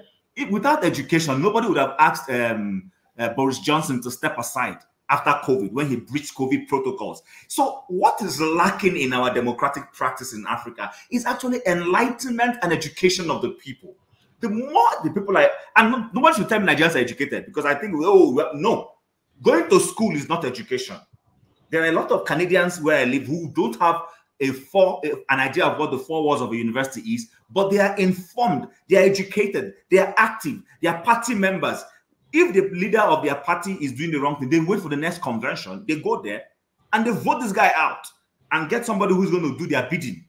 So the more our people start understanding that they have rights, read the Constitution, know you have rights, that is when democracy will start making sense in Africa. Democracy is not making sense in Africa right now because it's like a tokenist thing, tokenism. I'm giving you understand?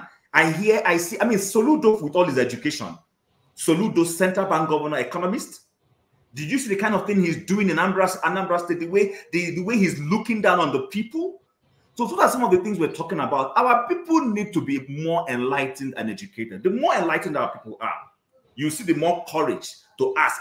These coconut heads, we are defining them in Nigeria. This generation that is insisting, the obedient, the guys who did the demonstrations, it's because they're enlightened. It's because they're exposed.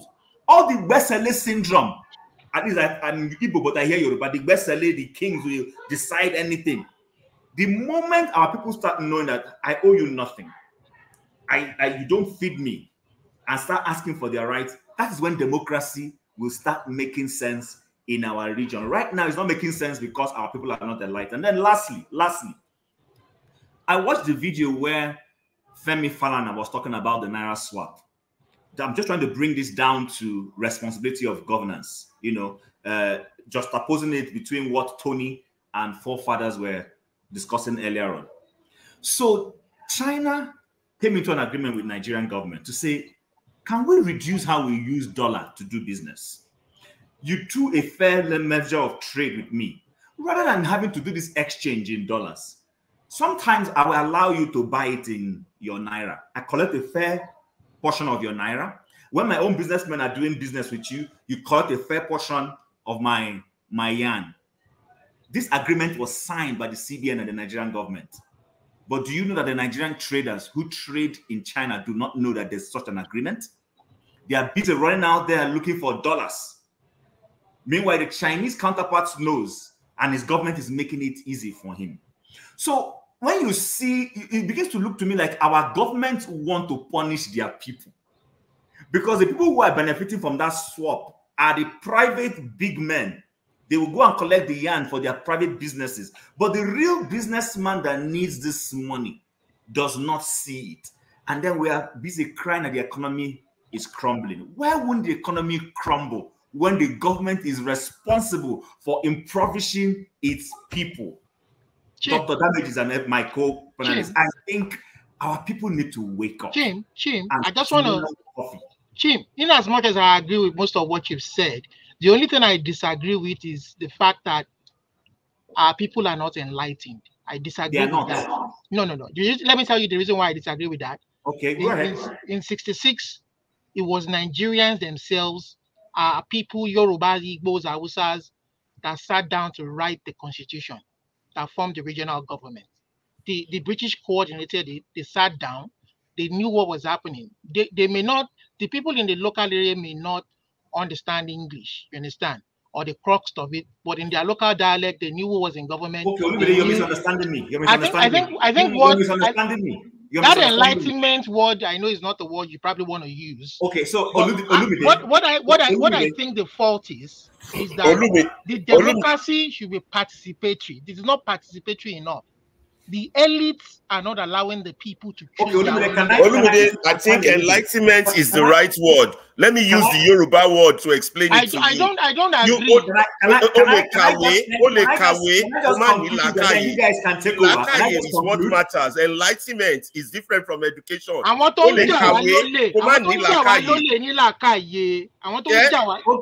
stealing from us. Enlightenment really matters. People who are preventing the laws are enlightened. Okay, so Olumide, let me, I hear you, I understand you. Now, I use the word tokenism. Our leaders are in the business of offering tokenisms to our people in the name of doing them a favor. Governance is not a favor. Governance is a responsibility to your people. Our leaders make it look like, see, I come from Abia State, and there's a video that I'm sure you probably have all come across when Ipazu was the governor, where he was busy asking, people asked him about a bridge he was building, and he told them, pardon, I will speak it in Igbo the way he said it, Obasarono, did you ask him to build bridge for you? What is your business with the bridge? How can a governor be telling the people he asked to serve whether it is their business that he's building a bridge for them? Look at what was happening in the Ogun State that you're talking about. I watched the video. How can a governor be sitting like an emperor? And then, look, I ask people, imagine, I mean, Dr. Rudolph, you live in New York. Imagine Eric Adam going to bow before the governor of New York. Is it conceivable? That is what happened, because people don't seem to understand that a mayor is a local government chairman. I don't know, that's why I'm saying enlightenment. Our people don't know this. The moment our Nigerians start understanding the enormous power a local government chairman holds and who the local government chairman's peer is in the Western world, is the mayor. Sadiq Khan is a local government chairman. Forget the word mayor. Sadiq Khan is a local government chairman. I don't think our Nigerians understand this. That's why I said we're not enlightened. People go to school. It's the educated people who went to school that are bowing down to Tinubu, that are bowing down to Atiku. It is the people who went to school. It is the people who went to school that are going to Senate and saying the president's the president has no magnanimity. The president is your servant. I don't think Nigerians understand this. That is why the way we treat our political elite like lords of the manor. It has to stop. Democracy will only make sense when our people are properly educated. And I think that is where the civil society owes Nigerians a duty. They are not I agree with you. Okay, hold on, guys. We have to transition away from the topic so that this will look smooth, so people watching it later on, to Nigerian topic. Well, thank you so much, Chim, for that. I think that's very important, what you just said now. A lot of people don't understand that, and it pains me when you watch some things happening in Nigeria. But before we do that, I'll give Fofadas a chance to respond to people who probably took a shot at him and his idea about submarine. Go ahead, Fofadas. About the submarine, since you mentioned it, the hydroacoustic detection that they were talking about is basically for the coastal region. They can release a missile 10 kilometers at sea. Is that not what the Russians threatened the UK with, to release a missile? And the nuke could create a nuclear tsunami that will wash over the British Isles. That is the kind of power nations have. And when people underestimate the power of security. I don't understand it because every single aspect of your life indicates. Can we stop? Can he stop, please? Every aspect of our lives is dictated by our security. Even your very body, your skin, and your immune system is created to protect you. Take those off, you'll be dead. Yeah, it's like you see what our Nigerians do. They will say, "We are hungry." I don't understand it. I think we have been spoiled because the Chinese, they were living on rations when they were building their nuclear weapons and their ballistic missile technology. Their populations were dying of famine, not just hunger, famine. They lost about 50 million people during that same period. So maybe something is wrong with us. And I say this to you right now. Most nations out there have paid a heavier price to get to where they got to. And that's why we are all envying them now. And we are envying them because we don't want to pay the price. Maybe that's the problem. Maybe we have an epigenetic memory that remembers that people defeated us and many of our men are scared to even address the term security. They don't want to hear it. If you don't secure your people, everything you work for, every single thing you work for is for other people. They can decide whether you keep it or whether they take it. Have you ever seen a man that is being robbed in his house? He says, this is the time to go and increase my income. That is what we are asking for. All these people that talk about the economy all the time. Our nation is bleeding constantly, and you are asking for economic decision. What is the point? You are working for 100%. They are taking it. It's not because we are not working, no. We are working, they are taking it. If you are being robbed in your house, would you be saying, oh, this is the time to be asking my boss for a raise? You won't do that. Because you know it's a waste of time. And that is why if you don't address your security challenges, you can run from it, according to Thanos, hide from it. He will still come back to it to confront it. And just pray. When you come down to realizing it, you have a chance to recover from it. Because there are civilizations out there, there are groups out there never had a chance to recover, and they are a dying race right now. And this is why I take it very, very seriously. Rudolph, forefathers, the issue of law and order is also a security issue. You have to understand that. I told you that the last time. So when we are talking, it's not about missiles, gun, and things. A lawless society is an insecure society. So if we don't fix those issues, we can buy as many missiles as we want, submarine as we want. If we have a lawless society, a land of impunity, we're still going to be insecure. So law and order is a security issue. I agree with you. All of them. Every single one of them. Please, all of them. Rudolph, please. Okay, go ahead, AY. Just 1 minute. You have to go. The reason I'm here, right? I was watching, I was on the comment section. Toon, this message is for you. Last weekend, Toon cuts, people were having discussion here. You call your fellow panelists an idiot. Today, hold on. My friend, go and read English. Hold on. Go and study your English. You do not understand English. Hold on.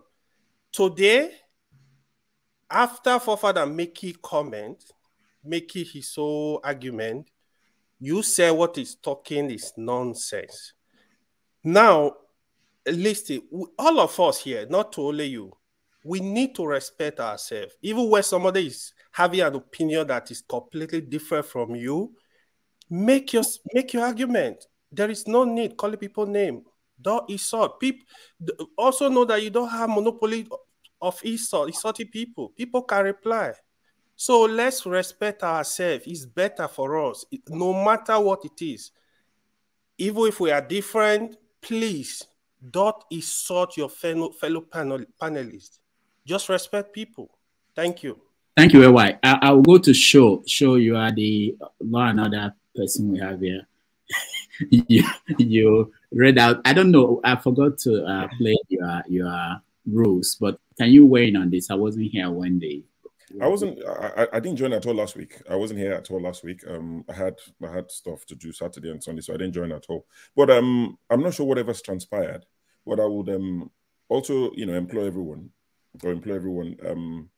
to. I know things get heated, and the emotions often run very high, because when you discuss your nation, when you discuss your religion, those two things, your emotions are at their highest. So the tendency is for you to call people names, and this is not for tone. It's to call people names, is to, say things that you probably regret later on. If you're like myself, there was a time I came here and Kulata said something when I was talking about, what was it again? About people being, killed during the election or something like, no, people having water that we're not asking for too much. And he said, I have to get to heaven to actualize that people have to, along those lines. And I lost it, and I said stuff. And I came here the following weekend and I said, I apologize for the use of language and all of that. It can often, get that way, but I think we need to manage how we react. At the end of the day, one thing is certain. Every single one of us wants a better Nigeria. Now, the way we want it to happen is what is different. But we all want the same thing. So we can't afford to be bickering at each other. I'm all for argument. Heated argument, robust argument, but name calling and stuff like that is not ideal. We've never met each other, but imagine you call me names on here and I bump into you at London Bridge on Monday morning. It's going to be very awkward because you called me names on Dr. Rudolph's show, or I come to the US. Life is funny. I might not announce it. I go to the US and I see one of you at the airport and I'm thinking, that's the guy that's been calling me names. I don't have time for you. You might not see me, but if you are the decent guy, I'll probably come to you and say, what's his name? A man of prestige. But I would avoid you if you're that guy that's already calling people names. And so please, let's manage our emotions. I agree. Sometimes it would overboil. And if you're wrong, if you're called out, apologize. Tone told me 2 weeks ago when we had Dr. Wumi that, I'm a different person. Sometimes in the comment section, and I said, no, I explained myself. I said, all I said was, Tone, please now let somebody else ask a question. And we trashed it out and we moved on. But saying that, Tone followed me. He spoke after me on a different show during the week, and he said stuff, and I thought, where's that coming from? You understand? So things happen that people say stuff. Some of us would overlook it. Some people will carry it. I mean, we've had, was it Matt that used to come here and he would demand an apology? Was it Matt in Spain? And he will sit there and say, you have to apologize to me. So please, before I go off track, I've recorded another video which I've sent to Dr. Rudolph, which, probably would play before each show or mid-show. Sometimes we can skip Majek, give him a break. I think it's done well for this show. Sometimes during the show, we'll play that. I've recorded a new one, especially with the new, freshly, trimmed bed. I recorded it last week, and just joking. I recorded it so he can remind us to say the things that are allowed, the things that are tolerated, the things that we will not tolerate. We all want a better Nigeria, and I hope that in our lifetime that we see a better Nigeria. I'm not very hopeful, but for those who are hopeful, please let's manage it. We're gentlemen. Doctor, can I just say something to forefathers? Rude this evening, or in any way or the other. I'm truly sorry, but forefathers within you, and I'd like you to speak and respond to that. I'm not a rude person. I'm calm. Even when people jump into my mouth when I'm speaking, you see me. I hold my peace. People say all sort of thing in the comment section. Even today, I try as much as possible to ignore people, all their outrageous comments. I'm not a rude person. Last week, you were here when some people, it started with the comment people and all that, because sometimes they can be just too much. They were insulting a man's wife. And somebody, one of the panelists had to call a man's wife a slut. That was when I just lost it. And I will not tolerate anybody to disrespect my woman, whether she's my girlfriend, whether she's my wife, whether she's my sister. You don't have a right to disrespect. Even the person that was being disrespected, Dan, he was shocked. I was the one that took it up as if it was me. Nobody said anything. So how come some troublemongers in the comment section wants to let me make me look good? Ayo started it by spinning what I said. When you say somebody that is nonsense, it doesn't mean that you're insulting that person. You're taking it out of context. I'm not a rude person, Ayo. You two know it. I'm calm. Who is Ayo? I'm not Ayo. AY, people just assume it's Ayo. Yeah. I'm not a rude person. So for you to come at me and say I'm a rude person, I'm trying to I was insulting forefathers. Why would I insult forefathers? I've never had an issue. I've never had any issues with forefathers ever. Forefathers is there. You can subscribe to that fact. Okay. Thank you. Tone, I don't have anything against you. You know very well. I'm only saying you actually make this statement last week too. If somebody is saying, "Oh, nonsense does not mean rubbish," it's the same word. The only thing is, I just apologize. We move on. There is nothing to drag here. I have apologized if you heard me. I have apologized, Right. and my lingo, my British lingo, will be different to you. I mean, I don't know how long you've been But where you English live is and all that. English language is English I'm language. English. Right? I'm English, my friend. I Well, you don't All right. apologize for The it. American Yes, and the I am English. English. Don't I let's don't start the apologize for it. war. American and English people. So there are a lot of us Nigerians here. Please, okay. Thank you Okay. very much, gentlemen. Let's move on. He has apologized. Let's move Please, on. let's move on. Thank you, guys. We are going to move to Nigeria, but before then, let me just announce that tomorrow on the show, we are going on 90 Minutes Africa. We're going to do something different. We are going to talk about religion and science science fiction and everything in between. So we're trying to find out if religion will survive the advent of AI, and if ChatGPT is afraid of the Quran. So both of us will anchor the show is ChatGPT. We talk about stuff like this. So our guest is Dr. Perry. He's a medical researcher, and he has written books on subjects of religion and science. So please, if you can join us tomorrow, that would be wonderful. All right. So interesting. Yeah. So nothing is out. So we are going to, the next thing we're going to talk about is, of course, we're coming back home to Nigeria. And the first topic is Soludo, Charles Soludo, the governor of Anambra State, former governor of the central bank. He weighed in on Channels TV. He was interviewed where he talked about the economy. And let me see the exact quote he used. He said that Nigerian economy, that Tinubu inherited an economy that is like a dead horse, that is still standing. Is it something like that? I'm looking for the exact video. I have the video, but I don't have the exact clip. So, but that's what he said. And he came under attack, and people are trying to find out what is he up to now. Righteous Man, welcome to the show.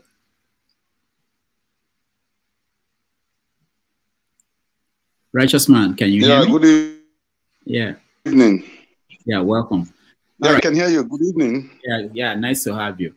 So we're back in Nigeria, and we want to start with Tinubu and Charles Soludo and the economy. What is your take on this? The state of the economy, is APC and Tinubu to be blamed? Are they trying to separate Buhari from Tinubu? APC, are they throwing Buhari and his people under the bus? We know that the central bank governor is on trial. We know that the deputy was arrested last week by the DSS. So what's going on?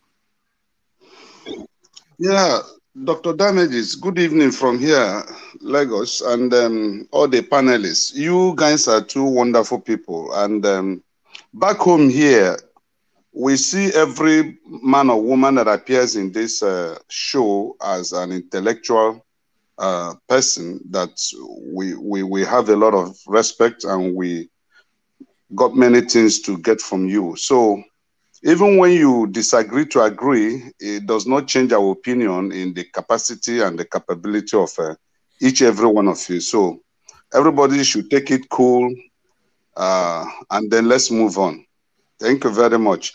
I didn't see the other guy. What was that guy's name? The one that has dreadlock.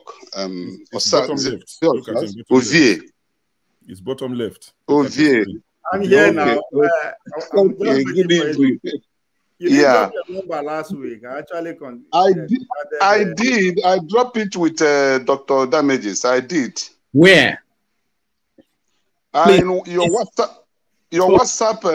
WhatsApp messenger. Oh, you didn't? I get a lot of messages. Sorry. No, sorry, not your WhatsApp messenger. Your Facebook messenger. Sorry. Oh, I don't check that. Please do it on the private chat, please. Here, right here, we can get it. Okay, on the chat.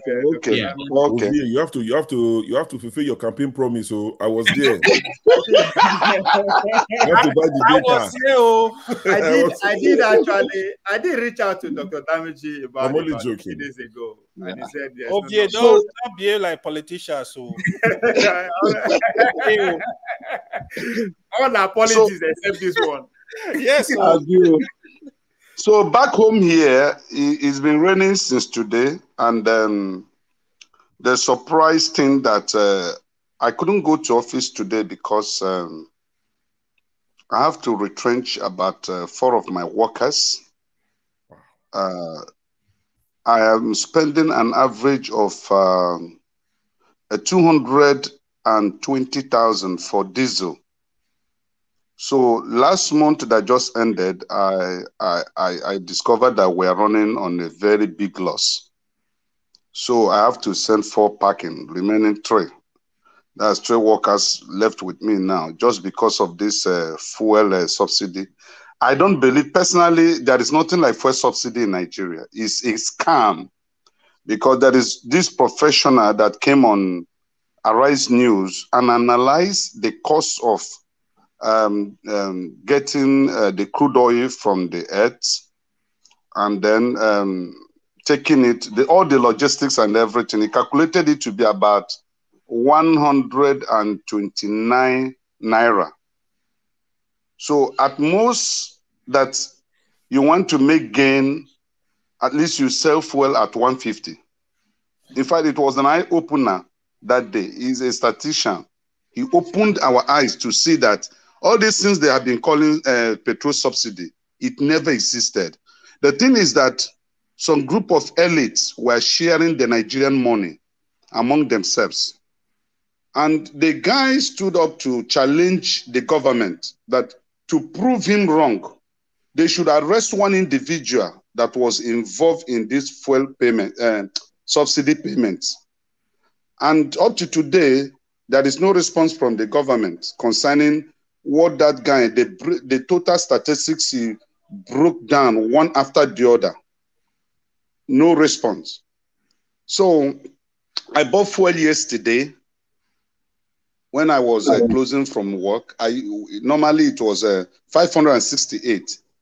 Yesterday, I bought fuel at 620 naira.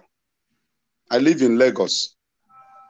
620 naira. My tank before was 15,000, 16,000 get filled. Now I filled my tank with 56, 57,000. And it lasts only for 3-4 days, you know.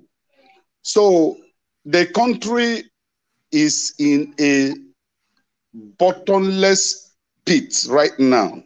That's the lowest part or lowest level of life. That is where the economy of the country is right now. There is nothing to write home about.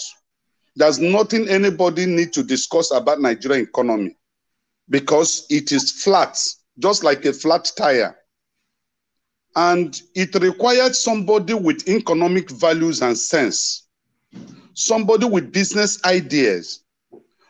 One thing I want to open up as we discuss is this. I've lived in Lagos for 40 years before I ventured to a country in Europe, and I spent some years there, and I came back to Nigeria to invest. And that investment, as I'm talking to you now, I'm running at a loss.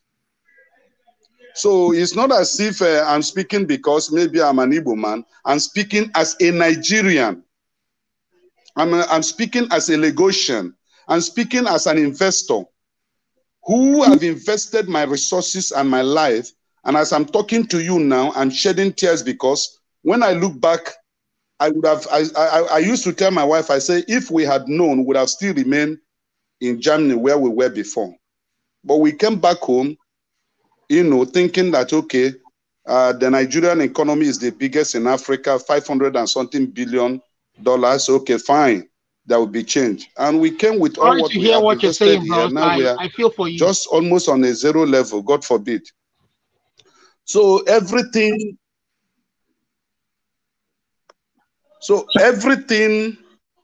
here is not working. Soludo, nobody should take Soludo serious. Soludo is a chameleon. There are individuals that if they come out to contest for election today in Nigeria, somebody like Ojo Zokano, somebody like Charles Soludo, somebody like Rocha Sokorocha, if they come out today to contest against Tinubu, for presidency, I will vote for Tinubu. Not minding that they are coming from my region in Nigeria, because these people have nothing to show for being political leaders as they claim they are. So Charles Soludo is looking for a way, because we are hearing some side talk that is going to defect to APC later on. You know, because he has killed Abga in Anambra State. He has finished that, and he's doing nothing, absolutely nothing.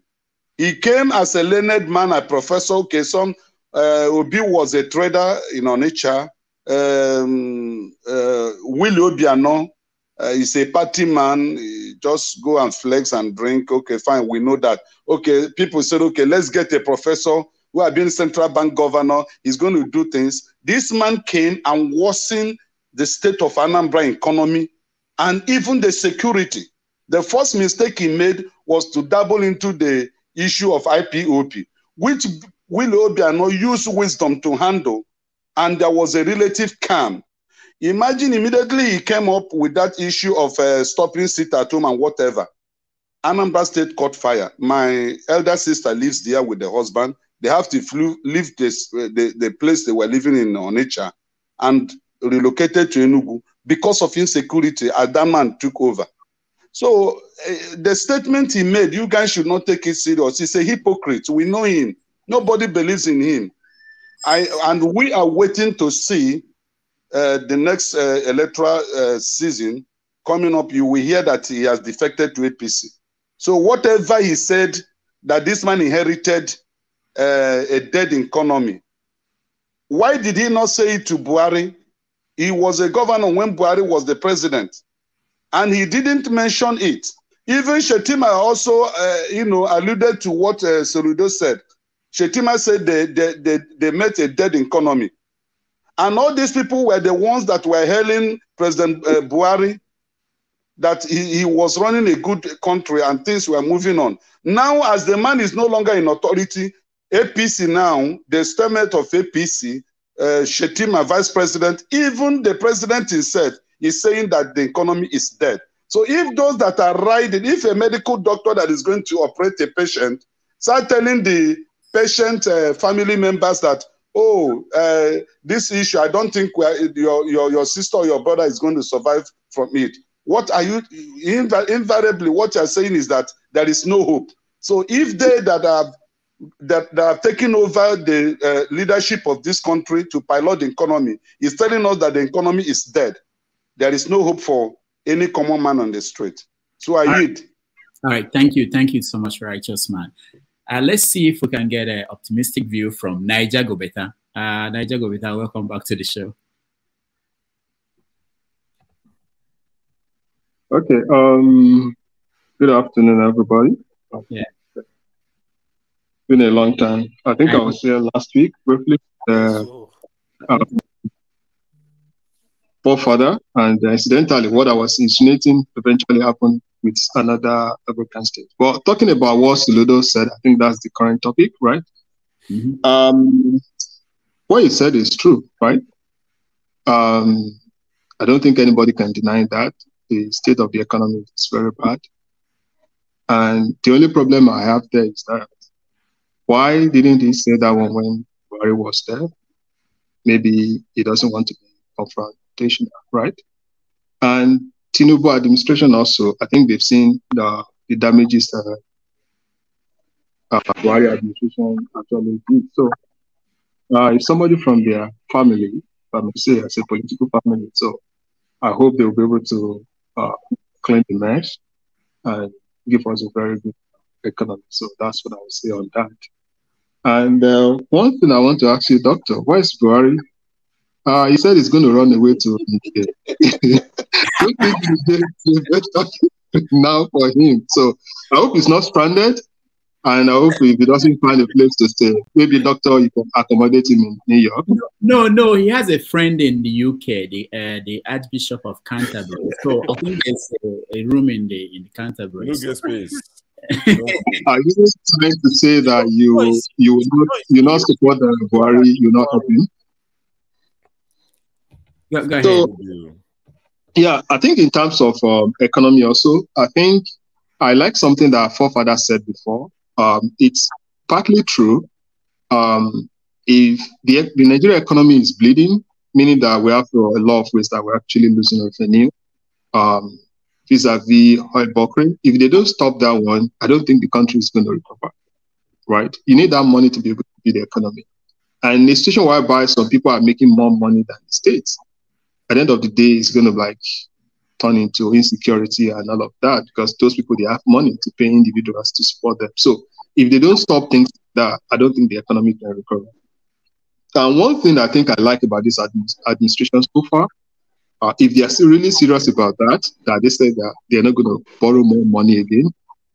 Though partly also it's not that, like, I don't know how committed they are to that, because they are saying that they don't want to borrow more, right? But at the same time, recently, NNPC or whatever they call the name now, they went ahead to go and secure, I think, $3 billion from Nasim Bank or something to be able to use it to import fuel. So, which is a little bit contradictory.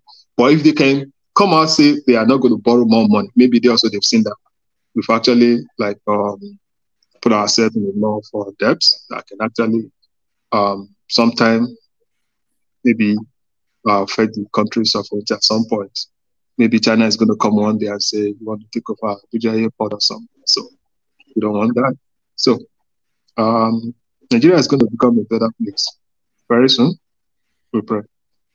All right. Thank you. Thank you so much. So I'll start from the top again from the show. Wait I do you now. Why you want to start from the top? All right. We'll go that way. It doesn't matter. I'm not in Nigeria again. Ovie, there's something else that happened this week. The finance minister said that the Nigeria's economy was stable. The last time it was stable was during Jonathan's time.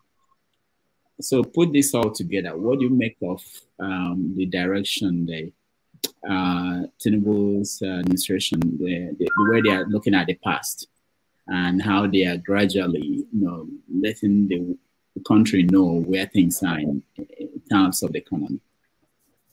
I mean, I think every Nigerian know that that's just an excuse. I mean, if they want to claim that the Nigerian vote for them, what is the reason Nigeria vote for them? Nigeria vote for them so that there will be no excuse. We all know things are not getting, things are worse, things are not getting better in Nigeria before people came out to say I can do better.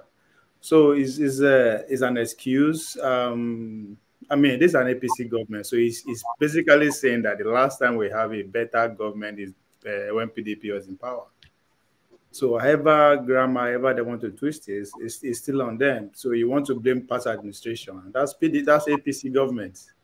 So I don't understand. And so who they want to? I mean, again, it's just to deceive Nigerians. We don't have anything to actually come out and say. I mean, after all, Soludo backed him up. Those are the best economists we have in the country, right? I mean, people who are extracting the Tinubu ministers one by one. I've not come across anyone that actually talk less of Wale Edu. That is one of the best we have in the country, blah, blah, blah, and all that. And the another person we have coming from the East, which is Soludo, responded. So it's on our politics, right? If you don't want to accept all those things in our politics, so these are technocrats at the highest level, international repute, but they are speaking the language of Baba Ijebu, who has been a politician all his life since primary school. I'm telling you how the games work. It's all talk, and talk. So we are not serious people. And again, I also bring to Nigerians in here to those who are saying nuclear weapon is not the way to go. Now, what about nuclear plants to generate power? But that's what every other country is doing. Can we just build a nuclear plant so that we can generate power? I mean, maybe we'll get electricity. Can we do that for once? No, nobody is thinking about that. And the reason to me is because what are they even protecting, right? Let's talk about security. What will they protect?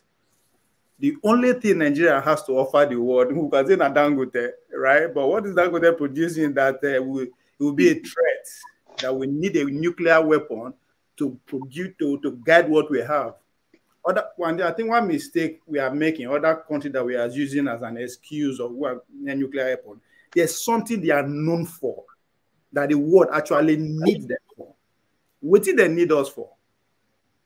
We give an excuse, say, oh, Afrobeat and all that. That's entertainment. Who cares? They can only pay to come and entertain anybody they want. That's our cycle. That's how they go back to the days of Athens, right? So that's not normal. But what do we have as Nigerians that we have to say, you know what, we need to protect this? We need to protect this. We need to go get nuclear weapons to protect this. What are we offering to our neighboring country? So they give them light. We don't get light. So there are so many things that we need to, you know, sit down as I said, so many questions. So, and it's because there's there's not that seriousness within us, and that's why people like Wale will come out and say, "Oh, this economy has been the last time we have a good economy was during PDP." And Soludo will say, "Yes, so Tinubu inherits very bad from who?" So we are not serious, all of us. So when I keep making an argument that the leaders we have now are our best, those are our best. You can argue it against it. 4 years time again, we will get the best of us. So if you are saying Nigeria is not getting, because initially when the show went off, when we first start, listen to the background, they are going back and forth, and Nigeria has not changed so many years. The question is that, forget our leaders, within us, since you leave Nigeria 10, 20, 15 years ago, what has changed within you? Other than the fact that you now come out now, once you say, oh, things are really bad, but what have you done? Not you here, but in general, let's look within ourselves. What have we done differently? So today now, if the coup can't reach Nigeria herself, nothing. Now see the same people will rally around and continue again. So there are so many deep questions we need to ask ourselves. We can blame, we can choose to, anybody will call our blame, we are right. Blame Tinubu, blame Obi, we are right. But guess what? they are not strangers. They are one of us. And that's why I keep the ask. If this generation go, the next generation, which is us, me and you, our own cliques out there, and then go take over power. Are we going to do better? Okay. Rodolph, I have a question for Righteous Man. Oh, okay. Righteous Man, sorry, don't forget the number. You know, put them again, the number. Okay, right. I will do that. I will do that on the comment section, the chat. All right. So let me there is a strike. Nigerian Labour Congress. Yeah. They're going on. The question, strike. Can I go ahead with the question? No, hold on. Hold on. Okay, I'll get to it. There's a strike coming up on Tuesday. Warning strike by the Labour Congress. They are saying that the economy, the hardship is too much, and that they can't withstand it. There is this idea that the Tinubu's government is trying to say, have patience, things will be okay, and that it's possible that Nigerians can adjust to this new hardship. But it appears as if it's not going to happen. There was a video, I can't play it here, but most of you have seen it, of one lady who threw her son into the river because she was asked, why did you do that? She said, no money, no food, no job. What is your take? Because the Labour Congress, they've met with the government several times. I think the government, they felt, based on what they are saying, that the government is playing them, and meet with them and say, calm down, we are taking care of things. And of course, we've seen the palliative that we were told will be given to people. It wasn't significant. It wasn't any impactful to the lives of people. So the Labour Union, they are still under pressure by the workers that this is unsustainable. What is your take? Well, my take is that I'm hoping that if the labor union is going to come out to want to go on strike because of what is going on currently, the economic situation of the country, what is going on currently, they will want to go the whole org. They must have concrete demands that they are wanting to make of government. So what exactly is what they are demanding from government? Are they saying that the fuel subsidy should come back? Are they saying that salary increase should go up for workers?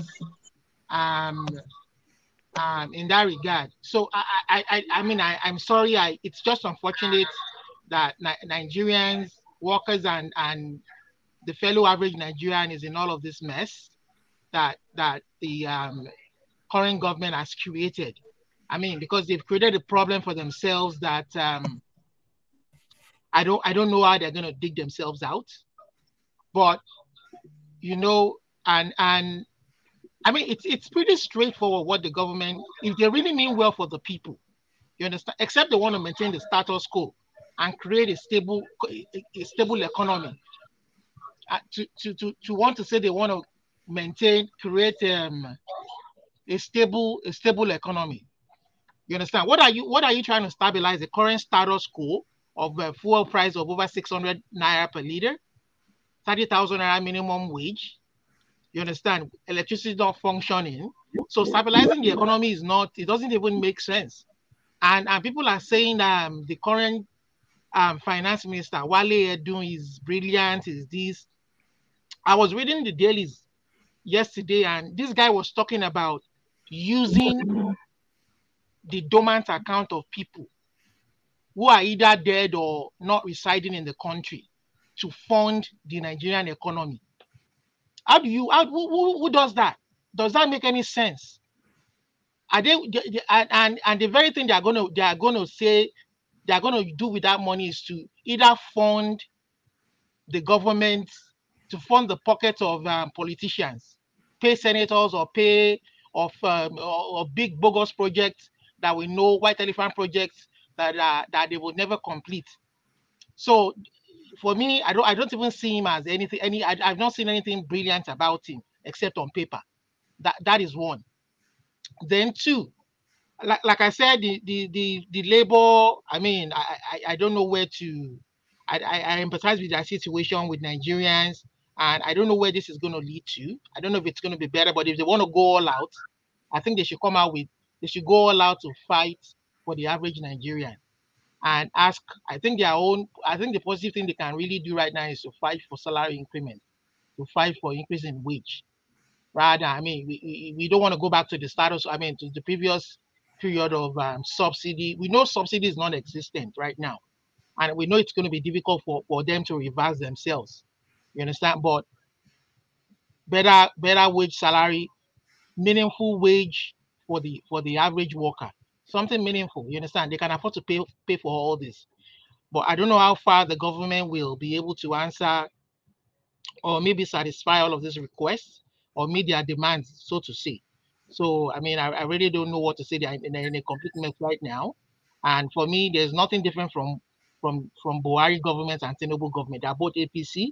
It was there when Buhari was implementing all of this, borrowing money. And if they, like I said, if they really mean business, this is the time for him to just lend him my own brain, lend him some advice. If he really wants to be a statesman and not an APC man, he needs to go all out and show Nigerians that he means business. All of the money that has gone out in the last 8 years, if he doesn't want to go back to Jonathan or Obasanjo regime, that has gone out in the last 8 years are traceable. Trillions of naira they have borrowed. Majority of this money was laundered. These monies are traceable. He can go after them and recover this money and use it to do projects that are meant to be done. If he thinks about it. So, and then he needs to increase salary of workers to something meaningful. All right. Thank you. Sure. Okay. So sorry, before you go, I think Rudo, one problem I have with this our best, right? This Wale Odoega. They know they listen to their boss. Tinubu said there's no complaint. We beg for this job. We ask for, so why they should listen to him. They should not complain. They have no reason to complain. They only listen to their organ. That's my problem with them. All right. Thank you. Sure, go ahead. Well, Soludo said what he said. I think no one will disagree with Soludo based on what he said. I think we need to understand this thing. So no one is disagreeing with Soludo that the economy is dead. It's not even standing. The way he said it's standing. No. You remember there was a House of Rep member that said the economy is shaking like this 3 years ago. It's not even shaking anymore. The economy is dead. The good thing is they can't come and shout at people like me in the comment section or people who don't agree generally, because now it's coming from their own people as well. So they can't even say, oh, you're negative, you're a hater, sorry. You're negative, you're a hater, you're dooms. It's coming from Soludo, who is one of their favorites now. It's coming from, who was the other guy who said it? You know, so they're admitting to it. And these are the things we've been saying for a while. Now, the people that were defending Buhari with their full chest, saying Buhari is the best thing that's happened to Nigeria, we won't understand what is done until it's gone. They are the people that may want to ask now that, and I said this from the day Tinubu was announced as the winner, I said, APC, it won't break like that, but you would see ACN blaming CPC, because it will be mad for Tinubu to be blaming Jonathan. It will be, nobody would even buy it. So they will find a way to blame Buhari in a subtle way. And that's what they're doing. So Buhari will take all the blame now. It was predictable. It's not a surprise. So we're not saying what Soludo said is wrong. But what we're saying is almost like, we told you so. When Buhari was there and you were all singing his praises, whatever Buhari did, you would sing from high heavens, all the money they were borrowing. We were like, this is wrong. You're borrowing money to give people handouts. You're borrowing money to do giveaway. Are you a Twitter, Instagram influencer? Why are you doing giveaway to people? 5,000, trader money. A whole professor, pastor, went to hand out money on the eve of election. Trader money. We complained about these things, but they said, no, you're just hating. Nothing makes you happy. It is here now. When this one starts and we start complaining again, they will call us names. Then the next person will come, rinse and repeat. That person will blame Tinubu and they will say whatever. So that's the situation. Nothing has changed. We have a group of people who don't care about the citizens. They care about themselves. Like I keep saying, say whatever you want to say about France. It's not about Sarkozy, whatever that guy's name is. Macron. It's not about him as a person. It's about France. Whatever they're taking from Africa, as bad as slavery was to enrich, yes, a few people, but majorly their society. Whereas we have been cursed with people who just go there and negotiate for themselves only. That's the problem. That's the bane of our lives in Africa. It's across. So all these ones that they are saying, it's not news. It's not news to us that Nigerian economy is not standing, it's not shaking, it's not floating. They literally wrecked the economy. And these ones have come now. The 5 billion palliatives to the states. What has happened to it? Half is borrowed, half is gift. What's happened to it? Is that all the rights that we saw in Kwara? Is that it? That's the end of the 5 billion to each state. You can't keep doing this alimajiri lifestyle of dashing people money. It's not going to solve our problems. Thankfully, I don't know how this will end up, but Olanipekun, senior advocate of Nigeria, one of the ones representing Tinubu, he said at the colloquium in Abuja, was it yesterday? He said, you can't make an omelette without breaking eggs. That the president needs to investigate all our past leaders. I don't know how far back he wants him to go. He said he needs to. I know, it might be lip service, but I like the fact that that was said, at least from one of them. If we said it, they will say, oh, you are spending time chasing thieves. Nigeria, we can't do that. At least one of them said it, even if it was lip service. He said, we need to investigate them. All the trillions that were budgeted to all these ministries, where have they gone? Let's retrieve this money.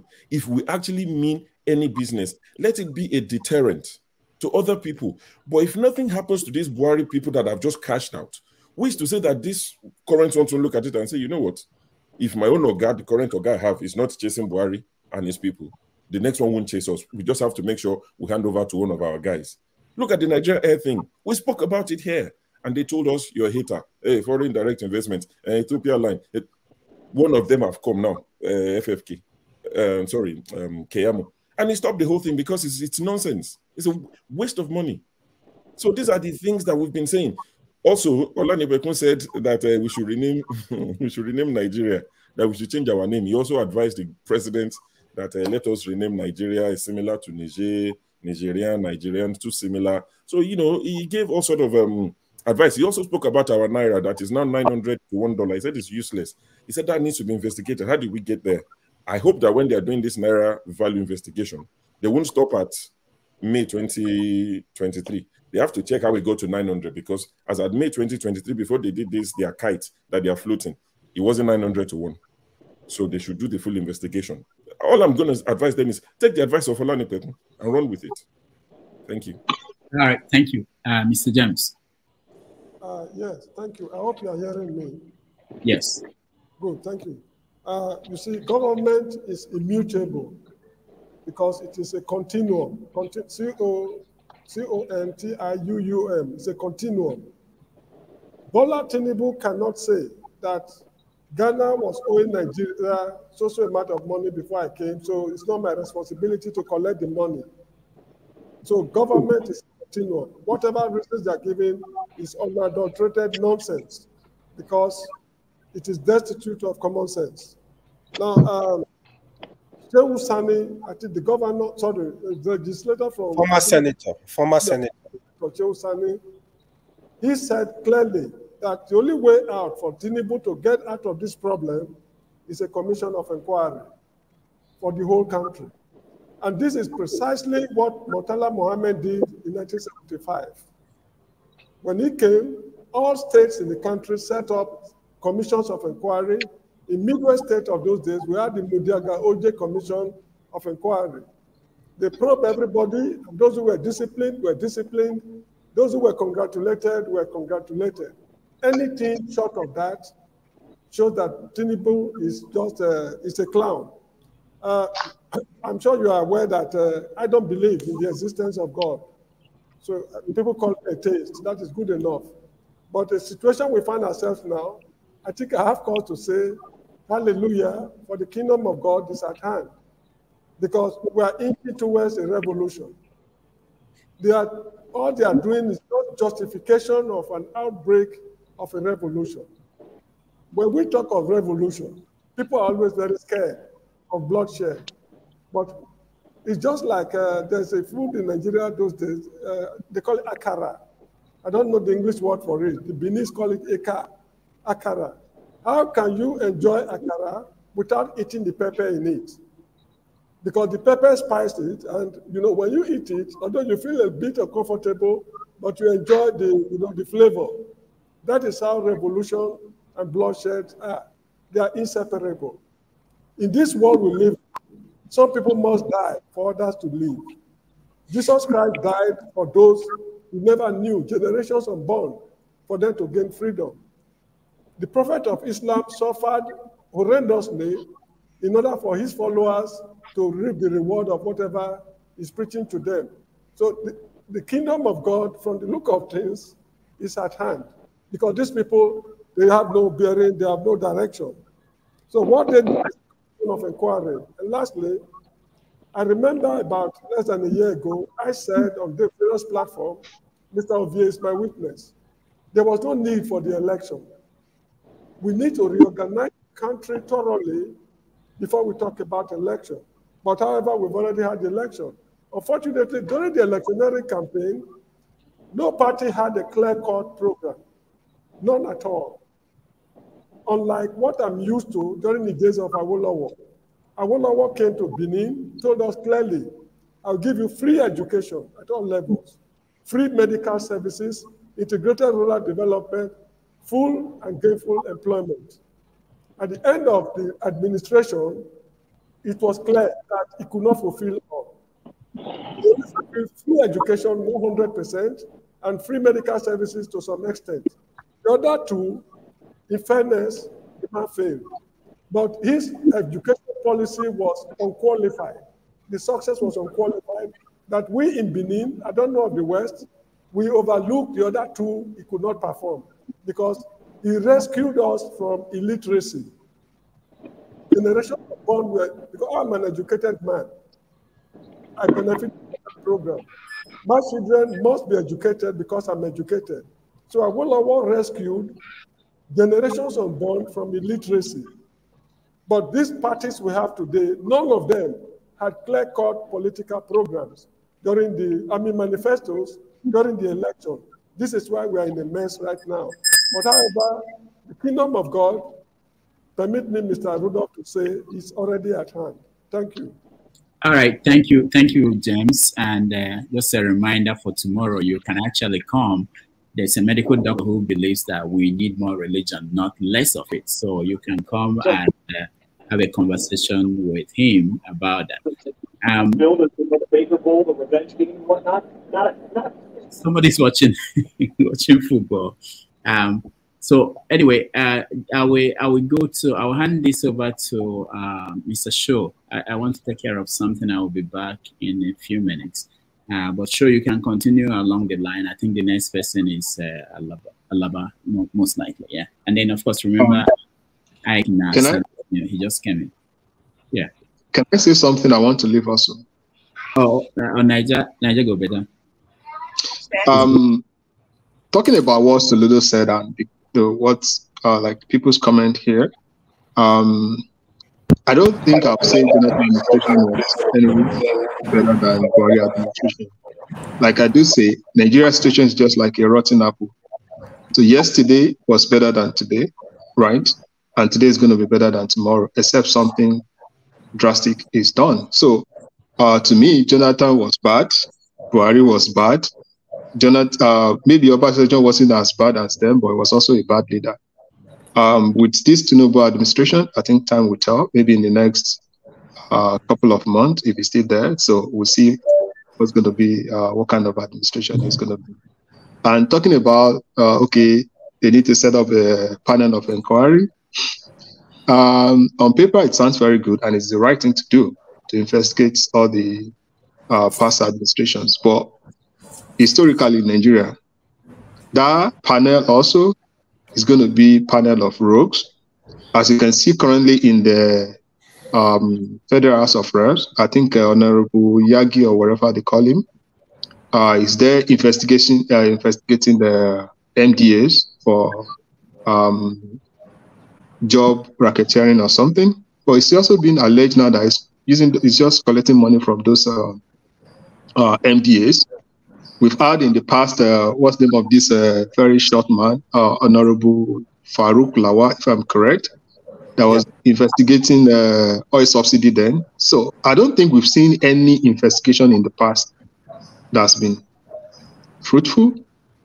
And majorly because people in that panel also, most of them, they are not people of integrity. If you look at it, okay, if Tinubu is setting up the inquiry now, people will say maybe they need to do the same thing in Lagos State. Let's see whether it's going to be able to come out clean also. So you can't say an armed robber should be the one to probe at other armed robbers. They will point fingers at him also that, oh, you're also as bad as we are. So I don't think that's the right thing to do with the situation of Nigeria. We just need a good government that's going to maybe reposition the economy and give Nigeria at least a secure environment that people can do their business without fear of being attacked or being robbed. And if people electricity, Nigerians are going to do well in their business. They don't need government giving them pennies or whatever. So what Nigerians are just asking for are basically good roads, electricity, security, and people will be able to take care of the rest. For me, if we have all of those things working, I don't think the cost of living in Nigeria is actually very high compared to even the neighboring African countries, starting from the same petrol that the price just went up. The problem is because the country is not developing. People are not able to work. People are not able to do their business the way they should do the business. That's the problem. The problem is not because the cost of living is going up. Nigeria is still relatively cheaper than most other countries, even the neighboring African countries. Even with this increase in fuel price, I think Nigeria is still one of the cheapest one around. We can say, okay, Nigeria is oil producing. We have some oil producing also there. Gabon has 2-something million people with higher GDP than Nigeria. They're still poorer than us. But let the government give us good electricity. Let them give Nigerians good roads, security. People are going to develop themselves. The business are there, the population is there for economy to strive. So, but in the situation whereby you have people that want to do business, people cannot travel freely from Lagos to Ibadan, as an example. There's no way that kind of country is going to grow. As we are all here now, we are all Nigerians. you think twice before you take your money from America here now and go and invest in Nigeria. So if is that bad as a Nigerian, I don't have that confidence to go and invest my money back in Nigeria. Do you think somebody from the neighboring African country, somebody in Europe or European or American will have that confidence to go and invest their money? So that's the problem we have. It's not the standard or it's not the cost of living, all of those things. So those are just symptoms of the situation of things. Things needs to improve in that direction so that the place is secure, is good, electricity, people can do their business, and there's law that's going to be like consequence that if I'm doing business with Mr. A as an example, if he's taking advantage of me, I should be able to approach court or approach the security people, and they're going to intervene and they're going to come to my rescue. But if you don't have all of those things, I think we're just deceiving ourselves. So thank you very much, everybody. All right. Thank you very much. Good point, Niger. Go better. Thank you. Let me see who else is there in the background. I can see. Okay. So it's Alaba who's speaking next. Yes, please go ahead. Yeah. Thank you, everybody. Well, my own position is a little bit different from what most people come down here and say. I think when we start using terms like let the government give us this, let the government give us that, we're going back to primitive ages. The government is not in the business of give.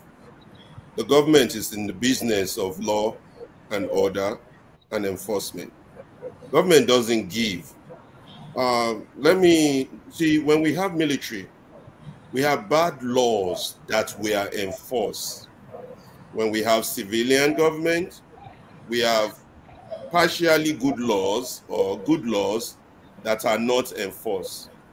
Let me be very clear to everybody. No society is going to move without the enforcement of laws, whether the laws are good or bad. When apartheid was in session, they had bad laws, but it was enforced, and apartheid moved forward. When apartheid was dismantled, it was replaced by good laws. And now South Africa is moving forward. In Nigeria, we have a lawless society, even though we have laws in the book.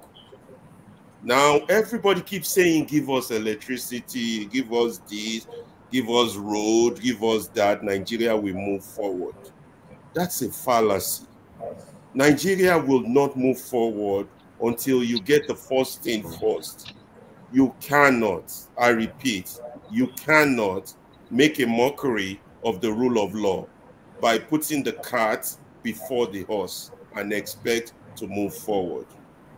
Also, nobody does the same thing over and over again and expect a different result. We've been doing the same thing over and over, and we come every day expecting a different result. This was why this year of awareness, this 2023, is very important. We have to get the first thing right, the process of selecting who rule us. Once we get those wrong, nothing else would work. Now, we have an election whereby it's being disputed because some people feel they can do things their own way and others' opinion don't count. You cannot move forward in that situation. If the people are made to believe that, yes, their vote truly counts and they can change any bad ruler, it doesn't matter what bad ruler you have, even being Hitler. As long as the people's power to change them are possible, the country will move forward. We don't have that in Nigeria. All of you believe we have democracy. You call it democracy since 1999. To me, it wasn't democracy. It was a permanent coup d'etat by the ruling elites against the masses. Now we begin, because of technology, to see just that maybe we can have this thing called democracy, which will provide us dividends like electricity, good roads, law and order. Some people still swindled it or mangled it or messed it up because they are who they are. They are the landlords of Nigeria. And they come here and talk about how their policy is going to work. Their policy will never work because nobody's talking about the big elephant in the room. the big elephant, which is impunity and corruption. Nobody's talking about it. The same government that was ruling 8 years ago has taken over from themselves. Now they want to point finger to those people as if they are different. Soludo is talking, and you are all listening. That is a dead horse that is standing. What is standing about a dead horse? That's an insult on our intelligence. Show me a dead horse that is standing. A dead horse is flat on the ground. It's not standing. No horse that is dead is standing. That's a misuse of syllable, misuse of words, and abuse of language. And we are here arguing about it. A dead horse that is standing. A dead horse is dead. It's on the ground. Or maybe the horse in the picture might be the dead horse that is standing. Yes, that is what Nigeria is. But who made the horse dead? The same group of people who are condemned, who are saying it's a dead horse. The same APC. Are they different from each other? Is Buhari different from Tinubu? Emilokan? You know, I gave it to you, give it back to me. You know, now he's talking about this policy, that policy. They have a Jew, they have this one. He's an expert in economics. Stop fooling yourselves, Nigerians. Let us stop this foolery. Because all these people are not there to fix the country. They're there to share whatever is left and tax the people. Because they don't believe in the country. They don't believe in the rule of law. They don't believe in democracy. They don't believe in progress. They believe as long as it works for them and they can get their share of the national resources, they are okay. And we are all here talking about their policy this, policy that, removing of subsidy that, this, that. We're fooling ourselves. We got to go back to the basic, make sure the people can decide. That's why I'm not a strong fan of Obio. That's why this election is important. Let the people's votes count. And this election is bringing out all the deaths of Nigerians. All the fake pastors are coming out. We now see where they stand. By their fruit, we shall know them. This election is bringing out all the deaths on all of them. Not just the pastors, but the judges. The same people that have killed Nigeria. Nigeria is a country where professors are rigging elections for certificate forgers.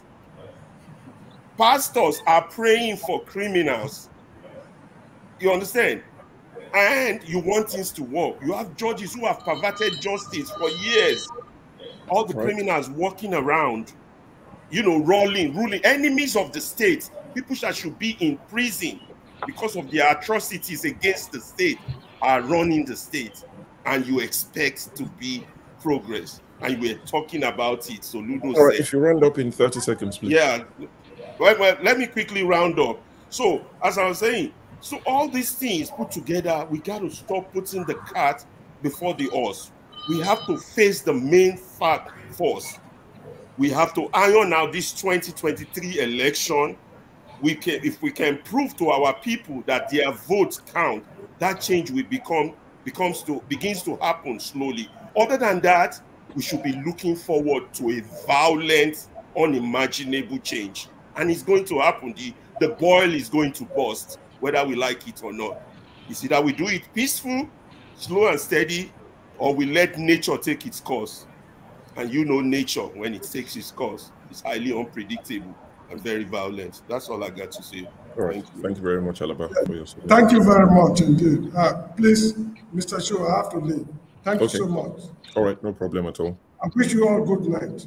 Take care, Mr. James. Thank you. Thank you, Mr. James. Okay. All right, AY. Okay. AY don't talk. AY, you don't talk too much, sir. Make people will never talk. I give up, Sir Antonio. See me. I give up. Oh yeah, let him talk. Give to Ike. Okay. Ike. So, okay. 1 second. Let me take this. Should that go ahead? Okay, I was just playing, but let me go ahead then. Go ahead, Thank you for thank you for giving me the opportunity. You know, sure, Oga, I throw away salute. I throw away salute for everybody where they here. First of all, let me go to Soludo because that is the state where I come from. That is a place I love. I'm one of the people, to be honest with you, that supported Soludo to the maximum. Not financially, but talking to my people to say vote for Soludo. Soludo is one of the most disappointment person that I have ever met in my life. He can speak all the grammar. He have PhD in economics. We have people who have PhD in physicists. They are not making noise. Soludo portray himself as well-educated individual, but I'm sorry to tell you, he's a tyrant. Why do I say that? He came in, lied to our people that he will follow the footsteps of Peter Obi. That is how he campaigned. He said, I will follow footsteps of Peter Obi. I will make Anambra State the Dubai of Africa. I will make Anambra State the Thailand of Africa. Anambra State, if we are not careful, will be the worst state in the union. Why do I say that? Flood happened. And from the area of Anambra State where the flood punished people, punished our area to get into my community is the hardest thing. When you drive, you park your car, you get into canoe, and canoe throw you, you get into the other side and get into keke to go to your house. Soludo have audacity to say, your people did not vote for me, so that community is not a priority. Tell me an educated individual who believe in that. If you're educated and your education not only in Nigeria, but it took you to Western world, and you see the good things, how governance is in Western world, and you come to your own area, you cannot duplicate it because of, I hate the idea when we blame what the federal is doing to Southeast, Southwest, not that. The little that you receive, what did you do with it? Peter Obi received the same thing during his time. He used it to change Anambra State. People say he saved money. There are things that he should have done. My brother, as you are today, you're broke, probably. You work and pay your bills. But you still reserve something for your retirement. We that live in Western world, because your children, you don't know where they're going to end up, because the girls might marry a guy and they never remember you. The boys might marry a girl and the girl take them away from you. So Western world taught you to have for rainy days, to live some, irrelevant of hardship you have, live some, pay your bill, live a little bit. And that's what he did. Now Soludo come to say that he inherited economy was dead. Can I say something? This is exactly what Peter Obi was preaching. I don't want to elect somebody, but they say what they see is not what they expected. This Tinubu team was here telling us that they're going to do the same thing Buhari is doing.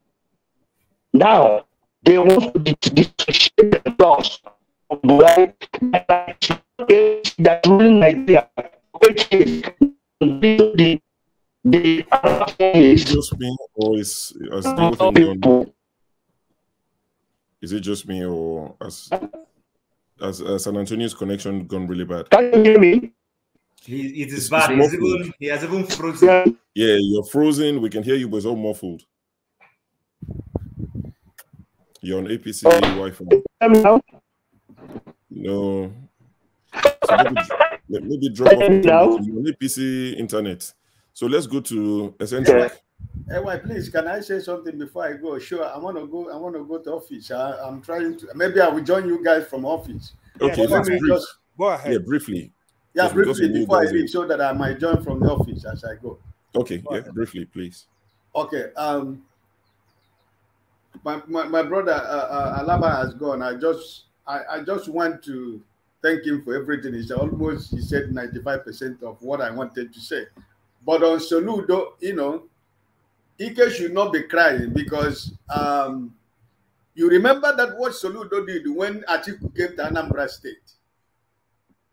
Why is he switching over now to APC? Because he has found out that the Wike, his friends, have decided to destroy PDP. So he's looking for a cover. So don't be surprised that before he finishes as governor of Anambra State, he will become an APC member. Because he know that Val Ozigbo is coming to be the governor of Anambra State, because no right-thinking man in Anambra State is going to give him any vote.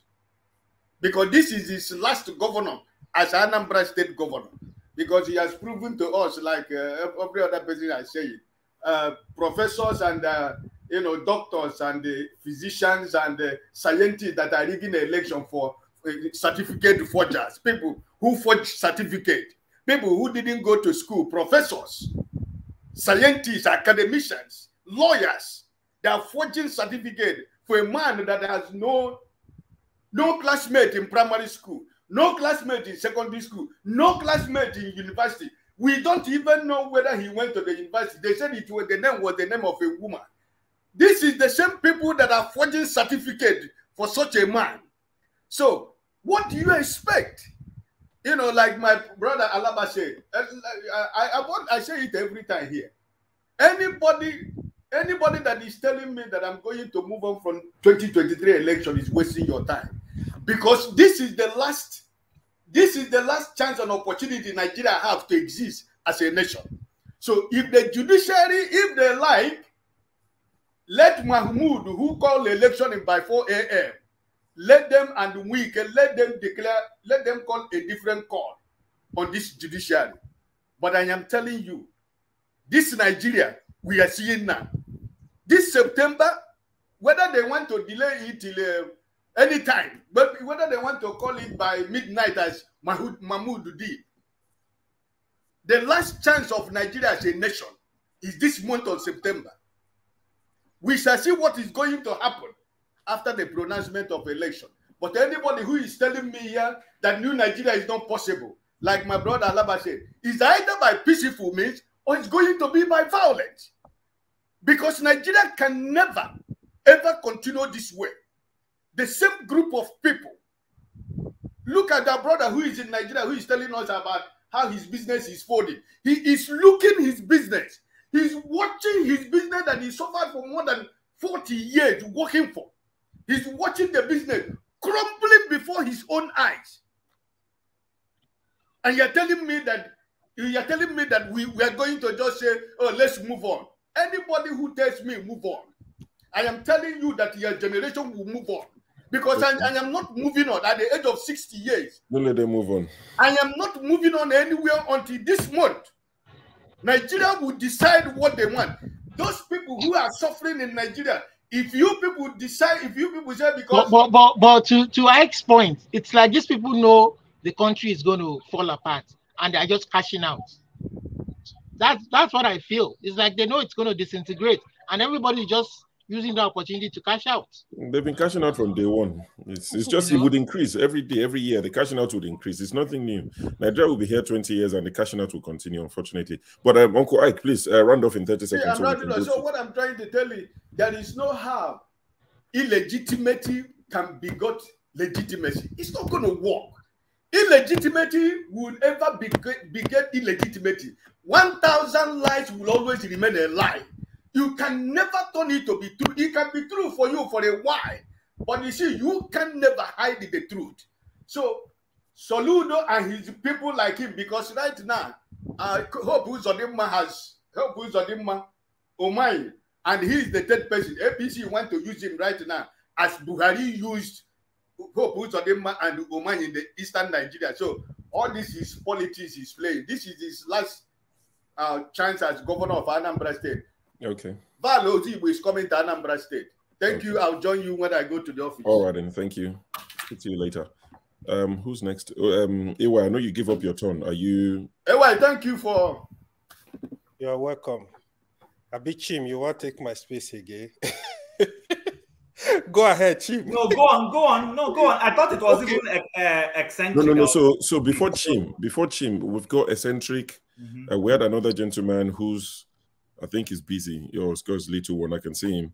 Once you're ready, just let me know. James Cliff, once you're back to your camera, then I'll bring you back on. But eccentric, welcome to the show. Where are you joining us from? Thank you. Generally from? I'm from Nigeria. I'm from No, where are you joining from? Are you in where am I Nigeria? joining from? From Washington State. Washington State. Yeah, all right. Somewhere in Good to have Washington. you. Have you been listening to the discussion so far, or? I have. Yeah, I came when Rudolph was here. Yeah, just before he left. Yeah, I think the topic is kind of like everywhere, you know, basically centered on politics, right? Yes. So yeah, well, my comment is going to be a response to some of the points made, right? Okay.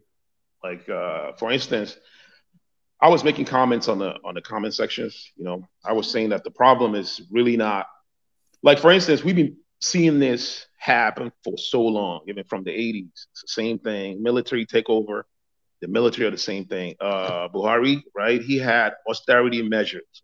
This was like an IMF part of that. Like if IMF gives you a loan, they will want you to institute austerity measure, right?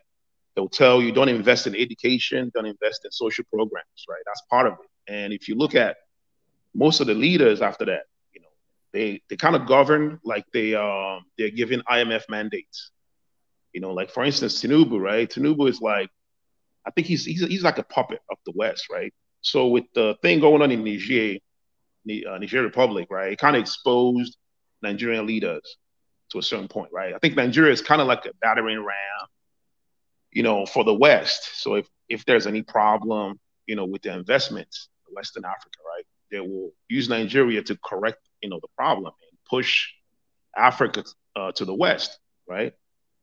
But right now, it's like their hands is full. They don't know where to go. They don't know if they should go to Burkina Faso, Niger Republic, or recently Gabon, right? But I think that's probably the root of our problem. It's the West, man. And my criticism is the system, right? We practice democracy and capitalism.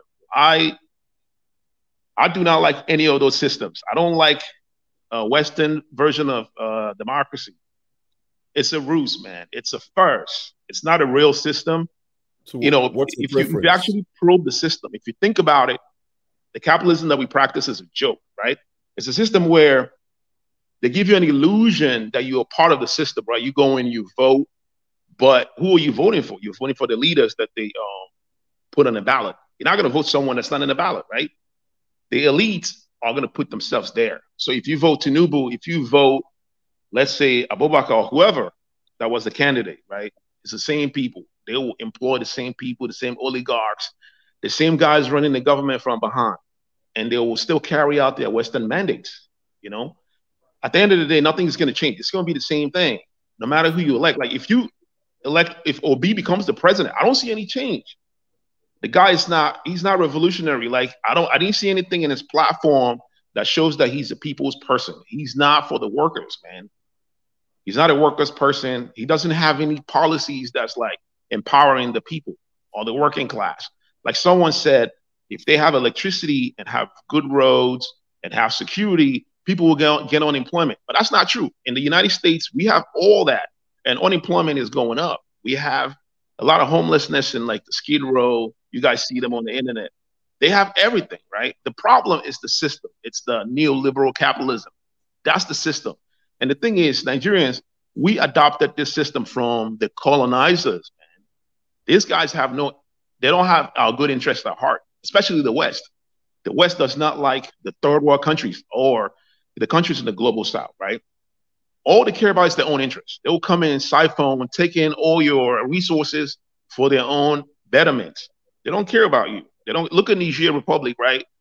The France go in there and take uranium, you know, take all the natural resources, not just uranium. They take a lot of things out there, you know, and Niger Republic, 80% of the people there don't have electricity. You know what I mean? This is how these guys operate. You know, they are not sincere. They care about themselves. They're very tribal. They're more, I tell people this and they're like, what are you talking about? The Westerners are more tribal than Africans.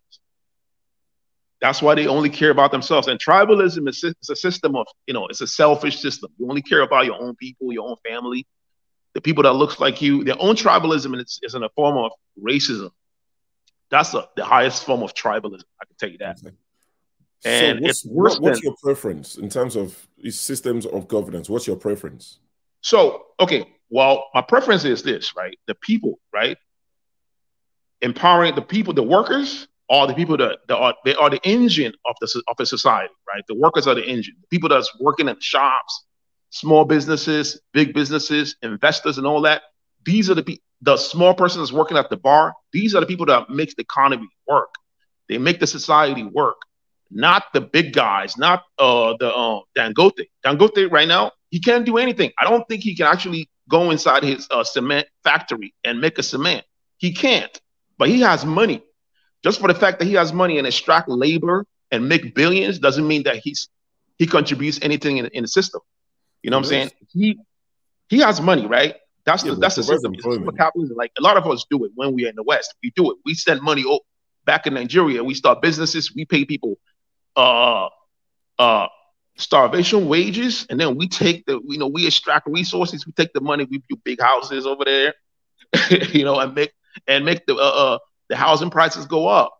And like if you look at Lagos State, for instance, it's like a perfect example of the inequality in Nigeria.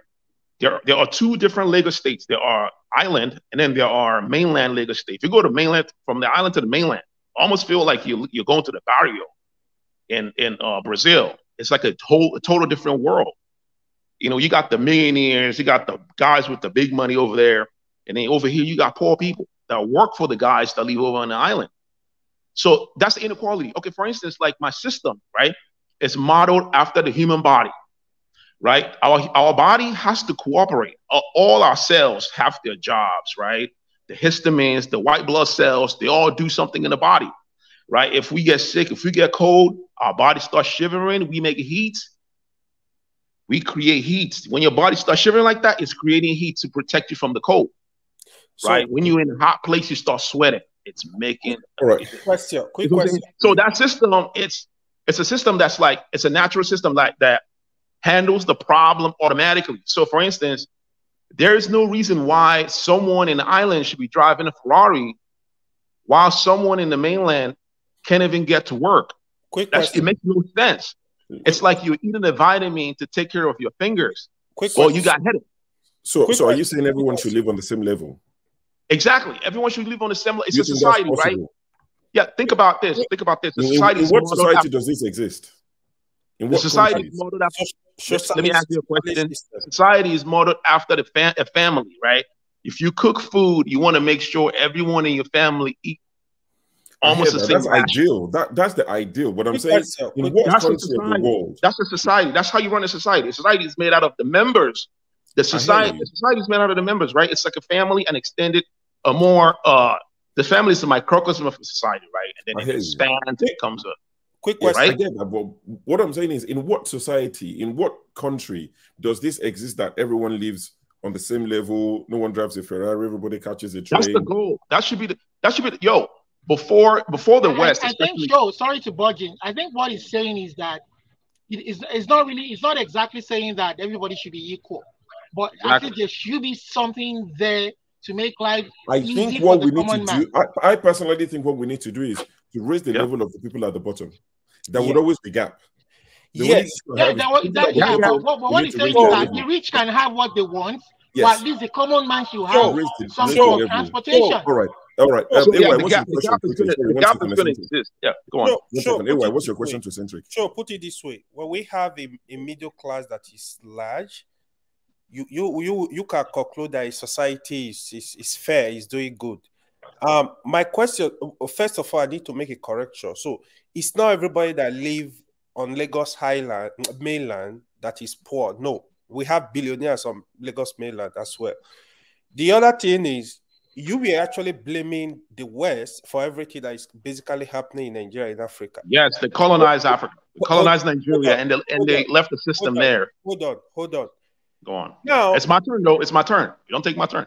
I'm asking you a question. I want to ask you a question. Basically, when you look at other countries, right? Let's say, for example, like India, Malaysia, Singapore, the leaders, they are able to work for their people, work for their country. That's not true. Different. That's not true. Not true. Those countries don't work. India. What do you mean, India? The inequality in India, it's almost the same thing as Nigeria. You got people that are the lower caste. hold on. I'm not talking about the inequality. I'm talking about okay. Ask a question. This is no longer a question. No, ask a question so that he answers.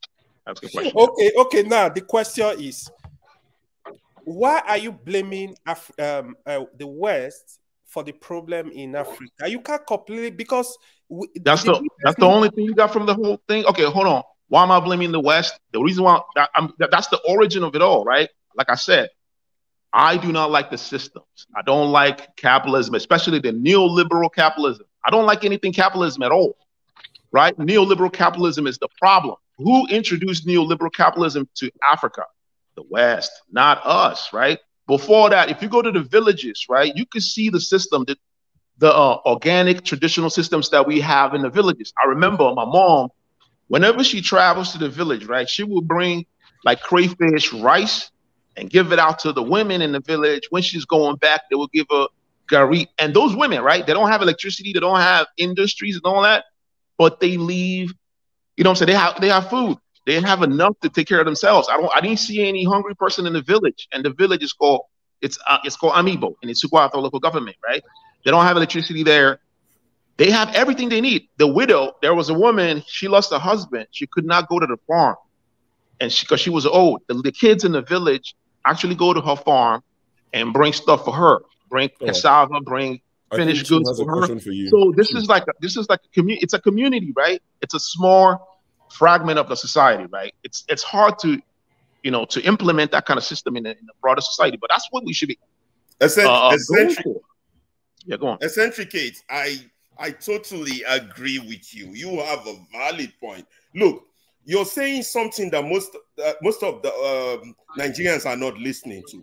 We adopted the white man supremacy concept of I'm better than this guy. That is what we have adopted. And it's reflecting in our policy, in our system, in our way we treat each other as Africans. Look, the white man, essentially from the days he came to pick us as slaves, has considered us not equal to be him, not human enough. We are 3/5 of a human. So we adopted this. I can even give you a specific example. Let me tell you, when I came to America, I found out that what we used to call boys' quarters in Nigeria happens to be a part of the building, is the garage where they keep things. But in Nigeria, the big man stays in the main house while the housemaid stays in the boys' quarter. So imagine when you have somebody like that making policy for a country. They don't believe that people should be equal. It's a feudal system in their head that it's a feudal. It's a feudal system. It came out of. Oh, you're right. You're right. The system came out of slavery. So he's saying that you can, in no world can you where everybody is equal, right? Everybody is not equal in terms of financial resources, but everybody is equal in terms of their human right, their basic needs, and what they are provided. And that's why I said. And that's why I said that. All right. So listen, right? If you don't have enough to eat, do you really have a right? Right? Like someone said something about insecurity, right? The reason why there's insecurity in Nigeria is because of hunger. I read a story about two little boys in Lagos, right? They catfished a white American boy that was in high school, right? They catfished them and pretended that they were women. So he showed them, you know, pictures. This is the internet. This is YouTube. I'm not gonna say the picture he sent to them, but they were blackmailing him to a point where he killed himself, right? Those kind of atrocities is gonna happen, right? It's gonna get worse because these guys are hungry. Right? When a man is hungry, he's willing to go as far as possible. If you go to Nigeria and get robbed, it's not because those guys are bad. It's because of the system. It happens in the jungle. And if there's no animals in the jungle, the lions will attack. Right? Our body does the same thing. Robbed in the US. Say that again. What did you say, Sho? I'm saying so. People get robbed in the US. Yes, people get robbed. Exactly. That's why I said. That's why I said the system. You know, someone said, you know, trying to make comparisons. I was like, yeah, the same thing is happening here. We have electricity. We have everything here, and we still have unemployment. Look at the Skid Row. I mentioned that. To get that right. All right, Chim. Chim's got a question for you. Okay, go on. Mine is not a question. Mine is a contribution. Oh, okay. So I'll let him finish. Once he finishes, then I'll come to you. No problem. So round off Eccentric in 30 seconds. How many minutes? Okay, 30 seconds. All right. Yeah. So, yeah, like I said, we need to reform the system. If we don't reform the system, what we call a corruption, it's not really corruption. In America, they are legal. Those things are legal. You know, you can bribe politicians, right? It's called Citizens United. Companies can actually bribe politicians and push them. And like the media companies are there, you know, they are like the gatekeepers, right? If they like a candidate, they will push the candidate. And guess what? The people will vote for the candidate because of your psychology. People like what they see. That's why when we go to the market, we buy the brands that we know. The same thing is going on in Nigeria. But the problem is, you know, we don't, if we allow the system the way it is, you're going to have the elites. It's not going to be Tinubu. 8 years from now, Tinubu will be gone. You're going to have someone else similar. It's going to be the revolving door. Same thing. It's going to keep going. You need to change the system. All right. Change the system. Change the economic system. You know, bring a system that's fair. A fair system. I don't care. Socialism? You can work hard all you want. There's no reason why you should be driving a Ferrari. How do we change the system, though? No, please. Let's run it up so we can go to. Let's run it up. There's no reason why anyone should be riding a Ferrari in freaking Lagos State while someone can't even eat 2 square meals. I'm gonna rob you. I'll shoot up your Ferrari. You know what I'm saying? You are taking the money that belongs to everyone because society's budget money for the society, right? The money that's budgeted is made for everyone. And a lot of Nigerians, a lot of graduates don't have a job. They don't have anything to contribute. They go on the internet and do fraud. All right. They can do better. Last question. We'll come back to you. Capitalism or socialism? Which one do you? Socialism? Socialism or there's a lot of systems. You can practice socialism. There's no single socialism, right? There are socialism with. No, what is your preference? What is your? No, it's not. Before he answers, I think both should be combined. In Let's America, capitalism is combined with socialism. If you don't, that's why they give welfare check. That's socialism. I don't care about the name of it. It's the idea. Definitions to it. It's the question of equity. You can ride your Ferrari, but as long as you're paying tax to pay for that Ferrari, that tax will help feed someone else. Alaba, I agree with you 100%. All right, so good point. Thank you. Thank you. Eccentric. Eccentric, your points are well noted. I'm going to ask some hypothetical questions. You don't have to answer them. I'm not sure how long ago you went to the United States. Whether you went as an adult or you were taken there by your parents as a child. So it's both of them are different things. But I do know you live in a society where we talk about the American dream.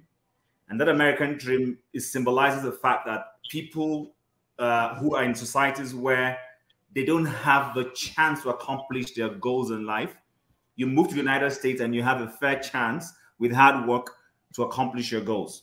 Now, you do know that you live in a country that was not built by the government. You live in a country that was built by individuals. If you know the history of America properly, the Rockefellers of this world and all those people, they literally built America, and then the government started coming in and everything. Now, so my point is this. You said something which is correct. There is no system that is foolproof. You don't have an 100% capitalist. I live in Canada. Canada is not a capitalist country. Sorry, I disagree with the Canadians who ever claimed Canada. Canada is a welfarist, almost leaning. The difference between Canada and China is that Canada has elections. Canada has political parties. Canada talks about freedom of speech and all those things. But when it comes to the practice of economic activity, there is so much monopoly in Canada. A few people run the economy, and then yet Canada claims to be a capitalist nation, which is not correct. So I do not agree with you again when you say that someone should not ride a Ferrari in Lagos when people are poor. Excuse me? I mean, as a Christian, the Bible says you would always have the poor. It is not even if government like a government like in Nigeria that intentionally creates poverty for its people, there are societies where, because of politics, there will be a government that will come with these economic policies, will change things, and you suddenly see a boom.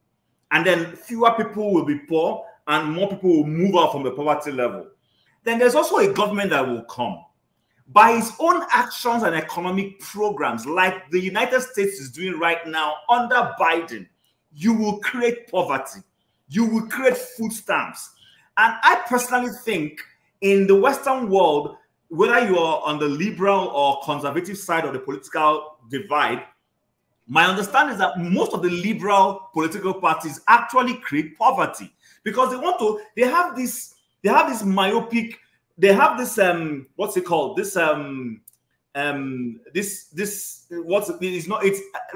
idealistic perspective. You want to level society. You cannot level society.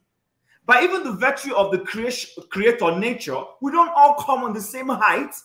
Show has beards. I don't have that kind of side balls. There are some people who don't have beards. We all come in different shapes and in different sizes. And therefore, based off your economic activity, based off your financial decisions in life, you will either tend towards some form of prosperity. I don't want to even talk about being rich versus some form of poverty.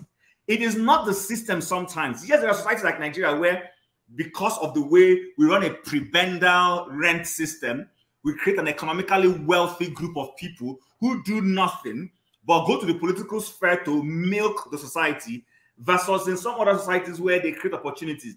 Now, should the government's job be to help people to become more prosperous? Yes. The government's job is to create opportunities and then people take advantage of it and grow wealth.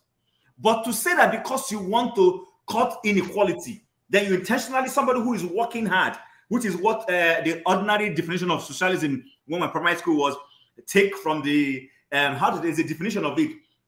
Socialism is a system of government where you attend to people's needs based on what they need. In all those kinds of, I don't know, sure, I'm sure I'm not defining it very much. I'm sure you have an idea of what I'm talking about. That is not the job of government to say, Alaba has worked hard, Alaba has made 3 billion. Let's take, Alaba only needs only $200. Let's take every other thing Alaba has and then go and redistribute it. I am not in support of wealth distribution. I am in support of creating opportunities for people. You are misrepresenting the concept. I wanted to say that you're misrepresenting the concept. Can I finish? You create opportunity for people to create wealth. That is where you see, for instance, an Elon Musk, who originally is from South Africa, moved to the United States and he creates that level of wealth. That is what society and government does for you. You have an idea. American society, at least I'm using America, I don't live in the US, but at least I have a fair understanding of what happens there because I live across the border.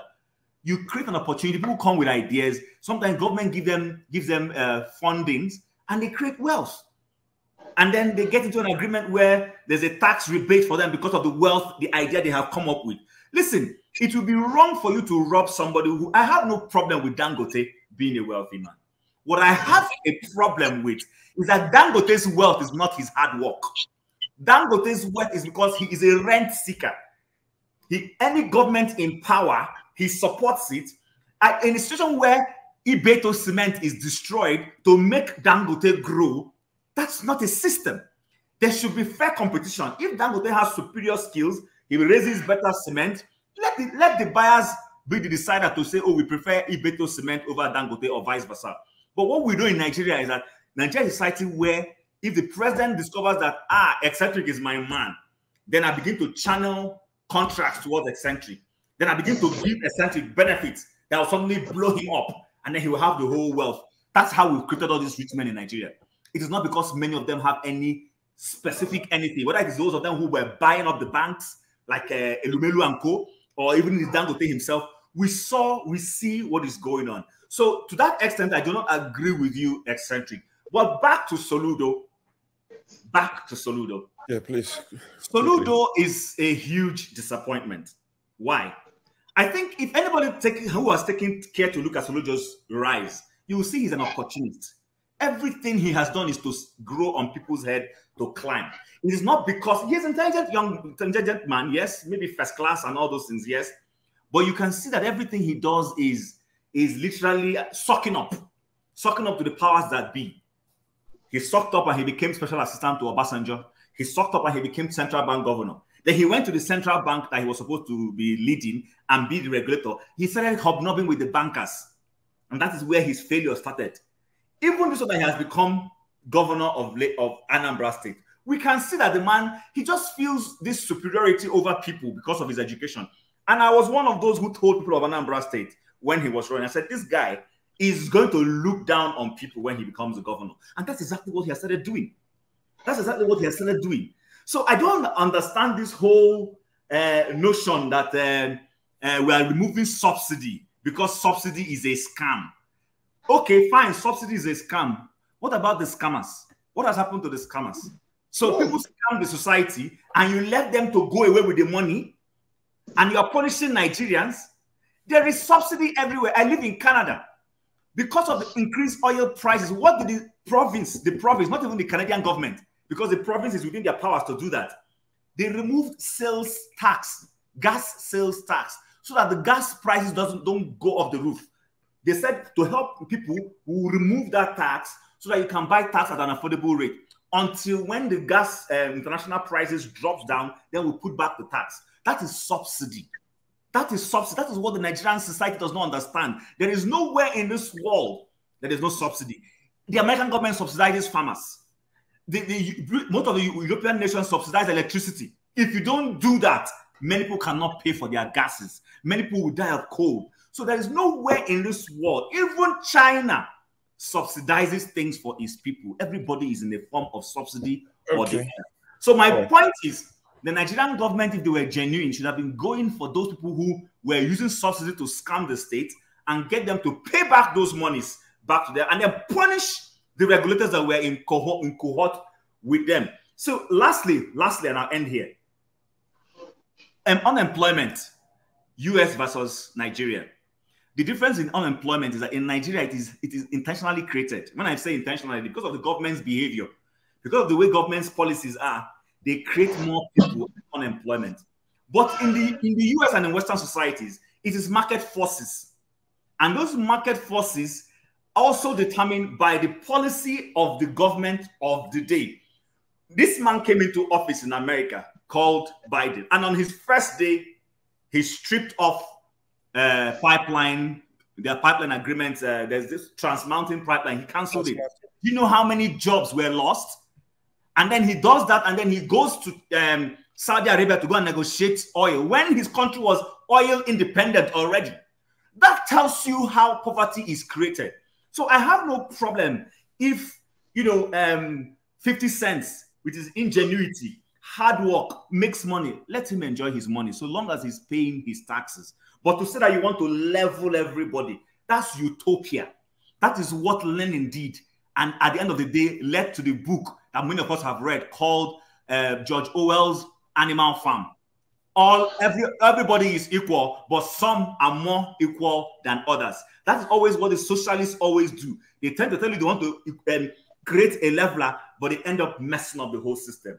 You are misrepresenting the system. That's not what the system is about. Chima, I have a question. I have a question for Chima and Righteous Man. The same question. I don't know who is going to answer this question. So, first of all, on Soludo, Chim, how will you rate Soludo tenure as CBN governor? Like, just give me, how will you rate him? So, I think Soludo initially started well. First of all, he needed to justify his appointment. He was the first, remember, Soludo was the first non-banker to become central bank governor in Nigeria. His appointment was rejected by a lot of mainstream banking professionals, those in the financial sector. They didn't accept it. But Obasanjo, we all know, being a man who, if he wants something, stood by this guy and said, I want this guy to be the central bank governor. You guys have no choice other than to allow, because it was the president's prerogative to appoint a central bank governor. He started well. He had some very good policies. The banking consolidation, the idea of the fact that, listen, Nigerian banks were not strong enough to be able to fund certain big projects. You will discover that in those days, MTN will want to fund his expansion, and we're going back to Johannesburg to raise funds on the Johannesburg Stock Exchange and all those things. I'm not an economist, but he began to consolidate so that they will pull funds together and be strong enough to compete. But at some point, as is usual with his character, see, listen, many of us are intelligent, but you see, what I'm talking about is consistent behavior. Most public servants in Nigeria don't have consistent. You can say, oh, Show is this kind of person. Show, if I go to Show's house by 10 p.m., he's not going to open the door for me. No. We have people who will show you one character in the morning and in the evening they switch. And that is the kind of person Soludo is. So here is the follow-up question. Yes. Obviously, Soludo, the people of Anambra, they voted for him, right? Yes. I believe yes. he won the election free and He fair. won. Yes. Why do you think, like, because even people that are coming here, everybody say, I supported him during the election. Why do you think people supported him, like, at that level? No, they supported him because, one, he's an economist. Not only he's a first-class economist. Too. Yes. We're not taking that away from him. Then, of course, we saw that he was not just a textbook man. He was somebody who could implement policies. And I'm not taking that away from him. But the issue with him is, see, what we need to be very careful. See, there's a difference between being an arrogant person who wants to force things through people versus somebody who you're intelligent and you want to work for the people. One of my problems with Tinubu is his arrogance. Let's forget about this age thing. I told people, see, a man who left office and decided to hold a state ransom for 24 years, if it is not his view, no other person's view, he fought with Fashola. Let's not forget this. I know. So if not that the fact that Fashola had done well in his first term, seemingly done well in his first term, and people saw it and said, no, he read the handwriting on the wall and he soft-pedaled. Yes, yes, good. I agree with you. But to see that man who is going to just look over you and say, to hell with you, Nigerians need to be very careful in electing such people. And that is why, lastly, someone said Obi will not be different. I disagree. This man came out to you and said, one, don't vote for me because I'm Igbo. Don't vote for me because it's my turn. Listen, Anambra may not... I see people on the comment section writing some silly things. Listen, Anambra is not Lagos. Lagos State was federal capital of Nigeria. So nobody should come and tell us that I want to expect that Anambra will certainly be the way Lagos was. That's a lie. It means you'll be living under a rock. Lagos State had a heads up across this country more than any state because federal investments were put into Lagos. Seaport is a big deal. If you want to free up Lagos, open Warri Seaport. Open Port Harcourt Seaport. Give Onitsha a seaport. Let us see. But to sit down here and tell me Third Mainland Bridge was not built by Lagos State government. Kata Bridge was not built by Lagos State government. Most of the roads in Lagos State were federal roads bequeathed to them when the capital was moved to Abuja. So what exactly is it that Tinubu built? Please tell me. Because I'm grown up, I'm old enough. I went to primary school in Lagos. I remember the days when we used to do odd number, even number in Lagos. When your car has an odd number, he can't ride his car because of traffic hold up. And someone is telling me that this guy, listen, Jack Conde had BRT. Jack Conde had BRT. I rode BRT as a child. There's nothing new that Tinubu has done. What he has done is he's a rent seeker. He came in there, held the state's resources, and has been using it to feather his nest. So such people are not the kind of people you want. If you want to know a good leader, Obi left and he hands off the state. You could accuse him of not raising a successor. Fine, I can agree on that with you. But he left the state. He didn't impose anybody on the state, and he left. So you take his successor was not his hard work? So he sold his successor, and people voted for his successor based on his performance. But his successor now became a man of his own. He let the guy be his man of his own. The successor built an airport.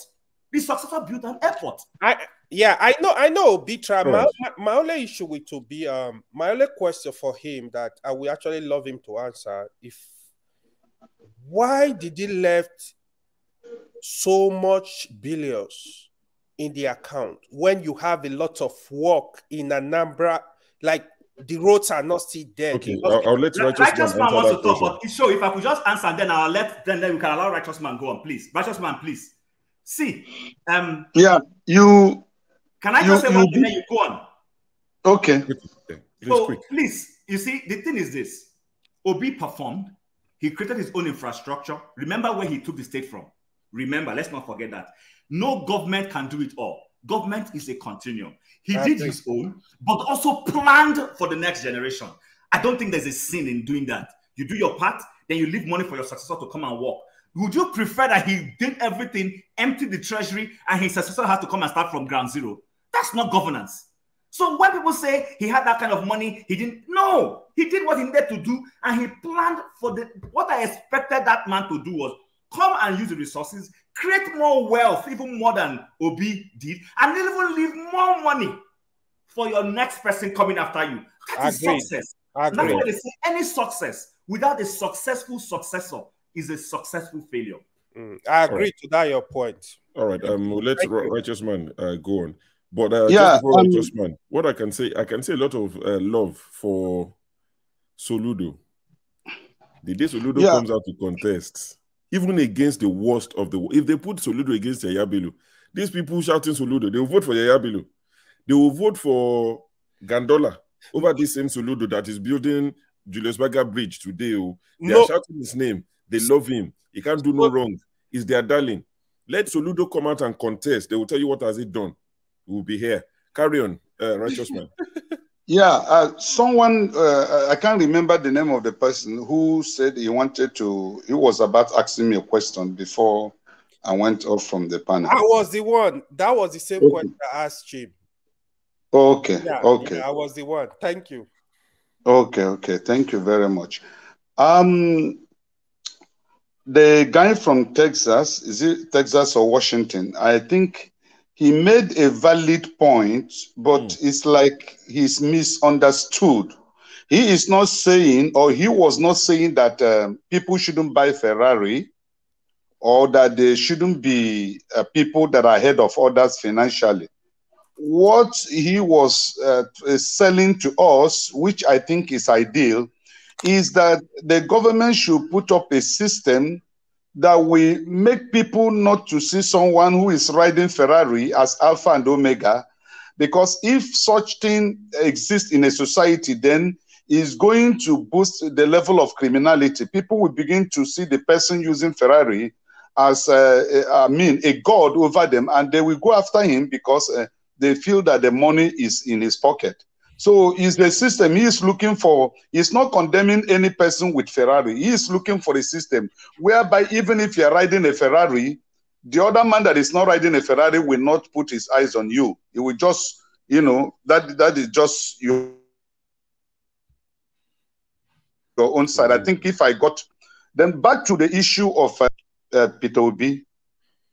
Yeah, Peter Obi, that somebody made an allegation. Hello. Somebody made an allegation. Yeah, somebody made an allegation that all the parties, no one was with a specific agenda during the electionary period. But I disagree.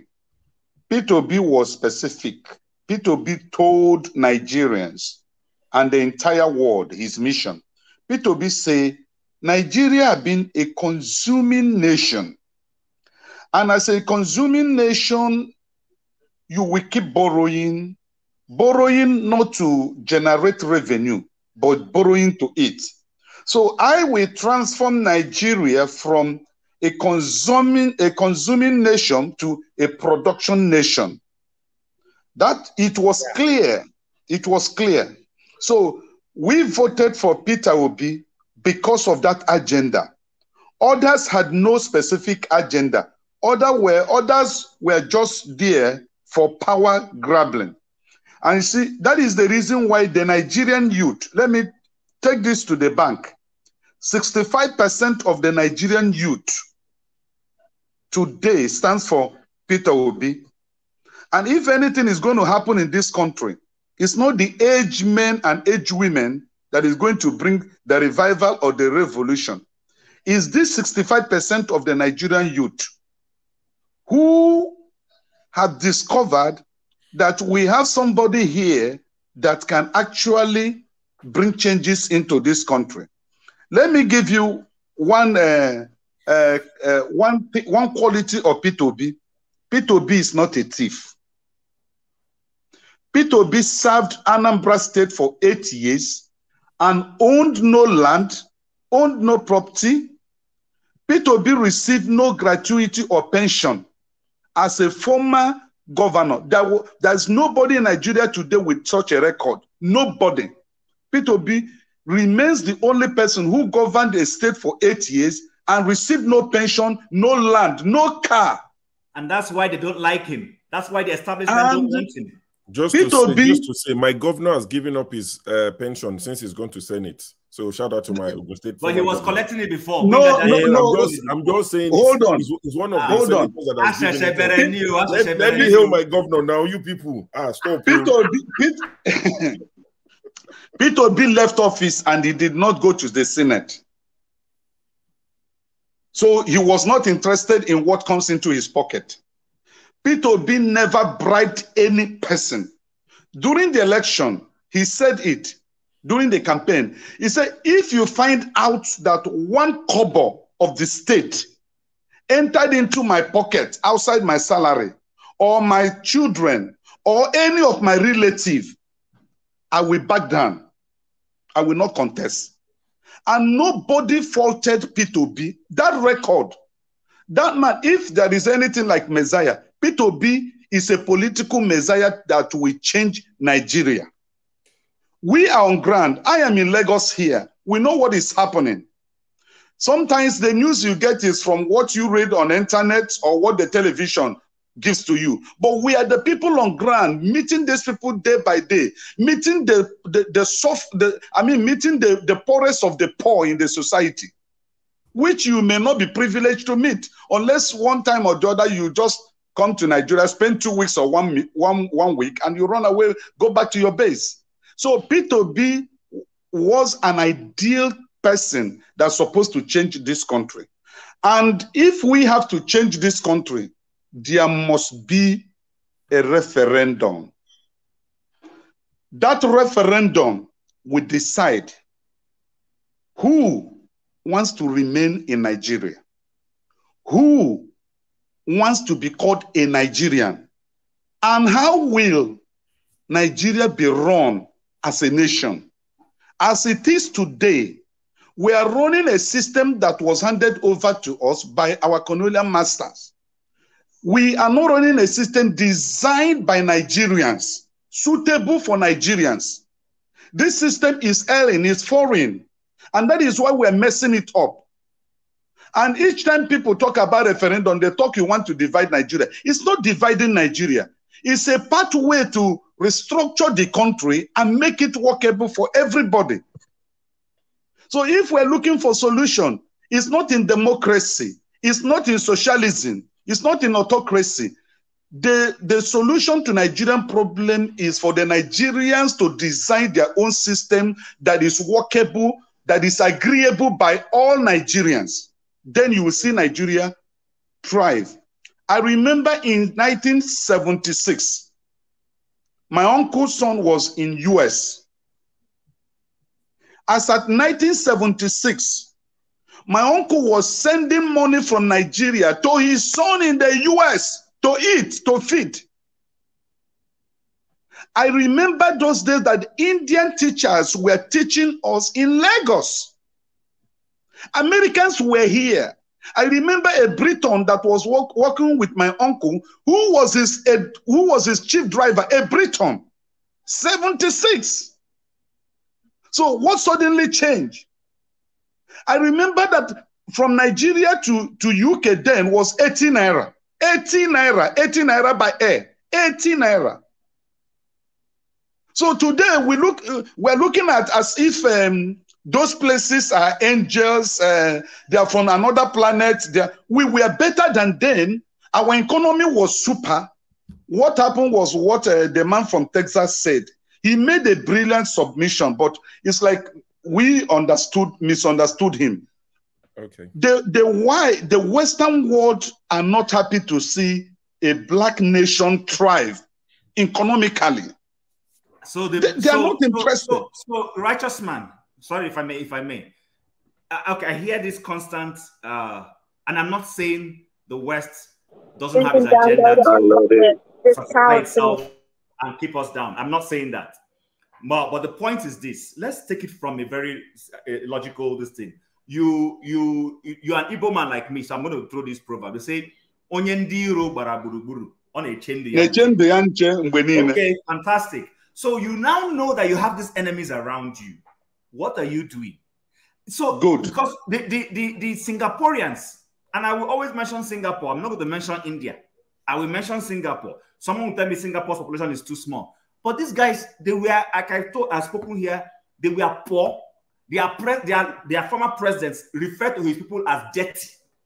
He said, my people are not just poor, they are dirty, they are undisciplined. And he turned that around, and today they are one of the most educated people in the world. In fact, the Singaporean women are the most educated women in the world. How did it happen? And they used to be a colony too. Okay, let me answer your question. Yeah, please make it brief so we go to Alaba. Singapore, as at then, does not have the natural deposit that Nigeria has today. They don't have it. And so the eyes of the colonial masters were off from them because they were not to benefit much from that system, from that society.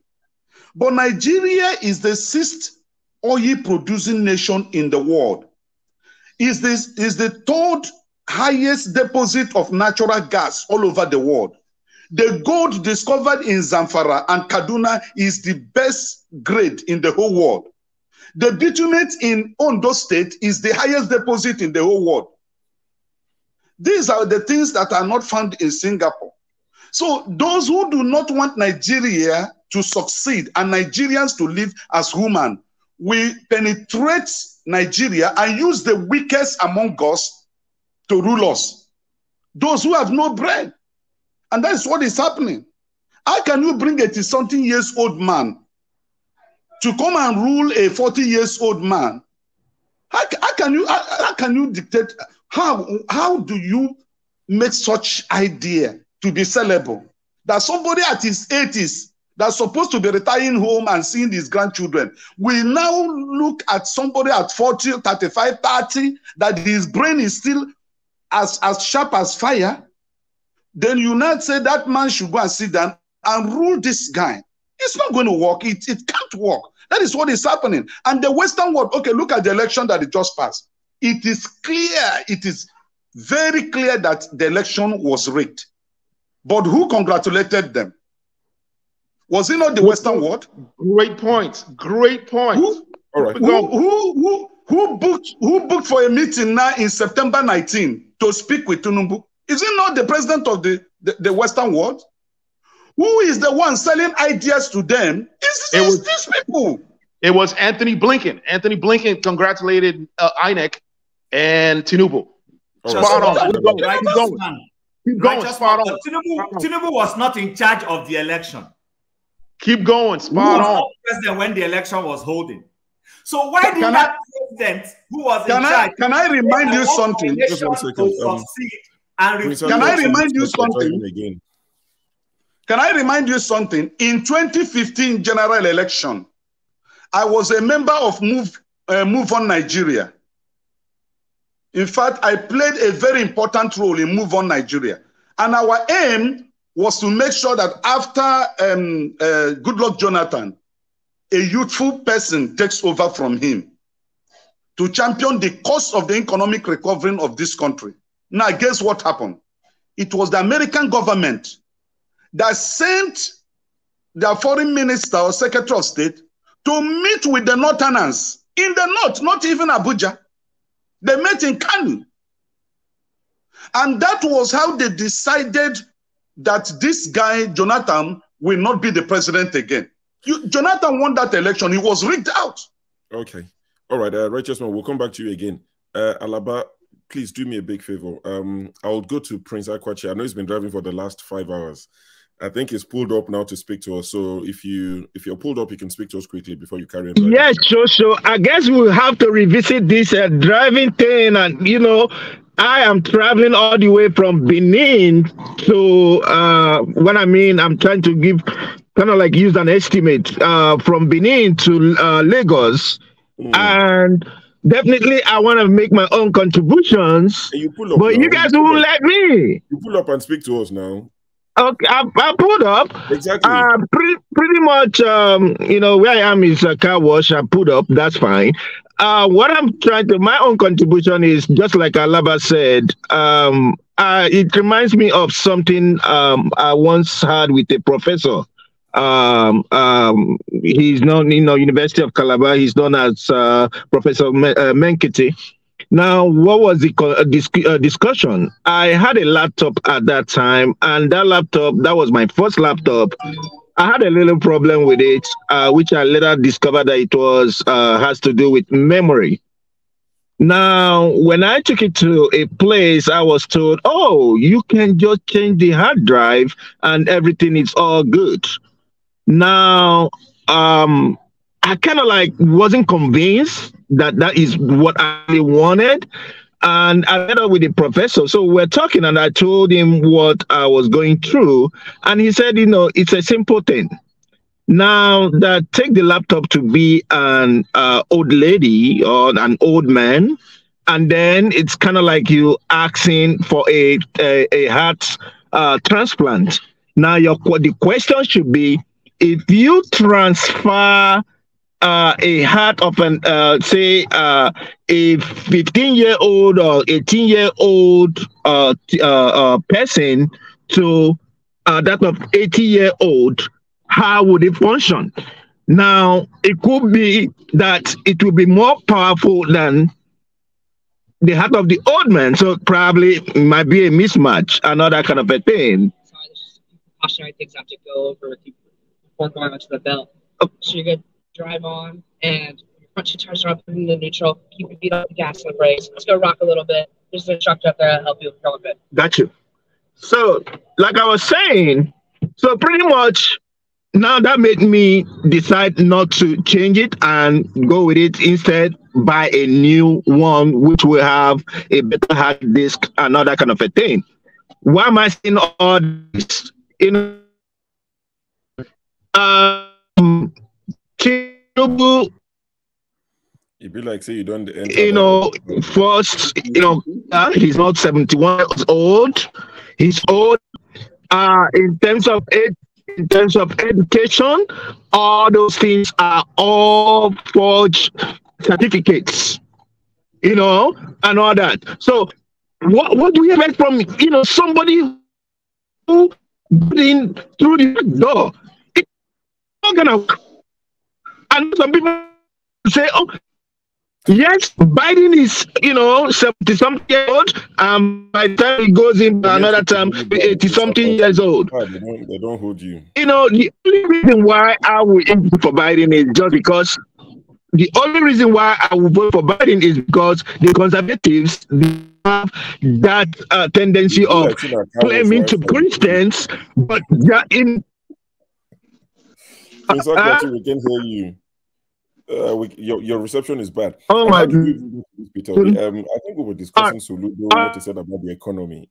So it'd be nice if we can circle back to that. And later I'll go. Do you want to mute him? Can you mute him? Is he still speaking? Yeah, he's coming up occasionally. Yeah, so I think everyone is, apart from Alaba, I think everyone has spoken about Soludo's, statement regarding the economy. The Tinubu administration inherited from the Buhari administration. Well, he didn't mention Buhari, but he said, they inherited a dead horse that was just standing. So I'll let Alaba weigh in on that. Then we'll go to Wike saying that, that's not all he said, but of course, the way the news cycle works. There's been a lot that's been said about it's going to bring down everything in Abuja that is built on where they're not meant to be built and all of that. What do you think of that? What should be the best approach?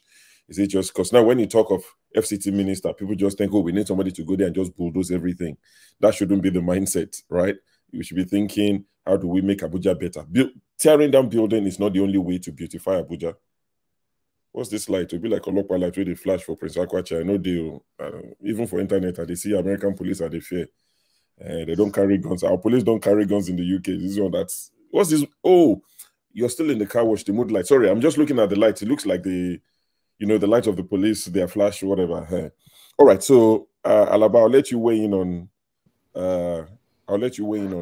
Soludo. I already mentioned something earlier about Soludo, and I said that people like Soludo in a sane society, they would either resign or because no vex. Somebody on the column said that I don't look like IPOP. I'm just laughing. You look like a Obama. No vex. Continue, please. Yeah. You look like somebody that go and spray money for Wasiu, to be honest. But carry on. Yeah, somebody. So Soludo, somebody, people like that in a sane society, they will resign. I mean, when you come out and say the group, is it in APC or what, or AFGA? What AFGA. party? You AFGA In for now. AFGA, okay, you can talk. AP, PDP, APC combined.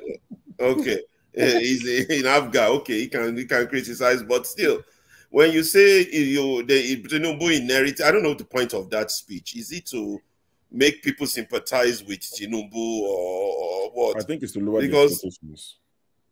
I think it's to lower the expectations of the people. Which is part of the problem of our elites. You don't lower expectations. You raise expectations. That's how you get a good standard. You don't lower expectation. You know, you don't inherit. A dead horse cannot be standing. That's double talk. A dead horse is dead. Unless you're talking about... Alaba, sorry to butt into you. Just Soludo is pardon my use of word, is an ass licker. He's sucking up to Tinubu. That's what he's trying to do. It's obvious. It's obvious. And then, you know, who created the dead horse? This APC. So Tinubu people. So Tinubu was aware when we was pushing Buhari and Tinubu pulling each other. But all that being said, I think the key issue is the issue of legality. I mean, people who come in, he said, he who comes with equity must come with a clean hand. You first of all, you have no respect for these people, these APC people, Tinubu and the rest of them. They have, and the like of Soludo, all of them should be speaking out loud on the abuse of the Constitution. People who have no respect for the so-called Constitution, who have violated every aspect of the Constitution. So how in the world are they going to come with anything good and repair? One person earlier on the forum said that Tinubu with time, Tinubu will improve. That's another fallacy and delusional thinking that Nigerians have. What improvement is going to come from people who have not even dealt with the problem itself, which is impunity and all the money stolen that you are now trying to tax Nigerians, take this away from Nigeria. They've taken everything already away from Nigeria. Like Dele Faro to me used to say, we are not citizens. Look up the definition of the word citizen. A citizen is a person that is entitled to something from the nation. Even in the Bible, when Paul was a Roman citizen, he made avail himself of the opportunity as a Roman citizen for a trial when he was arrested. You understand? Nigerians have no citizenship. We are subject to this feudal system. We have no electricity, no road, no passport, nothing we benefit from the government. We should stop. We need to have a discussion in that country, a true discussion, and said, everybody, let's come together. This is not working. What is the way forward? How do we, all these Olegba, this thief take him, another thief collect him, the system of government we are running, it's not good. Because you see, even the people that are supporting Tinubu, their strongest argument is, well, it's because your own thief did not go in. That's not the point. The point is, at least if the person that won goes in, that's step one in the conversation we need to have, in the where we are going. The fact that, how do you know? Nigerians are funny, I swear to God. You talk to Nigerians and you try to diagnose their head. They are confused and they are not enlightened. They might be educated. They're not enlightened. A lawyer is the one that is helping Tinubu. Okay, let me give an example. People like Fashola and the former vice president. These are constitutional lawyers. You guys know this guy has no certificate, knows he's violating the law. You know all these things, but you keep indulging him. You are the people, the lawyers. Lawyers, for God's sake. Then in Nigeria, we have more than 20,000 SAN. That SAN thing is a discriminatory thing. Anyway, they shouldn't be using senior advocate because all lawyers should be equal in front of the law. That's part of the big man system they practice in Nigeria. But you have SAN, and none of you knows that you don't arrest somebody and tell him to go serve his sentence before you do the trial. It's unheard of in any legal system. Okay, have you arrested you for armed robbery? Go and serve your sentence, then we'll do your trial after you finish serving your sentence. That's exactly what they did with Tinubu and the CJ, Ariwola, whatever his name is. You at least if you don't know anything in law, you know mass. It's in the Constitution. if you don't have 25% of Abuja and this man does, and you swore in him and you're the Chief Justice of the country, you see, that country is so flawed.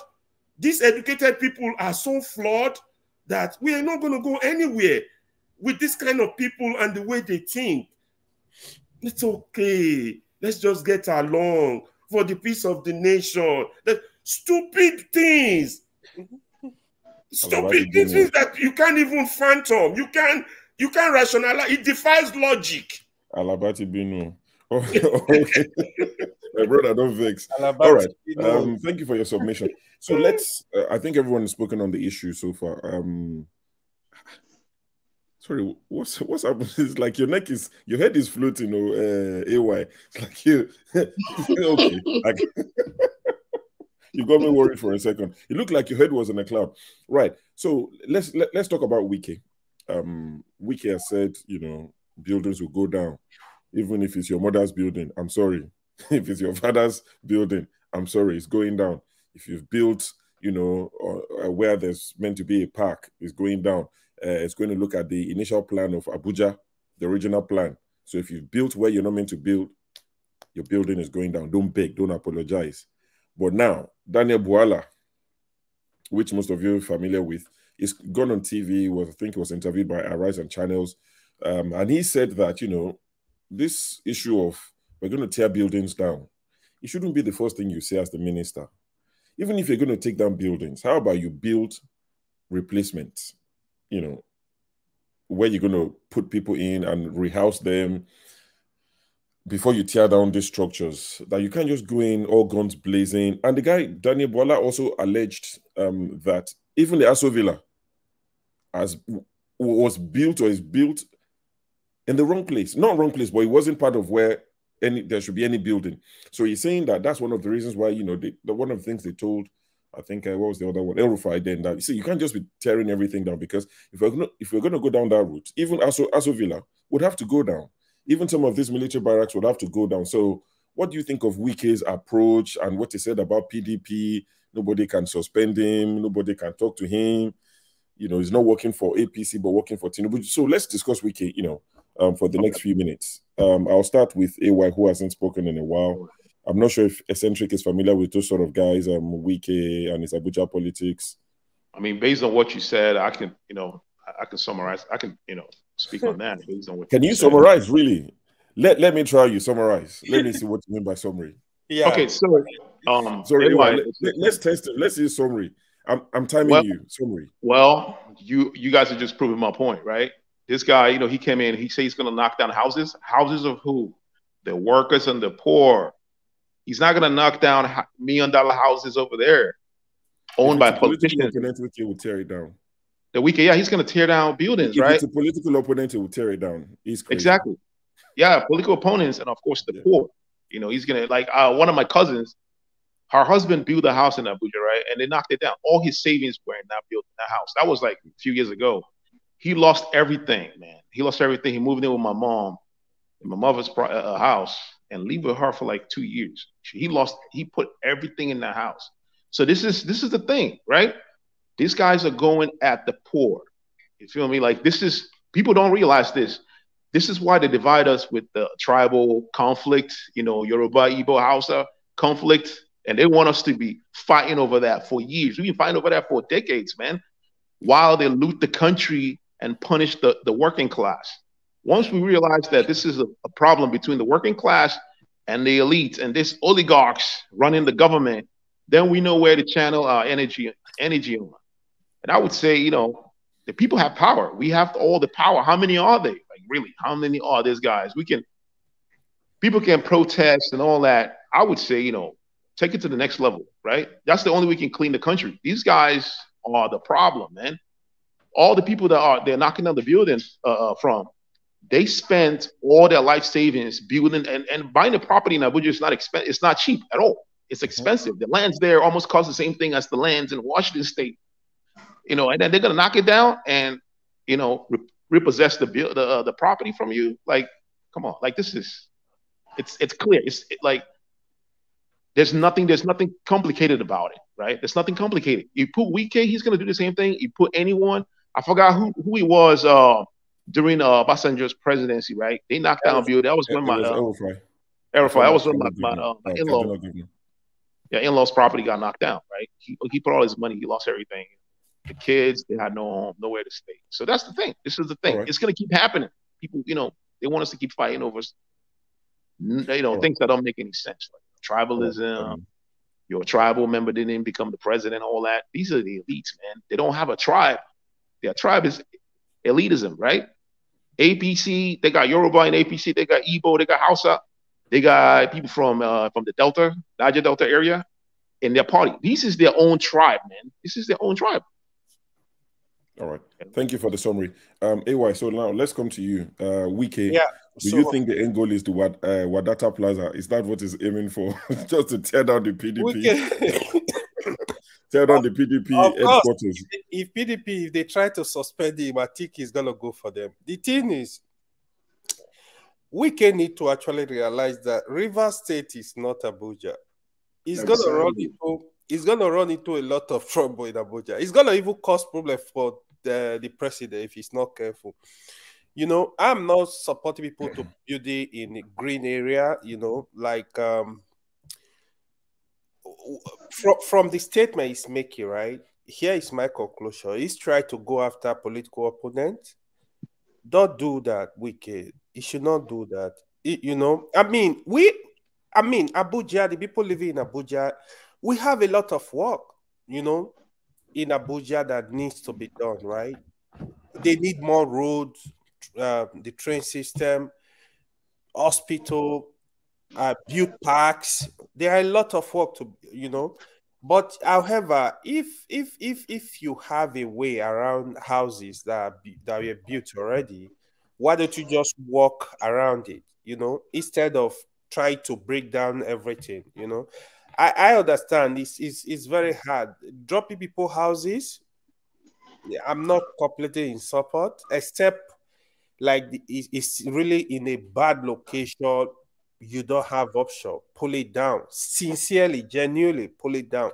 But one thing the people should also know is they should stop building in areas that are prone to erosion. Areas that, sometimes people, they know what they are doing is wrong. They still go ahead and have building in this kind of environment.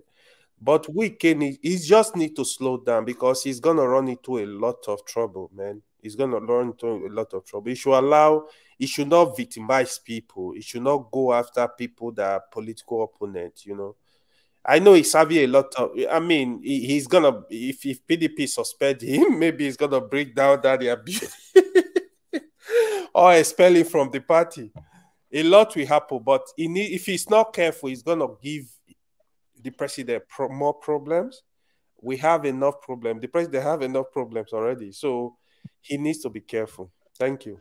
Okay, thank you. I can see Adewale's comment saying, would anyone on this panel support cows roaming the street of federal capital? No, I don't think anybody would support it, and it's one of the things we've complained about.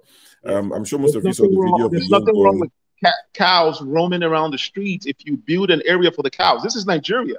We have our own system. We don't want to build LA in Nigeria or New York City in Nigeria, man. We don't have road built for the cows. We don't have area built for the cows. They need to have an area for that, right? It's part of our economy. It's part of our internal economy. Come on, man. We want to beautify the whole city. We want to make the city beautiful. That's all we care about. We want to, look up and see people that we'll come to you in a second. Prince Akwachi, is your network back? Are you frozen? This man is using the car wash Wi-Fi. Nobody can convince me. All right, Chim. Oh, look who's here. He's rocking his Croatia top today. Good to see you, man. Have you been? So should I go ahead? Yeah, please go ahead. Apologies. Please go ahead. No, that's fine. No problem. So, let's look at this from the so we want to be a rule-based society, right? We want to be a rule-based society. It doesn't matter. And by the way, eccentric, I come from the same, you're my brother. You're just behind, your community is just behind me. So I will address you later on. Just hold on. Where are you from? Where's your Don't worry, we'll talk. Don't worry, it's okay. So we want to be a rules-based society. Listen, and let's not pretend. I live in Canada. I live in Calgary. It's a lovely city. well planned, good roads. That You don't is see, anyway. you don't see people selling on the roads. People need to sell. There are shops where you go and buy things. People don't have to, litter the streets and all those things. I don't agree that turning our society into a decent society will make it become LA. We can build organic societies that look decent and still keep our culture. In my community, my village, that is a village, there is a time for selling, 4 o'clock market. The old women go there and place their wares, and people come in an organized manner to that marketplace and buy. We don't have tar. We just started having tarred roads recently. Even when we didn't have tarred roads, people were not defecating all over the place. There was decency, yet it was still a village. So my point is this. If Wike is coming and says, okay, listen, there are houses that are not in the master plan. There are houses that are not in the master plan, and they're not in that master plan based on my understanding. I served in Abuja. I lived in Abuja for a while, so I know the city fairly enough. But the point is this. When Abuja was being built, maybe Aso Rock was not the designed seat of government. Remember Abuja, we went to Abuja forcefully under Babangida's government because after the Oka coup, he quickly ran away from Lagos. He wanted to somewhere that was not congested. See, we seem to always forget our history. Yeah, Abuja was being built gradually. And then after Oka struck in 1990, it shook Babangida. And remember, the seat of government in Nigeria, because of the military government, moved from where we call Lagos House now today, facing Marina. We moved it to Dodan Barracks. Dodan Barracks was not our original seat of power. Dodan Barracks became the seat of power because of military rule. So with that advent of Oka's coup, Babangida quickly dashed to Abuja and started living in Abuja. Abuja was a quiet place. It was easy for him to, to move around. It was easy for him to control the security until civil rule came and OBJ and co began to move civil service and everything to this federal capital territory. So to an extent, Abuja has, though organized as it is now, had to become forcefully became a center of abode for people. So there's that lack of gradual completion of these projects. But that being said, there are places where clearly you will see is plain squalor. Now, should it be the job of the FCT minister to just go and be demolishing things? I don't think so. I think there should be a human face to everything. First and foremost, like Boala said, I listened to Boala's submission, and 100% I agree with Mr. Boala. The needs of people in Abuja is not just come and be demolishing things. People need roads. People need schools. Yeah, I don't think there are very good schools in Abuja. I don't think, apart from the private schools for the very rich people. Yeah. There are places where they don't have good water and all those things. Put infrastructure, medical care and all those things. That should be his priority. Create parks, fine, and all those things. Then if you now need to demolish, you can do it in a conversational way. You can go in and say, listen, people, one of the things I feel we lack in Nigeria is we lack leadership empathy.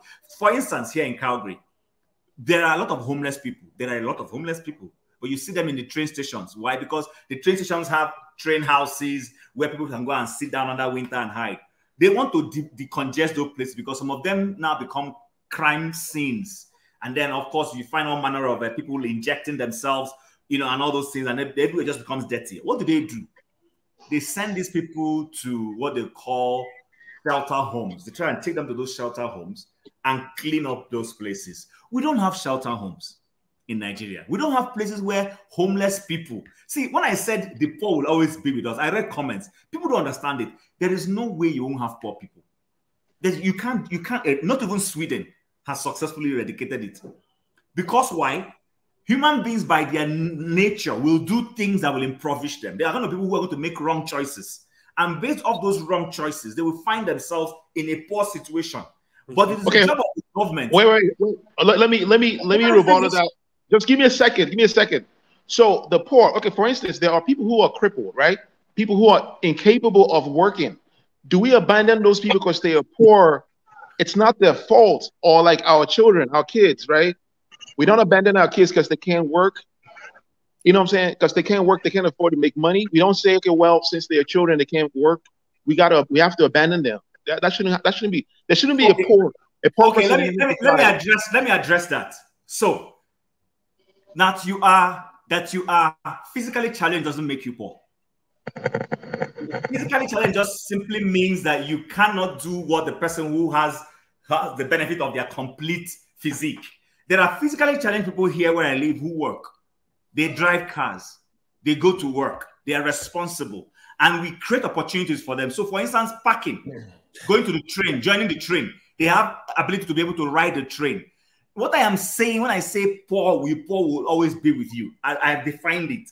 And I said clearly here, someone will build a fortune, for instance, and he will waste it. By wasting his fortune, he becomes a poor person.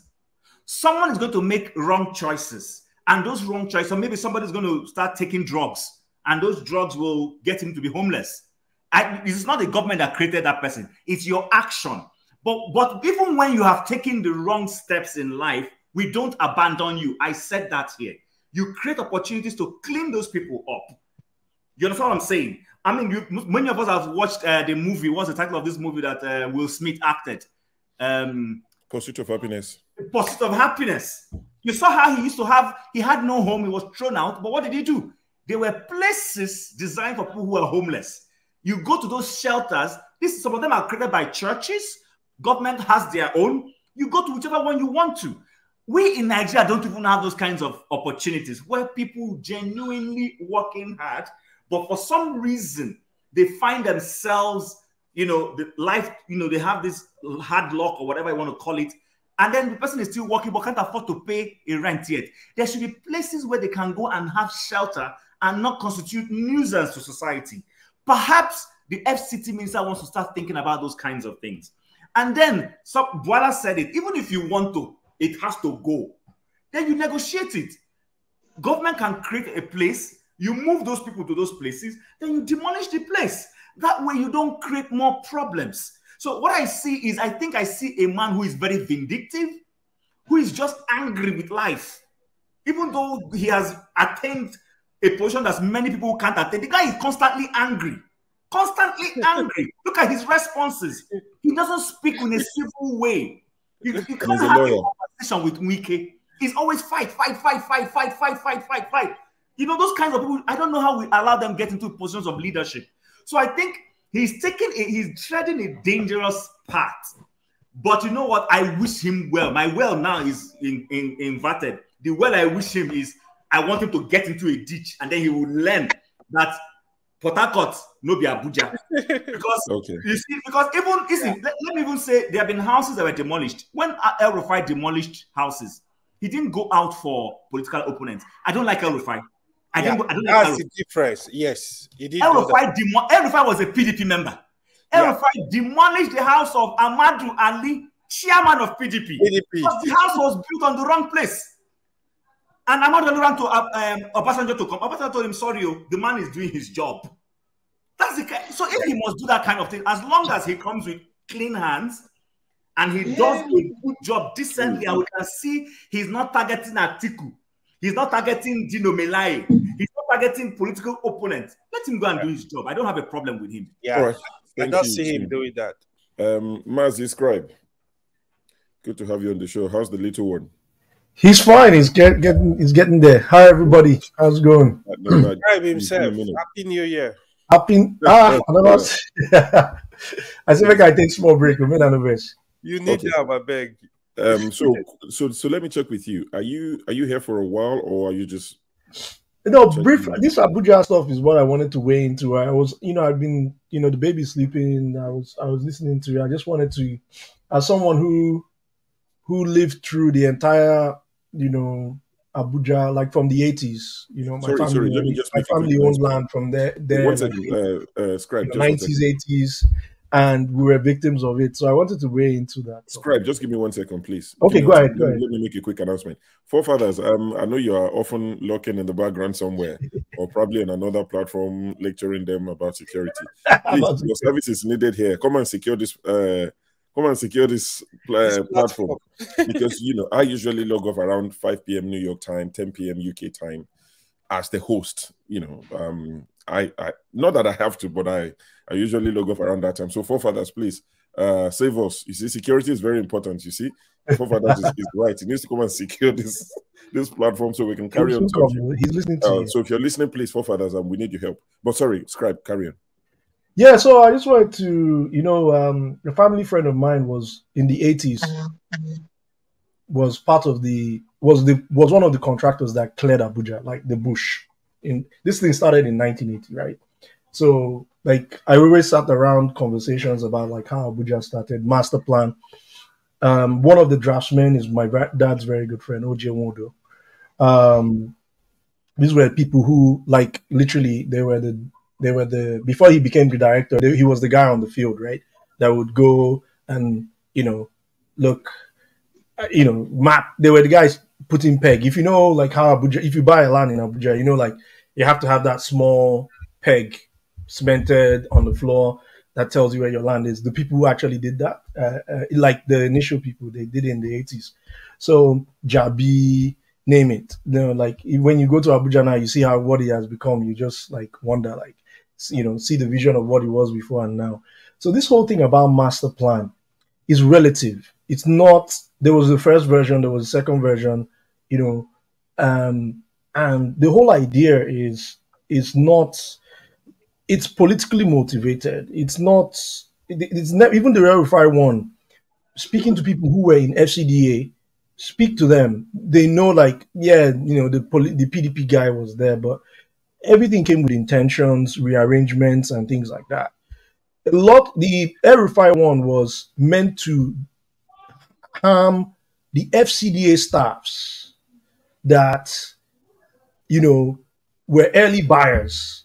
In 1985, 87, 88, people were buying land for meager amounts, like, acres of land for like 5,000 naira at that time. That was the equivalent of a 504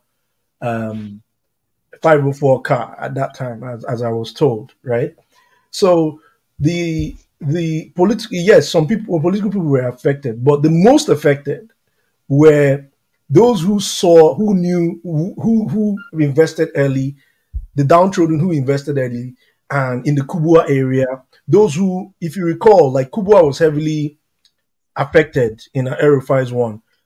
The first time when they did the first version of the Maitama and everything, the Gwaris that were there in Gariki Market, Wuse, all those areas, the Baggies, they moved them, they built housing for them. Go and check it, go and verify what I'm saying. They built housing for them in Kubwa.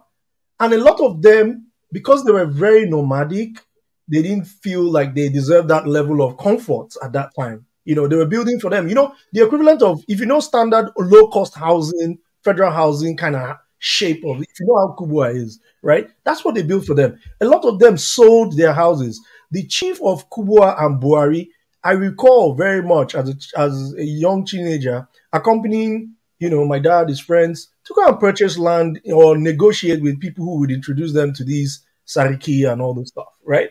So this whole thing, it was meant to purge out that first Erufai one didn't affect the big people per se, as they would say. It was meant to purge out those two sets of people.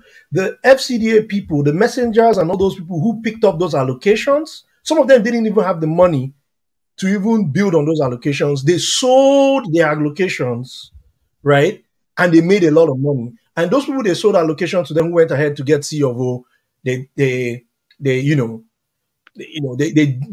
literally demolished some of those ones. And then the second set is those who bought from the natives, right? Who bought from the emirs and the Sarikis and all those people around the emir. Those were the two sets of people that were affected in that Kubwa and some parts of inner city, right? So the whole thing it's politically motivated. It was meant to give back to those they feel were deserving, and that's what they did. Let's not joke around about it. That's what they did. If you look at Adisa Estate, I can name these names because I was, I had the network to in order, and I know if they are hearing me, I have the network in order to command this information. I'm not just saying this anyway. So most of these things were, it was unfair. There's nothing like master plan adherence and all that stuff. There is a target, and that target, they know what they're doing. They go and they get it. But one thing that El-Rufai did that you must give him courage, you must give him credit for, is what he did is that before he did, after he did, I think after, in the middle of that whole thing, he created AGES, created a geospatial system to properly, reflect those changes that he made. And I remember he forced a lot of people to either sell their allocations or come for C of O. That was brilliant because I remember, people got electronic C of Os, a lot of land battles that happened in that time, a lot of cases in the courts where, where in the courts, people dragging land, some people who their parents had left, had died, and they had to deal with the land issues and all those kind of stuff.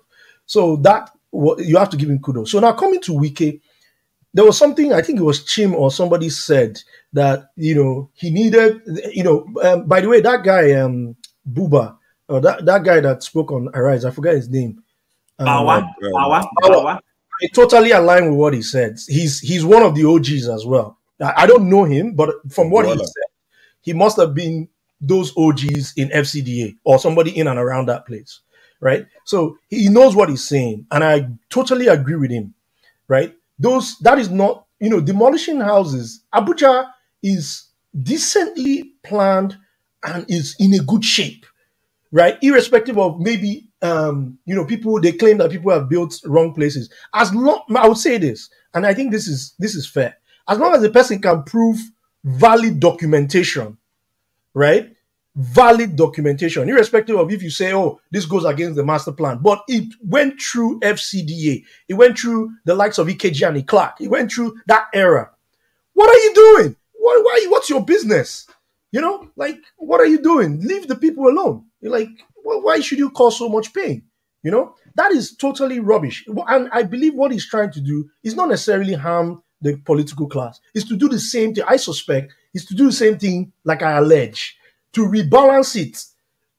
There's those they feel like should not have places, they should, rebalance it. They'll just go for people, and they might be going for Airport Road. I think that's where they are going, the Kujes, because that's the other phase of still those same sets of OGs that own allocations there that don't have the money to convert. Okay, and they might have sold these to some unknowing, people who have now received C of O, and then now you're now going against those guys, those people most of these people died. I'm not joking. I don't want to mention names, but most of these people that lost their land, they died. They got. I watched these men grow gray hair all of a sudden. This happened 98, 2000, 2002, and some of them, when they found that a lot of those FCDA staffs had so much land, they forced them to retire or they fired them. But remember, this was an era when they were begging people to buy land, and this thing was right in front of them. You know what I mean? And they were picking it up. In 1985, 1988, 1989, nobody wanted land in Abuja now. Nobody. The emir of Kontagura, I remember very well. He was a good family friend at that time. I don't know if how does that. These people bought land in those places, and they were unnecessarily targeted, by El-Rufai's things. So what I'm saying is, like, what Wike is planning to do, if he doesn't do it following the Aegis plan that El-Rufai put in place and adhere to that geospatial way, or do then anything there is doing, there is electronic evidence for those people to sue into court. Now, it's not like the previous one where there wasn't proper documentation or people could allege, like, how did you get this land? Now those Aegis systems are there. Now, how valid or are they manipulating stuff? I don't know. But as long as you have those documents and things like that, people should start gathering. And I'm speaking to those people who are not necessarily political class. You shouldn't let what happened before happen again. But you should start gathering in your numbers for a class action lawsuit. Because I think these guys, they are beginning to they begin to annoy me, because what Wike is trying to do is not necessarily target. He's going to target the what's that place, Mampe, He's going to target the I know Abuja, that all the places around in those suburbs in and around Jabi, Life Camp, where people Pape, all those Mampe, you know, all those inner small places where, you know, small landlords exist. You know what I mean? People are eating from those houses. These are civil servants who, you know, unfortunately, you can't go to Maraba because that's Nasarawa State. But, you know, all those in and around Karu, all those areas, that's where this guy is going to be targeting. It is unfair, okay? That's where I think Buhari, thank you very much. You know, those areas where these downtrodden people managed to get like a one-room and parlor. That is what they are looking to go and target. And that is unfair. We should be able to, and as long as though they have valid documentation. I'm not saying invalid documentation. As long as they have valid documentation. Because most of these lands were sold by natives with rights, so allocated rights by the federal government. Not just necessarily, because when they moved them away from if you recall my story, when they moved them away from inner city Abuja, they gave them those places. Those places were bush. They gave them those places. They built in Kubwa. Go and verify. In Kubwa, they built low-cost housing for them, which a lot of Igbo people bought. You know, that's the truth. A lot of Igbo people bought those houses from the quarries. I know names. I know people who I used to go and visit in those areas. So, please, that's all I have to say about this. It's unfair. Wike is just being Wike and all that thing. Congratulations to him for being FCT minister. But if you cross the line, you should be punished. You know, Wike can't just come there and just start dealing with people. That's what happened. The people that suffered the most, people died in the first time. This one happened in front of me. Yeah. Mabuchi, thank you very much. People in the comments are bringing out. Yeah, I haven't been in Abuja for like God knows how many years. So, but at least little I remember, you know, because all these things played out in front of me. You know, all these things, and you know, people had a lot of family people in and around FCDA. You know, all these were things that my parents were using to save for their retirement, and all of a sudden they just go like that. I was affected, and my family was affected. So I know these things firsthand. So I'm not happy about it. So these things, you know, what he's trying to do is unfair. Luckily enough, maybe if he does this one, it won't affect us. So yeah, I think people are leaving. Yeah, thank you. Have I spoken too much? I was going to hear from Righteous Man, but it's left. I like what someone put in the comment section, because I saw a video of a young boy, you know, with his cows on the streets of Abuja. That was, I think it was on Tuesday or Wednesday, about 15, 20 cows, you know, and on like proper major street. And one guy was talking from his car, was talking to the boy, the header boy, and he said, you know, spoken Hausa, but I think what he was saying, because he mentioned Wike a few times, saying that, I'm guessing he was saying that Wike said, you can't do this anymore. And the boy said he's going to do like this to Wike, you know. And the man said, oh, jokingly, like, oh, you're going to kill Wike. And the boy said, yes, going to kill Wike. So, you know, the cows are still on the streets of Abuja, which should never be.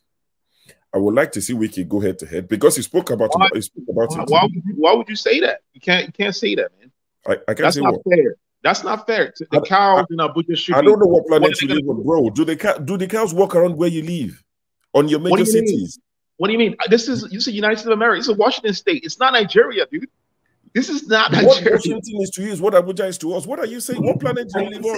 I don't understand what you're talking about. In our capital cities, on the same. What do you mean? You don't understand what I'm talking about? Like the people that own the cow, this is their means of livelihood. Like, what are you going to do with the cows? Okay, sorry, eccentric. So we know we have Native Americans. We have Native Americans. Do you see them roaming around the streets of Washington or any American city with cows? Do you have cows? Are there cows in Washington? Are there cows in Washington? What are you talking about? Are there eagles in Nigeria? A very simple question. It's not even a trick question. Are there cows in Washington? It's a trick question. Are there eagles in Nigeria? What are you talking about? That's a trick question right there. It's not, because the cows in Washington they're cows in Washington, but they're not on the roads. How can you say we should have cows on major roads in Nigeria? What level of no one says you're gonna have cows in the major roads of Nigeria. Those guys were there prior to this whole system. You know what I mean? Build something for them. Find a way to incorporate them into the system. They have You know, said they don't want that. in my cities, there's no bike lanes. And most of the roads here. I think Eccentric is missing something. He's missing something. And this is what I think you're missing. What am I missing? Can I explain respectfully? First and foremost, we have Fulani headers who take cows around. They are not. See, Abuja is not a Fulani town. Not you, Eccentric. Abuja is a Gwari, and what's the other tribe? The tribe that Mazi scribed called. I've forgotten their name. These people are not cow. They don't deal on cows. Big Baggy. Is that Big Baggy? So the people who are taking cows around and roaming are the people Nigeria is struggling to say, go have ranches. Go have ranches where you do your business. You don't carry your cows along the streets. I don't know if I'm making sense. They take cows from the north down to the south. People are saying we shouldn't be doing that anymore. And they're being destructive. In the process, they're being destructive. Well, so the thing is, my understanding is you guys' position is based on, your qualms with the Fulani people. It has nothing to do with. I don't care who owns the cows. There are Igbo governors who own cows. It's been said there are Igbo governors who own some of these cows. It's not about the owners of the cows. What we're saying is, regardless of who owns the cows, let them be in ranches. I don't care who.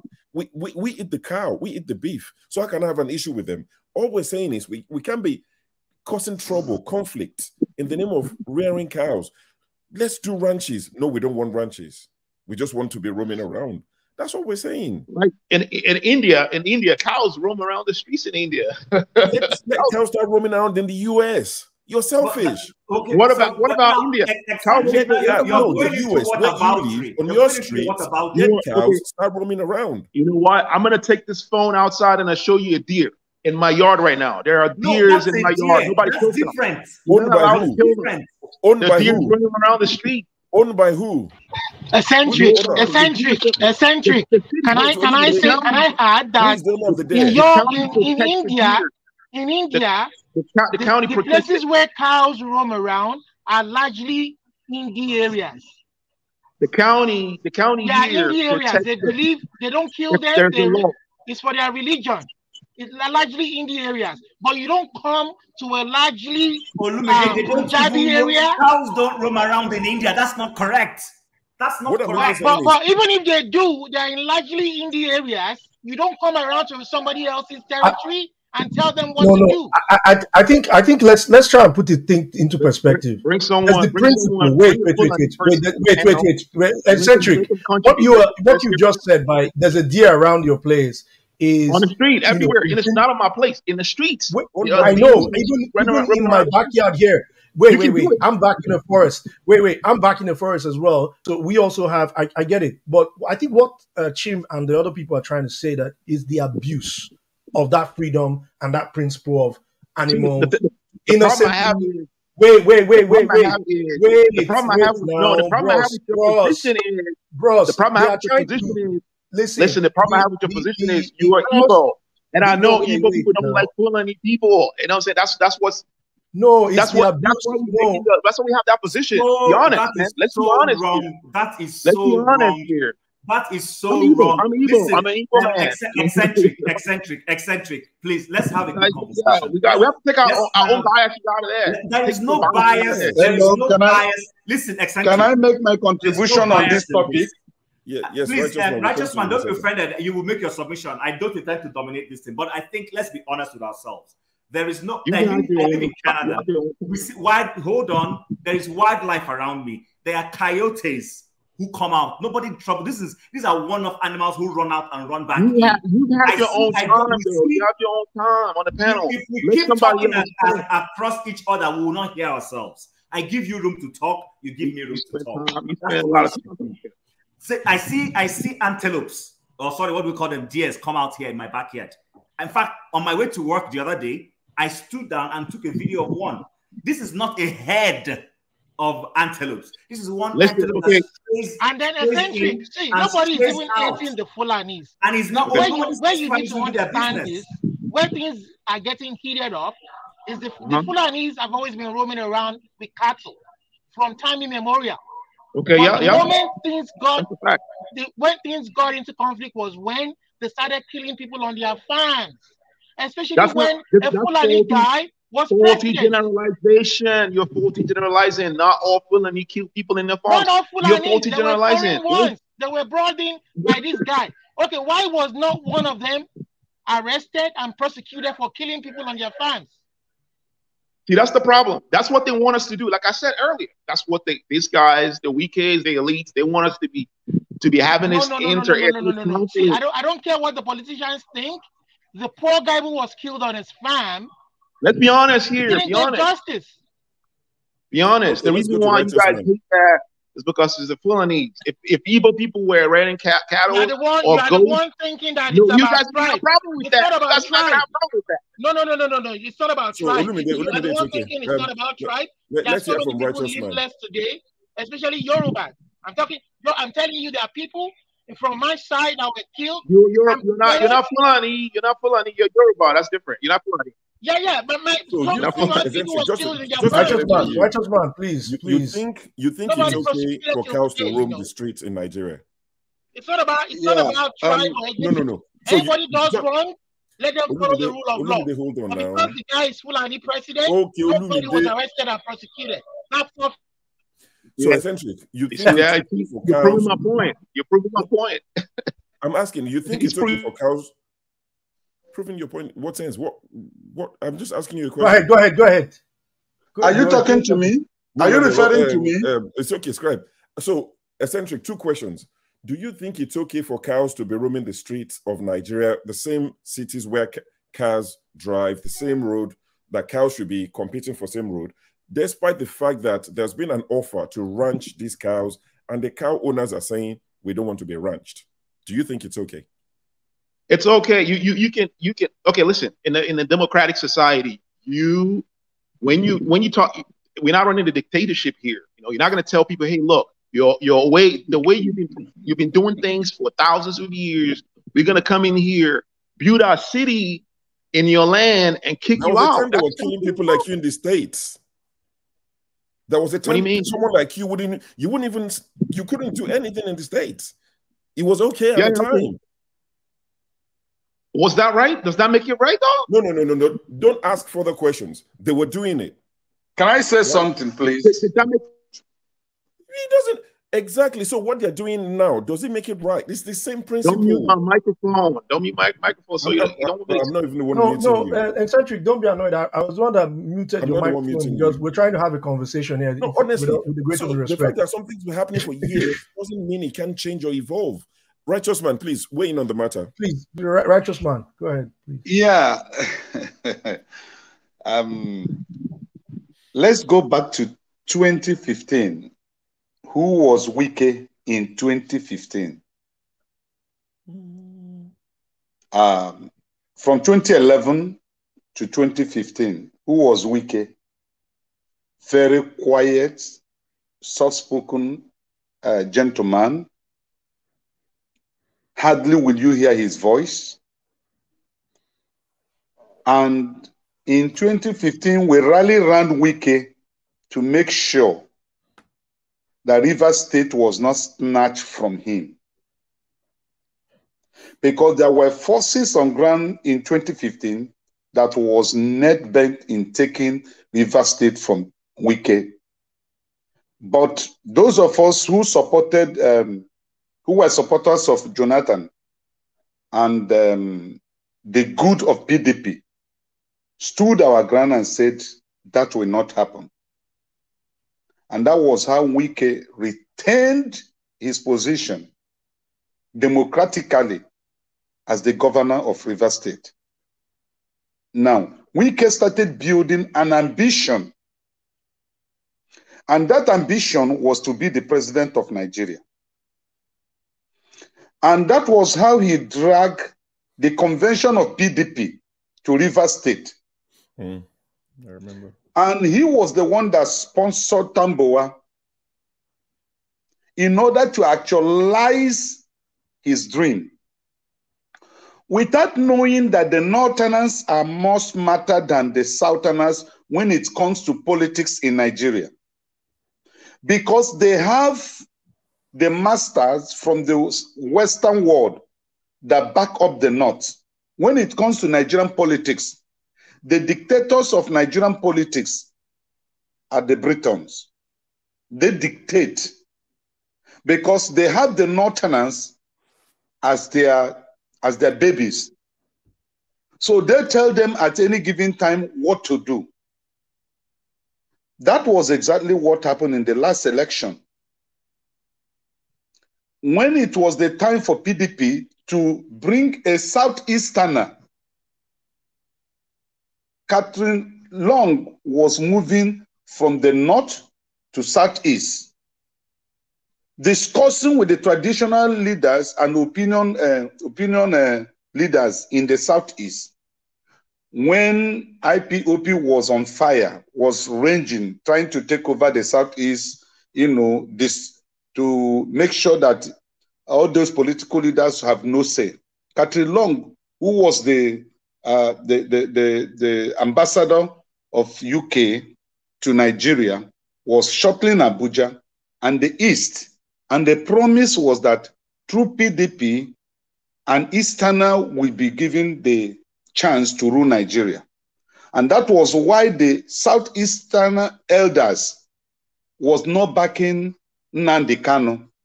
If you look at the very beginning, the Ohaneze Ndi Igbo and the Igbo political elite were against Kanu until they discovered that they had been played on.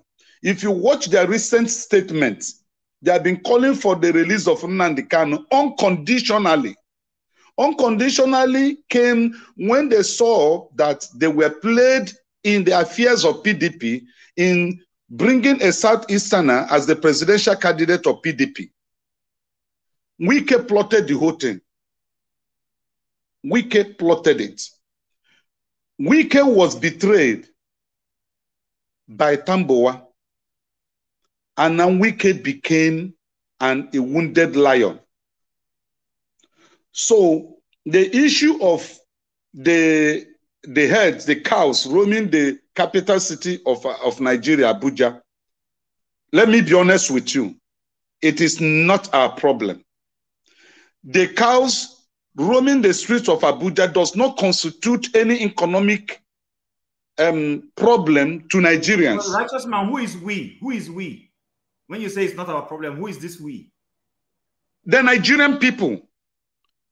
Because the cow that roams the street of Abuja have not killed anybody, have not destroyed any person's property. So the cows roaming Abuja is not the problem, it's not an economic problem of Nigeria. And it does not constitute one. Though every businessman must have an idea of how to run his business in order not to encroach into the affairs of another person. So what I'm trying to say is this: it is not our primary problem. The cow roaming Abuja is not our primary problem. Our primary problem is the leadership that have depleted everything that is called Nigeria. They have reduced us to ground zero. We have no reputation among the Committee of Nations.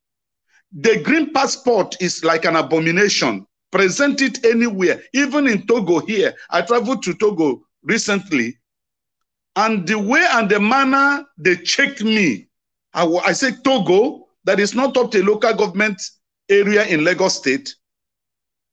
And Togo can exist today without the Nigerian economy, without Lagos State economy. But they treat us as second-class human beings. I mean Togo. Because of the faulty leadership we have. So Wike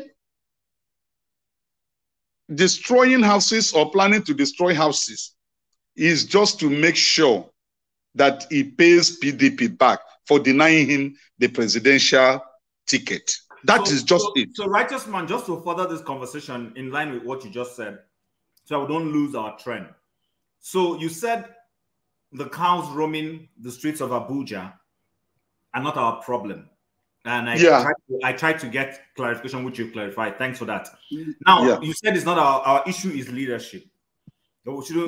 Let's forget about cows roaming, that cows haven't killed anybody yet, but cows have actually killed people anyway. But let's just forget about cows and sought leadership.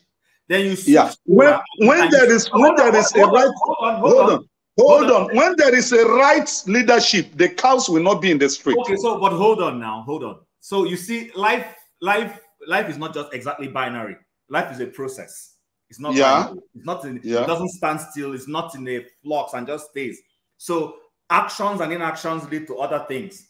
Now, you said that in Togo, you visit Togo maybe as a businessman, that the Togolese, despite the fact that the Togolese lean on the Nigerian economy somewhat, yet they have a tight security for people who come into their country. And they're not making exceptions to say, oh, we depend on Nigeria.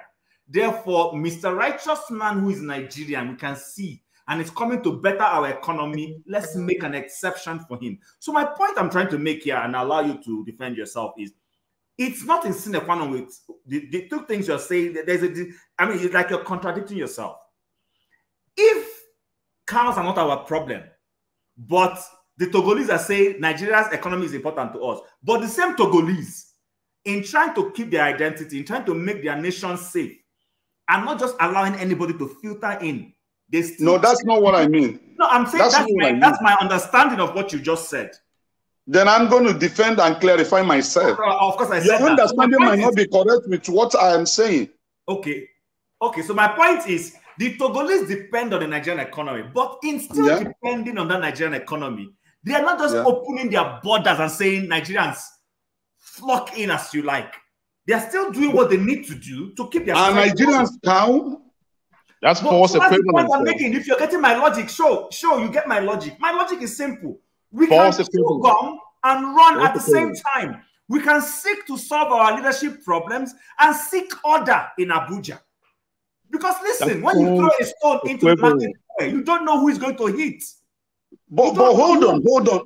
The cows roaming the streets of Abuja, has it in any way constitute an economic sabotage to this nation? It's a nuisance to society. Some of them enter into, cows have gone into other people's farms, little farms, and eat away that is in the rural, that is in the rural villages.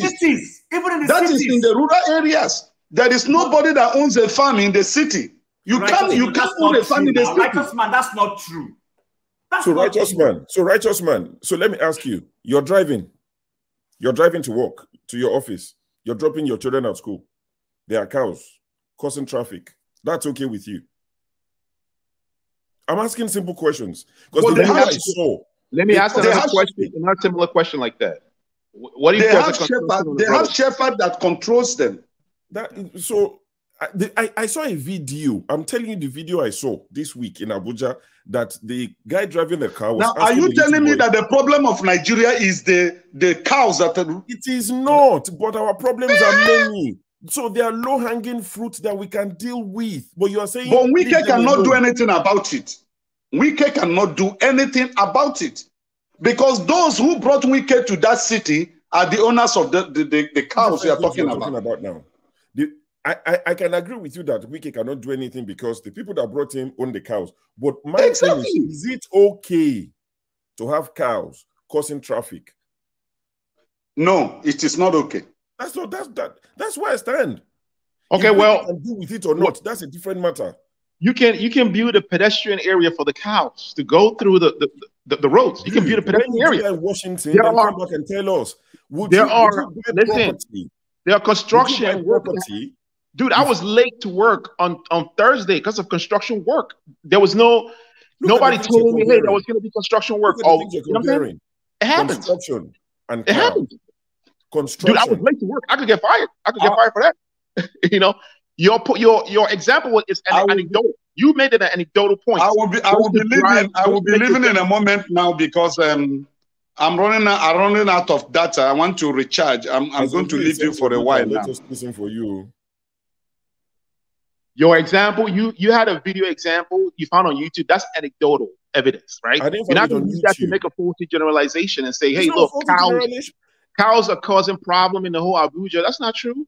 That's not fair, man. Let's be honest here.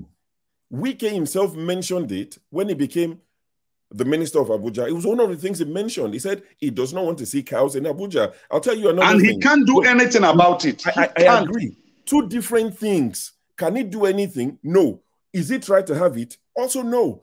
I'll tell you another thing that happened. The owners of these cows said during the inauguration that they promised Nigeria they will take the cows off the street because of the people that are coming for the inauguration. Why bother? They don't cause any nuisance. They are fine. Why did they say that before Tinubu's inauguration in May? They said they were going to make sure there were no cows on the street. Why? Because as far as you're concerned, and some other people, it's okay. So why did they think because the international people come No, you get it wrong. What I'm saying is this. You righteous man. Okay, you don't want the cows. You're just saying Wike can't do with it. It's bigger than Wike. You can put it into the city planning. There, you can build a pedestrian place area for the cows. And those guys who can roam their cow and go from point A to point B. You're not just going to say, hey, look, well, we want to build a beautiful city that looks like New York City. We're going to get rid of this. See, the thing is, if they go for the cow, the people that rear cows, who are they going to come for next? That's the thing. We're not saying go for the cows. No one is saying that. We're just saying we don't want them on the streets. Whatever they build for them, pedestrian, ranches. You don't want them on the street for what? Like, what is the reason? Like, give me a reason that makes sense. A rational reason why you don't want them. I'll tell you. The same reason that the cow owners, unprompted, without being prompted, they came out and said, we will take our cows off the street for the inauguration so that international leaders who are coming for this event would not see our cows on the street. For that same reason. No one asked them. They offered. Why do you think they offered? I don't know. You asked them. You should ask them because they think it's wrong for international leaders across the world to come to Abuja and see cows on the road. Like, you think they're gonna have a problem with that? If they come in and see cows on the streets of Abuja, they're gonna go home. I didn't think so. The owners of the cow thought so, not me. Don't put it on me now. The owners, I can put the article in the private chat. The owners of the cows, without anyone asking them, said we will take our cows off the street for this inauguration. Why did they do that? Why? You're using that as a premise to say, hey, we gotta take the cows off the street completely. No, I'm not saying anything. I'm just saying, why did they take it out? Because people were coming. I don't know. I don't know. Oh, okay. When you figure that out, then we'll talk about it again. It's kind of anecdotal. I was gonna. What's the other guy? He left. I was gonna rebuttal a lot of things he said about. Yeah, you can say that. I'm sure he's still listening. You can say whatever you want to say. Well, he said something about Elon Musk, and I wrote it down. He said Elon Musk came to America and actualized his American dream. No, Elon Musk's parent owned a gold mine in South Africa. And he inherited money from it. And then he bought PayPal, right? He was the first owner of PayPal. He sold it and then started Tesla, right? So he didn't go from rag to riches. I'm rebutting what he said. And then he said something about... It's not a rag to riches story. No, definitely at all. Yeah, he said something about Canadian systems, right? Yeah, he said something about Canadian. Canada has universal healthcare, right? The healthcare there is so cheap. Here, drugs cost arms and legs. Over there in London, you guys have universal healthcare. We want that here. Like, I went to a dentist just for one tooth. I paid $2,400. That's enough money in the UK as well. But I get you. Yeah, that's enough money to pay for rent for my parent back in Nigeria, right? You know, and he's talking about, oh, Canada is a socialist country, and talking about bashing all that's the systems. I'm like, that's kind of selfish, to say, well, if in a system that benefits the people, or if someone can't work, they shouldn't be leeching the system, like he said. That's his own point, right? Just because some people can't, are not able to, work, doesn't mean that the society should, kind of discard them. And if you look at Skid Row, right, a lot of the homeless people in Skid Row are Black people, right? You can say, well, maybe Black people are lazy. That's why they are homeless in Skid Row. No, if you go back to the history of United States of America, they segregated Black people. And when they segregated Black people, they put them in homes where the area where they live, the school was terrible, first of all. I have a book on that. There's a book called, I forgot the name of the book. I read it a long time ago, right? If you read the history of Jim Crow and segregation, even there was a let's see here, I forgot what law, that one military thing they did, G.I. Joe bill, right? All black people were excluded from the G.I. Joe bill. Even on the New Deal, a lot of black people didn't get anything from New Deal because a lot of black women were working as maid and servants, and those were excluded because the states were the benefits were handed to the states, and the states were racist, right?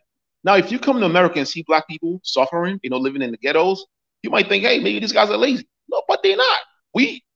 They came from where we come from, right? We come here and we do well because we have a better background from where we come from. Most of us go to school. We are professionals. We come here in the United States of America, to Canada, and we do well, right? Just because someone won't be able to get to that point doesn't mean that the society would should discard them, put them away, leave them on the streets. What is that? California has like 45,000 homeless people. I mean, come on, this is my rebuttal to the guy. He's not here. Like, his points kind of enrage me, Right. And it's like everything he talks about how Togo, Togo, they treat Igbo people so badly. No, that's racism, man. Or tribalism. Igbo people get treated badly even in Ghana, right? I mean, Nigerians, when they go to Ghana, open up shops, Ghanaians, mistreat them. This thing happens. It doesn't mean that they as well. So yeah, it doesn't mean that they're right. I know. And also like the whole thing about someone driving a Ferrari and whatever. I was making an instance, right? You shouldn't live in a society where some people are millionaires in dollars, right? Billionaires, they can buy it. I know. I read a story about a guy that bought his 2 daughters Ferrari. They were 18 years old, right? He gave them Ferraris, right? And they're riding around on a Lagos street, the street that's not good, that's not well maintained, right? They're leaving that society. There are people that live in Lagos State. Like, I have a friend that live in Lagos State. He calls me every time. He needs money. I can't pay rent. He's homeless right now. He doesn't have a home. He lives with his friends. He works. He works at a bar. And he has a lot of jobs, but he doesn't make enough money to actually afford to live in Lagos, right? There are people like that live in Lagos. You know what I'm saying? It's not a fair society. We can't have, like he says, Dangote, he worked hard and made his money. That's not true. That's not a fact. No, Most of them died. No, he actually didn't say that. He said Dangote made his money because he got help from the government.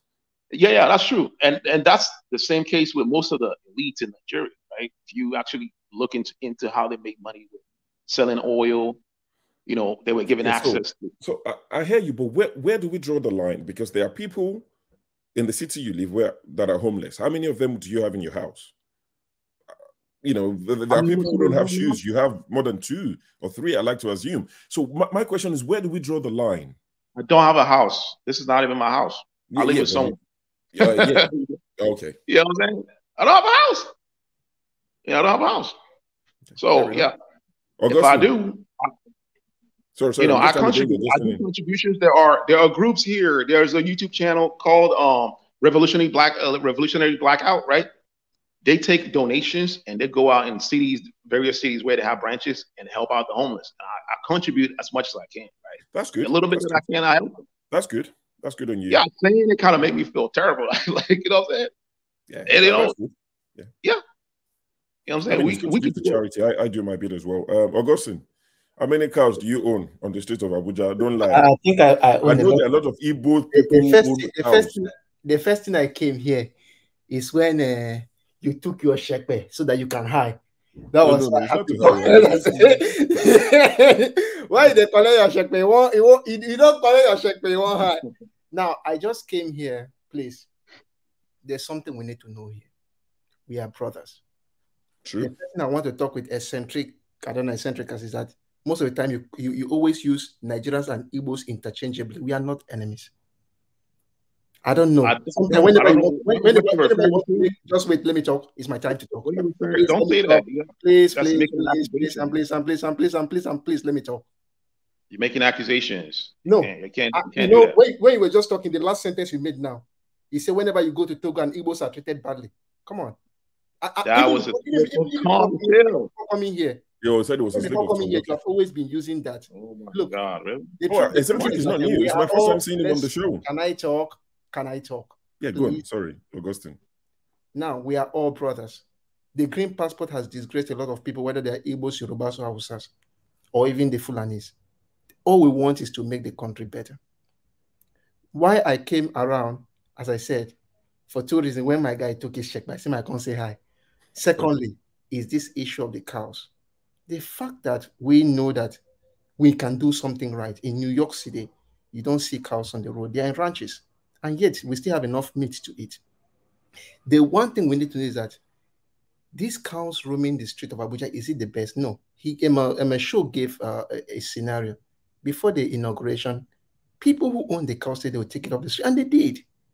We know what is right. We know exactly how to do it.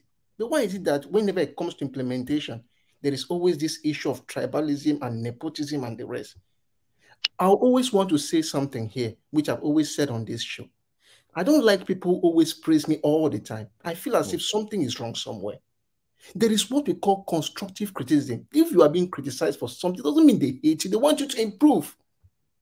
If I see people always praise me, you can never be my friend.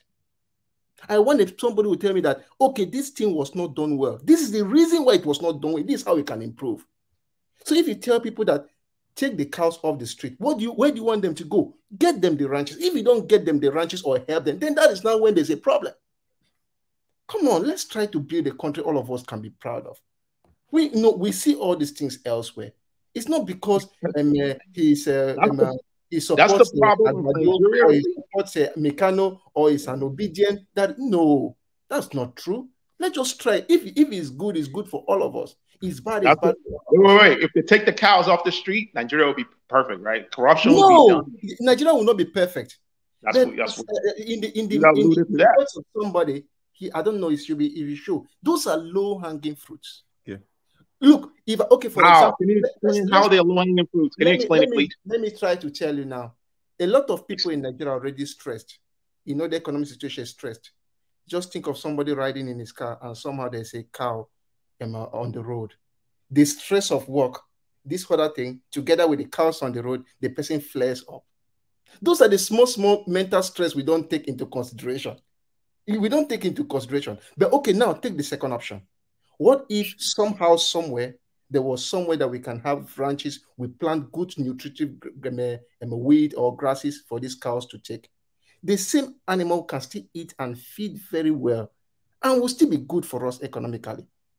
So that's just the whole thing. It doesn't mean that we need to send them away. You can't kill the animals. I will never support that. Don't even try it because people don't even have enough to eat.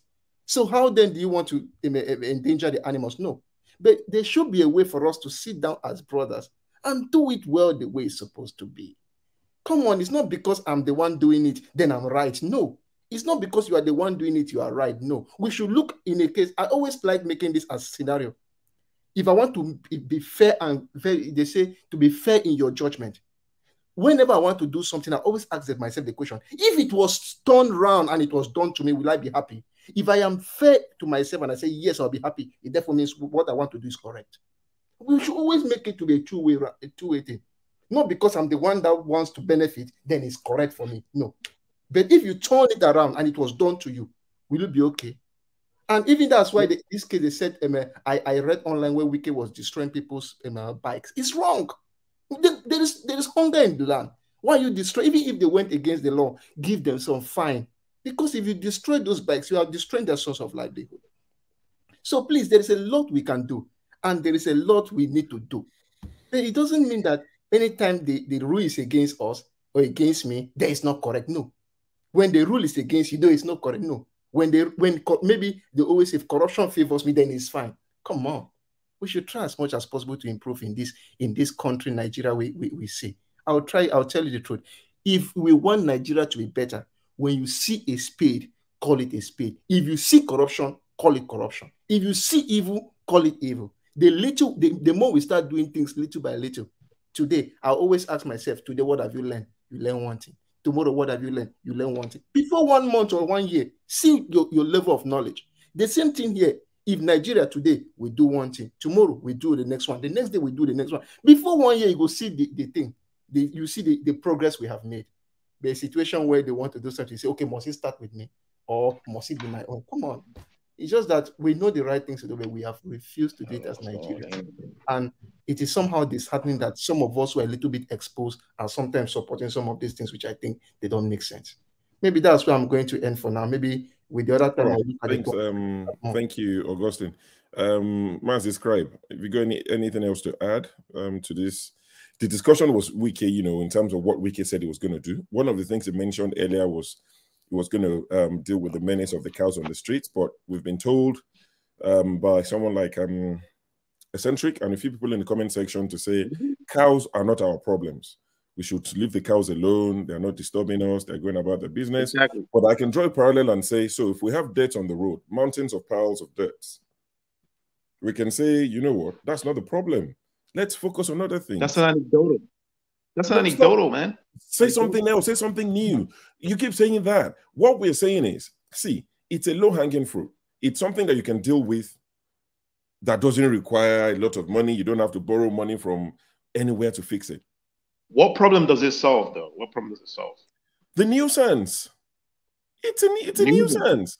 The nuisance is the problem Nigeria has. Like, oh, that's the God, main. please, sorry. Our problems are many. So, are you saying until we solve the bigger problems? What about the homeless people in the homeless people in Skid Row are not nuisance? Like, we've dealt with it. This is the first time we're discussing cows here. No, we have not dealt with that. We've discussed it. We discussed all these things. Someone already said about how about Wike, start sorting the homeless people in Abuja, but that didn't get your attention as much. The man you've literally dissected everything he said before he left. He mentioned it. He said, "Oh, Wike should probably think of housing the homeless in Abuja." He mentioned it, but that doesn't. For some reason, you're not really keen. It's the cow one that we mentioned. You're like, just leave them alone. It's not See. What I'm saying is, if I was going to buy a property in Abuja or anywhere, I'm driving to the property and I see people with their cows on the street and all of that, it affects my decision. How does that affect your decision? Bro, are you just a wind-up or what? Are you serious? I'm serious, yeah. You're comparing it to the dares behind your house. Those dares behind your house, who owns them? Not behind my house. They're on the streets, too. On the streets? They're on the streets. Who do they belong to? Who takes them there on a daily basis? They're not new. Are they nuisance? The city protects them. You can't kill them. I said, who do they belong to? The city. The city protects them. You're not even allowed to hunt them. Yes, that's true. I saying, really have them here in my school. I get that, but I'm saying, who do they belong to? Yeah. An individual who's making money off it? No. Okay. Wow, Nigeria wahala plenty. I won't like. I'm just saying. You're not gonna buy a home. You're not gonna buy a home in Abuja. You're not gonna buy a property in Abuja. No, okay, let me answer that question for you. Let me tell you the truth. If I have the money, I will not buy a home in Abuja. Of course you wouldn't. But when you're not mad, Lagos. You must be a madman to buy. Port Harcourt. I will not buy a home in Onitsha. Even to I will not even buy in Owerri. Because trust me, all this you may think that anyhow it depends. You have a job. There are many things you need to do. Even the small anger somebody may put on you affects your job. So that's why you should remove everything that can lead you not to perform well in your work. And even this small thing you're talking about, the cows on the road, can spark up somebody. I've seen situations where here somebody is being sparked off just by a little thing, and before you realize the gun comes out. Come on. They used to say that my people will say, remove the hand of the monkey from the soup before it turns to human hand. Those are the small things we need to think about. And that's why I tell you the truth. We know the right thing to do. That's not the problem that we have in the country, though, Nigeria, right? That's not the problem. Like my friend in Lagos who's homeless. What's our problem? Right? That leaves with a screen. The cow is not the reason why he's homeless. I didn't say. The cow is not the reason why he's homeless. That's the truth. It's very true. People are buying properties in Abuja regardless of the cows in the streets, right? People live in Abuja, right? People live in there. People are living over there. The reason why people live there. They've been there for decades. Even with the cows roaming the street. The reason why your friend is homeless or that guy on the street in Lagos is homeless is because somebody starts, as you normally do, start the money, so it doesn't go around. Why do I mean it doesn't go around? For example, if those people steal the money from the government, use it to buy yam from the market, The person who buys yam will hire the person who carries it to the market. Before you realize, the money will move around. The person who carries the yam to the market and is paid 2,000 naira or 1,000 naira will go and buy rice, and it will still circulate somehow. So, but the point is this. That is why the money doesn't go around. Very true. But even with the issue of the cows, we should try as much as possible to make sure that we can start from somewhere, no matter how small. While you are solving the problem of the person out of the street, you also look at why do we have to? Why should we start there? Like, why is that like the number one priority for no one for we can you're the one who said it's the number one thing. We can multitask, I think there's nothing that is fixation on it is more than ours. Okay, no one said is the number one problem. Thank you. At any point. Do you realize that, if we rear these cattle in ranches and give them the most nutritive grass, they will be even fatter than when we move them on the street. They'll be fatter and more bulky than when we are carrying them from place to place in the scorching sun and moving them. Of course, it's not the number one problem Nigeria has. It's not the number one problem. It's low, but what we're saying is it has to be part of the problem they have. But you got to understand, the people that are rearing the cows actually are employed. This is their employment. This is how they make money. This is how they're able to live in Abuja, right? The people that own the cows, that's how they're able to, this is their business, right? And then when you take them out the business, like you said, they're going to build a ranch, and they haven't done it, right? They haven't built the ranch yet. They haven't even allocated them in a new location yet. They haven't put them anywhere. They don't want it. They wanted to do it. They wanted to do it. Yeah, Wike is trying to strong arm them and get them out of there. The same way they knocked down properties in Abuja. And I told a story of one of my in-laws whose building was knocked down. He lost all the money he made in Abuja, right? Same thing. You know, these guys are not our problem. They're not our problem, you know. And there's a reason why they always go at the poor first. That's my point. That's my whole point here. They always go at the poor first. The people that rear those cattle make money doing it. Let me quickly disabuse you. The owners of these cows are the owners of cows are the rich people. Yes. How much is a cow? What do you think? They are filthy rich. Those cows you see are owned by the politicians. So there's I think you are have to go owned by those cows. It's a multi-billion naira industry. Yes. Billion. It's not owned by the poor people. It's a multi-billion naira industry. It's not poor people. The guys who own those cows. The street with the cows are poor. The owners of the cows are multi-billionaires. Yes. So we need that one. We need to fix that. We need to fix that. We need to make it in a way where the people that rear the cows should make enough money, a lot of money, so they can actually leave. You know, they should make living wage. That should be our owners on their behalf. That's fine. That should be our problem. I can't even believe we're discussing this. Should we take the cows off the street or not? No. See, my pushback is because of our own bias. Like a lot of us here are Igbo Yoruba, right? We have a bias against the Fulanis, man. I don't. This is the division. We created division. No. It's the abuse. Mazi is Igbo. Mazi is Igbo. Austin is Igbo. You are Yoruba. I'm Igbo. No, Austin is not Igbo. Austin, I think you're from Ogoja, right? Sorry. I'm from Anambra. Nah, come on, man. What? Sorry, what? For real? With the Fulani man. I'm from Anambra. Sure enough. Oh, okay. Sorry, I misplaced. I hate Yoruba politicians for whatever reason. Why do I? Fulani, honestly, I don't think I've dealt with a Fulani man before in my life. What issues do I have with them? None. I don't generalize. All I'm saying. A lot of the people in the panel, if you listen to their comments, right? When No. Speaking against you're wrong, my brother. You may have one, my brother, you're wrong. Sorry. You can hear the sentiment. You can hear it in there. You may have one or two people come here and they generalize. Run it back. We have been here. Most people who speak, not you. They don't speak on sentiments. You were not here though. You were not here initially, like a few minutes ago. You just came here.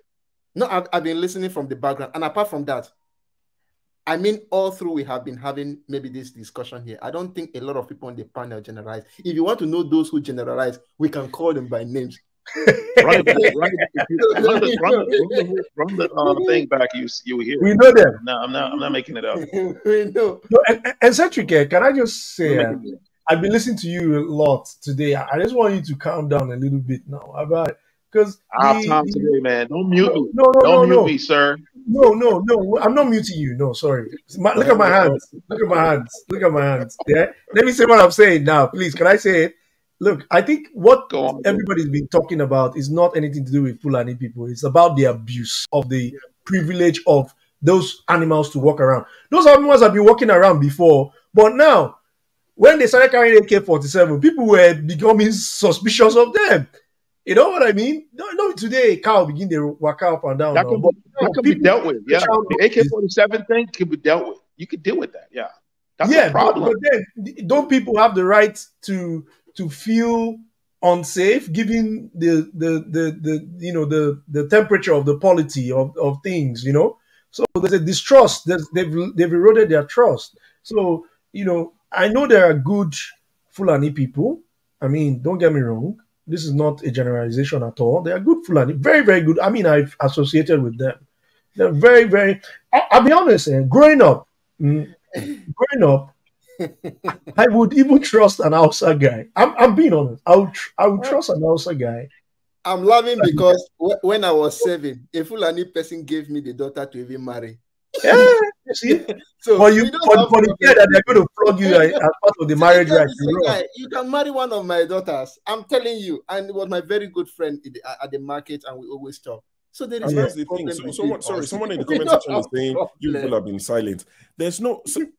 See, people hear what they want to hear. On this show today, I've mentioned it that I've read in places that there are southeastern governors who own cows.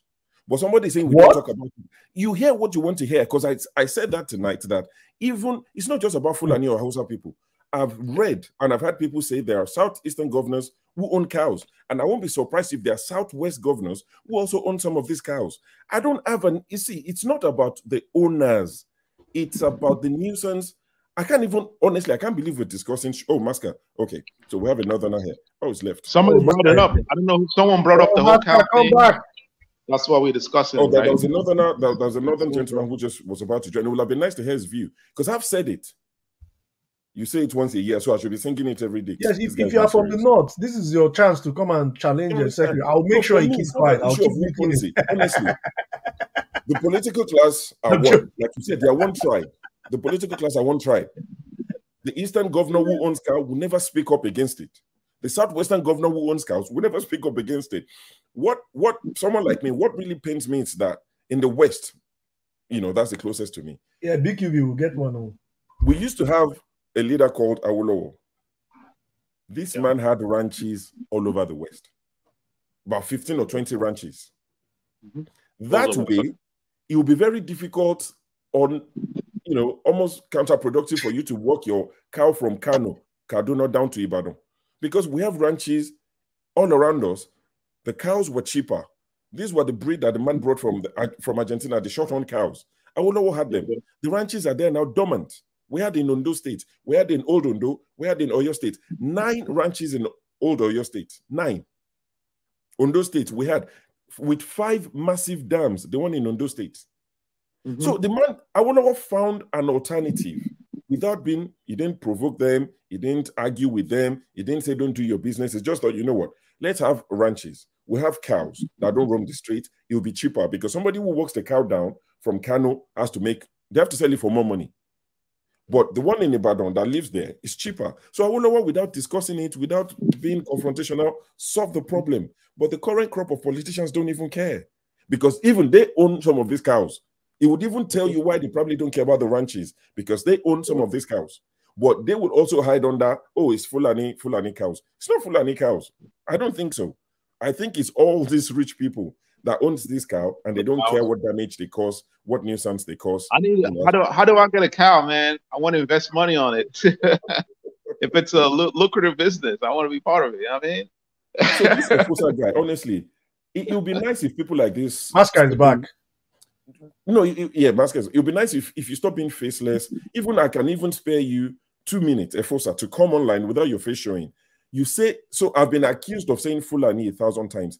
If you go back and play Dr. Damage's shows that I've been on, if I mention Fulani 5 times in the last 1 year, I won't come back here. No. Sure. No, I'm just saying. If I've mentioned sure, Fulani your like in integrity a derogatory way, don't listen to people in the. No. I'm just saying. No. So because when people speak for myself. Type, no, wait. Now when people type, they speak almost like from their backside. That I said that Igbo politicians own cows once a year, but I've said that Fulani owns cow 10,000. Like, are you stalking me? Is that how you live your life? What sort of life are you living? Wherever you are, go out, get fresh air, get a girlfriend, do something. You counted how many times I said Fulani? It's 10,000. Raise your leg up. Maybe your brain then under your foot, so they think they. BQB, please supply internet for Masca so I can come on. Since you don't trust an Igbo man. I have no issues with Fulani at all. For me, I think the political class are the same. Fulani, Awusa, even the Fulanis, they get the bad rep. Anybody who is bad in the north is Fulani. It doesn't matter if they are Kanuri. It doesn't matter if they are Hausa. Whether they are Badi, they are Lupe, it doesn't matter. Why would I have an issue with the Fulani man? It's really sad. Can we agree that all the major tribal groups in Nigeria actually have problem with Fulanese? We do though. That's I won't agree that with you. You can't speak for me. I just wait. Let's hear from Masca, please. Let's hear from Masca. I have no issue with anybody. I have issue with corrupt people. Let's hear from Masca. Masca, you have the floor. Who takes Masca's mic? There's somebody who actually takes his mic. Who is it? Is it Paul? Somebody usually. Masca is frozen. Oh. It would be nice to hear his view. Sorry, my network is bad. Can you guys? We heard you for 2 seconds. I don't. You know what? I'm going to go in the background. Maybe put some people in the background so that it might help. Okay, let's try. I mean, forefathers. If you are watching, forefathers, come and take over the issue. I'm leaving. I said I was going to leave 1 hour 15. I'll leave at 12 midnight. But the problem is that the Fulanis. The reason why people are calling Fulanis now, we know that it's not all of them. There are good ones in Nigeria, but the reason why we're calling them out is because nothing was done when the killing was going on. And the president was there, nothing was done to stop the killings. And these guys were carrying rifles, they were carrying AK-47, military-style rifles, killing people with impunity. No, Lumide, I respect your rights, and everything you said is correct. But I think the only caveat I want to add is that when you're criticizing, why not put it in perspective? Why not say that it is the rifle-carrying Fulanis that are suspect? Look, Mazi, or by using the word... Mazi, the president, if the president didn't want us to call the whole tribe, the whole ethnic group out, the guy should have apprehended the ones that were causing the problem. Majority of them were foreign Fulanis from neighboring West African countries. Yes. They were allowed into the country without visas. They wanted to take people's land. I mean, allegedly. Isn't that if you put that into perspective, what you're saying is a failure of government. It's a failure of government, but exactly. but delivering one at that though. Okay. If you give somebody the opportunity to take advantage of you, they say there's a term that says helpless. The governors are security officers. Why are we wasting our time talking about those Fulanis? Why are we not are we not seeking for reform or trying to kick out that government and put a government that will set things right? That is what we've been talking all along. But then demonizing the Fulani now, it doesn't really. We're not going anywhere with it because now the innocent Fulani. The reason who is in Abia State? Wait, the innocent Fulani who is in Abia State who speaks fluent Igbo. Unfortunately, if my own ethnic group was responsible, if the president, as it is now, we don't know what's going to happen tomorrow, but if Tinubu's government allows the Yoruba ethnic group to commit genocide, whether they are foreign Yorubas from Benin Republic or Togo, to commit genocide against other ethnic groups, how would you feel? Now, these people are dead. We don't care about dead people. No, please put it in perspective. If Tinubu if Tinubu instigates criminal-minded Yoruba people, I'm putting into perspective. I'm speaking in theoretical terms, right? I'm holding the guy with the ultimate security responsible. That doesn't mean all Yoruba people are bad. I'm holding him responsible for No. Fulanis, Bororos, as they are called, especially the foreign ones. When majority of them were apprehended by private citizens, they were found to be speaking Fufude or French. Some of them, majority of them. You're leaving. No, you're now attacking their right of expression. Their language doesn't matter. If they were found speaking those, Can a Fulani guy point is how you define it and the context. Do you have within proof of anybody caught as a Fulani man? Criminal-minded Fulani people.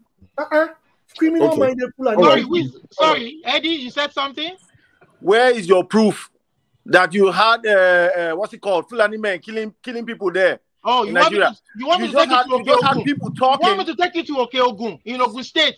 You want me to show you where Igbo went to Igogon? How do you know that people did not dress up as Fulani men to commit these acts in order to blame them? You need to stop. Police, wait. Now you can say that now that time has gone, but God bless the memories of these people that died. Of course, it's sad that they died, but there's no proof that Fulani men. Is this still not happening in Benue right now, or just? Show me one Fulani man that was caught and presented. Show you. Come on. It is in the dailies. Read the dailies. No, Eddie, wait. Sahara. It is there. There are records. Olumide, which one did they catch and present? All right, let's do it one at a time. You guys will not tell yourself the truth until it happens to a family member. People you can't be speaking the truth without facts. The expressway. A guy came back from America to come and set up business in Oshun. He was kidnapped by a Fulani guy. Okay. It was murdered. Do you have proof that he was a Fulani man? Let me show you proof. Me. Are you asking me to show you proof? You're stating it out here. You want me to go dig out the dailies and bring it to you? Yeah, if you can, yes. If you can, you don't point. You want to tell me? Look, when it was happening back then in Nigeria, when everybody was saying the Fulani, Hausa Fulani, there was no proof. Excuse me. It's not Hausas. We are specific here. Fulani. Okay. It was the Fulani group, in your words, that killed these people. Was there any proof? I didn't say even the Hausas are suffering that fate right now. Olumide, let him speak. Please. Look, you cannot be accusing people without facts. No, I'm not accusing anybody. Hold on. Excuse me. Now. Give him like 2 minutes. Just because people come out and say, "Oh, it's the Fulani people that are doing this thing," doesn't mean that it's what's happening. If you don't have facts to back it up, all the time they were pointing fingers at the Fulanis. Where were the facts? Where were the people who were arrested saying, these are the people we caught, they are the Fulani tribe? Eddie, people were arrested, they were handed over to some OPC members who went to Igogon, arrested the Fulani, the man coordinating it. They went to the jail, broke the jail and released the guy. Do you have the article pointing this? Because everybody's been saying everything about it's on YouTube. I have everything on YouTube. I'm sorry, is there a way? I'm sorry, I may be wrong. But I know before you accuse anyone, you should have facts. Nigeria will not do anything. Even if you have facts, Nigeria will not do anything. Blaming Buhari at the time. The guy at the helms of the power will not do anything. Okay. Everybody kept blaming Buhari at the time that it was because he was in power. That's why the Fulani. Eddie. Hold on. The Minister of Communication, Pantami. All this is news. This guy had access to your BVN. This guy is a terrorist. And he was part of the tools these guys used. Who had access to Pantami, Minister of Communication. Minister of Communication. This guy was provided tools for them to use to kidnap people and collect ransom. Oh my God! Look, these people will train you. See, you cannot be no, it is allegations out like don't worry, the guy is gone. People this way the money, without facts. It's wrong. See, like I keep saying. When they were blaming the Fulanis for doing whatever, the headsmen for doing what they were doing, I kept saying this is just propaganda. People in the village are not human beings. There was people in the village who farm. They are not human beings. Hold on. Because we don't live in the city. Hold on now. People living in the city, they will tell you nothing is happening. Nothing is happening. You cannot speak the whole day. Let him speak now. Bro. Okay. when they were saying it was the headsmen that were committing these acts, I kept saying, look, because you have Buhari in power, of course, people will not like there are certain tribes, certain section of the country that will not like the fact that he was in power, or some certain people who did not like him. But to be ascribing the Fulanis as the one committing those acts, I kept saying, look, this could all be propaganda just to bring him down. There was nobody with all the killings. I kept saying, where is the Fulani? Oh, it's Fulani herdsmen that are doing this. Oh, it's Fulani. Where is the proof? Are you saying that all of them that were committed acts, none of them were caught? I mean, come on. We should back. Look. If you want to make a difference, back up with facts. I'm a Yoruba man. I don't support a Yoruba man rigging himself to power. Tinubu, you understand? I'm going to speak the fact as it is. I don't support him rigging himself to power. The court should give the right judgment. We all know, we see the evidence. The court should make the right decision. You understand? Me, I'm not going to beat around the bush. His people committed atrocities and he looked the other way. And he knows he's the chief security officer of that country. He's talking about Buhari while Buhari was in power. They never arrested one person. They never prosecuted anybody. People died on the front. Why do you think this guy, this Igbo, Nnamdi Kanu, why do you think he started ESN? Why did he start what? Say that again. I'm sorry. ESN. Why did he start ESN? Eastern Security Network that Nnamdi Kanu started. Why did he start ESN? Well, I don't think our state governors are collecting 250 million naira every month for security votes that they don't have to account for. They never provided one security for the people. And this guy started ESN and saved lives in the villages, in the farms. The Fulani is right away. Let's check with Maska. Maska, let's check your mic. Is it working? You understand? Your picture looks clear as for themselves and their families, not for the citizens. Olumide, I beg. Just hold on for a minute. You're muted, Maska. Unmute yourself. Your picture looks clear, so and they will tell you bring evidence. Am I the police? Hey God, Olumide, no. Once Olumide start like this, they finish. No. To be honest with Maska, you have to make accusations. You have to have facts. You can't just point out. Sorry, this thing makes me emotional. I know. Life is cheap in Nigeria. Okay, can you hear me now? Yes, we can hear you clearly. Okay. All right. Unfortunately, I'd wanted to join the show early on because. Oh, Master, this is your internet. I think we have to do something. It's gone again. Oh, wow. It happens all the time. It's usually. You know what? Let's just, if he comes back, let's just leave so that way he can. So Eddie, you and him. Eddie, what I would say, I saw some videos of some people arrested. I think one was in like Akure, in like trucks, like big trucks, trailers that they could use to transport stuff. I've seen people arrested with, it's just like citizens arrest. They arrest them and they wait for the police and they hand them over to the police. Now, I can't speak for their tribe. I can assume and say they look like they're northerners and all of that. You can hear the people speaking in Ekiti, all these places where they've arrested them with weapons, knives and guns and all these things. Not one, not two, different videos of them being arrested and handed over to the police. Now, people would allege and say they're coming down south to cause havoc, to cause trouble. Why do they have so much weapon? Where are they going with this weapon? I saw some of those videos, and these are not, like staged or anything. So I saw some of them in the last couple of years. Now, even having seen all of those, I still do not generalize and say, oh, Fulani is my enemy. Fulani, like, was it my scribe that was saying that? See, this thing is failure of government. It is the duty of the government to protect lives and properties, regardless of who is committing the atrocity. It is the government, is their primary assignment. And only when they made a very good submission. Each governor is given about 200 million naira every month. Security allowance. Secure your people. But it's not happening. Of course, what you said might be true, that some people might hide under the Fulani thing, but we cannot excuse them as well. Because when you start seeing a herder carrying AK-47, you start to ask questions. For what?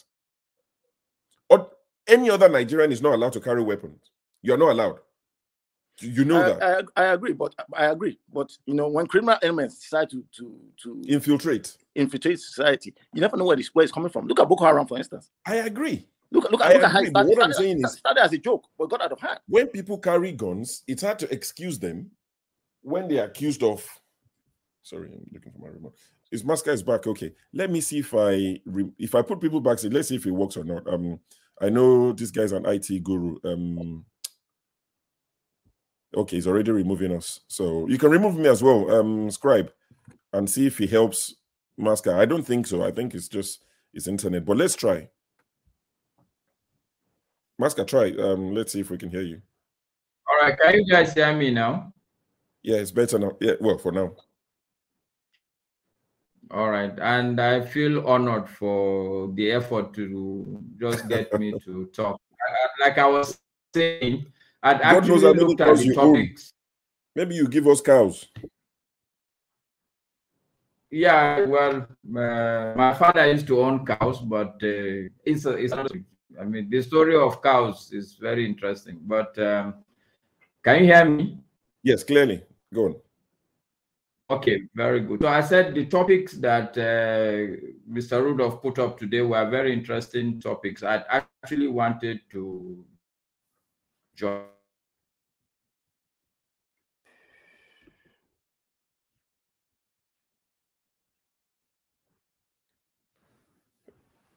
Your mouth is moving. The video is still fine, but the audio is gone.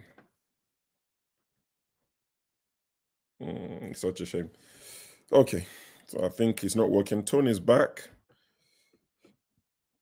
Tony's back. Let's bring other people back. It's just not working tonight. Masca will keep trying, and hopefully we'll hear your voice. Now, anybody who has Forefather's number, please call him, text him, send him BlackBerry Messenger, send him anything you can send him. I'm here till midnight, which is half an hour from now. Please, Forefathers, I know you'll not come in at 11:59 and pretend like you're ahead. The way you do it, please come in and save the day, because me have to go. All right. Olumide, I know it's a very passionate subject for you. I know it really annoys you. Some of the things we saw with like Sunday Boho, some of the things he went to do in Igongon, you know, you wake up some days, you see houses burnt down, you see cops and all of that. Now, like Eddie is suggesting, maybe it's infiltrated, but I'm saying that it is the duty of the government to stop it. Now, the body language of Buhari didn't help. You're the president of the country. Things like that were happening, and it became almost like it's no big deal. 20 there, 40 there, 60 there, Benue today, Plateau tomorrow. You know, it was like, oh, let people just, you know, his body language didn't help at all. So it's easy for people to say, oh, it's because they're your people. That's why you turn the blind eye. Because look at it. If something happened in the East, you will see military formation, and they will march there, and they will resolve whatever problem they can resolve. But when people, where it just didn't, it was like he didn't care. Okay, but how come he toned down all of a sudden? Because we don't hear of it anymore like we used to. It's still happening. No, it's happening. But we don't hear of it like it used to. I mean, because it's no more news. Anyway, Plateau State. Back then, it was it's so Eddie. The answer to your question is so obvious. It's no more in government. But that's what I'm saying. How do the guy is no more in government? How do you know that it? There were proofs. The police did not act on it. How do you know that it was not his political enemies carrying out this action to bring him down? That's what I'm saying. See, I'm not saying that they are responsible for 100% of the crimes. We're saying that there was proof. There's proof, and there was proof that some of these crimes were committed by Fulani. We are not saying they may have been coordinated with indigenous Fulanis, but we're saying that majority of them came from outside the country. They came in, they wanted to resettle them. Even El Rufai alluded to it himself. He said they brought them in. They brought them in, but they don't have a way to send them back. They promised them land. They promised, because part of the reason was that they wanted to get rid of Jonathan. They were thinking that Jonathan would not hand over.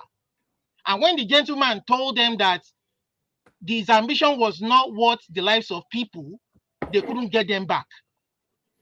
I'm sorry. And this guy promised them land. What is the origin of Ruga? What is the origin of the Water Resources Bill? Just to get land from people and settle them in different local governments in the southwest. I mean, the southern part of the country. But they were repelled in the east. Nnamdi Kanu did it. ESN did it effectively. They repelled them. Then they send the army to come and start combating ESN to say, oh, you are not lawfully allowed to carry rifles. You're not even in the southwest. The southwest governor started Amotekun. That was the reason for the Amotekun, to protect lives, especially in the farms. You understand? All these things are there. It is natural for when the government change stand to another ethnic group, they will lie low. Yeah. Olumide, Eddie, can I say something? I think both of you have points, right? But you see, this is a reflection of how Nigerian we really are. This is an indication of how Nigerian we are. What Olumide is saying, we all read it in the papers. You know, we all saw these things. Allegedly that Fulani-looking people were caught here. Their names were mentioned that were verifiable names. In the case of Igongon, those were verifiable names, right? But you see, the part that I argue, I'm sort of like distancing myself from Olumide is that, you see, that doesn't really.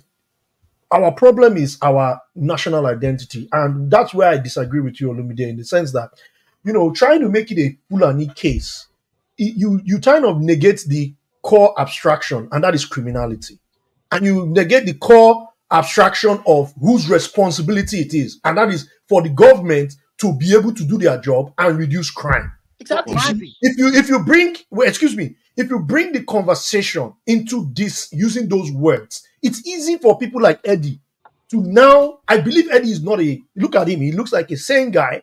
He will then see reason with what you are saying. You know what I mean? So he looks totally sane to me. But you see, I've qualified my words. Bros, no, wait. Let me land now, please.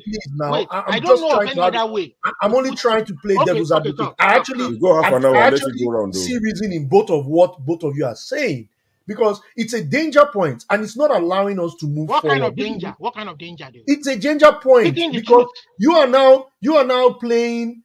You're not on that side of playing. Wait, you are playing. You are using the broom to sweep out the innocent ones unknowingly. If the press you are using. Wait now. They will say a white Alaska, a native Indian.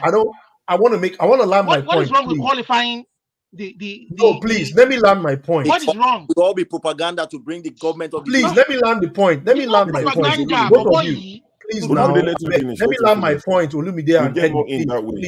Please, let me land my point.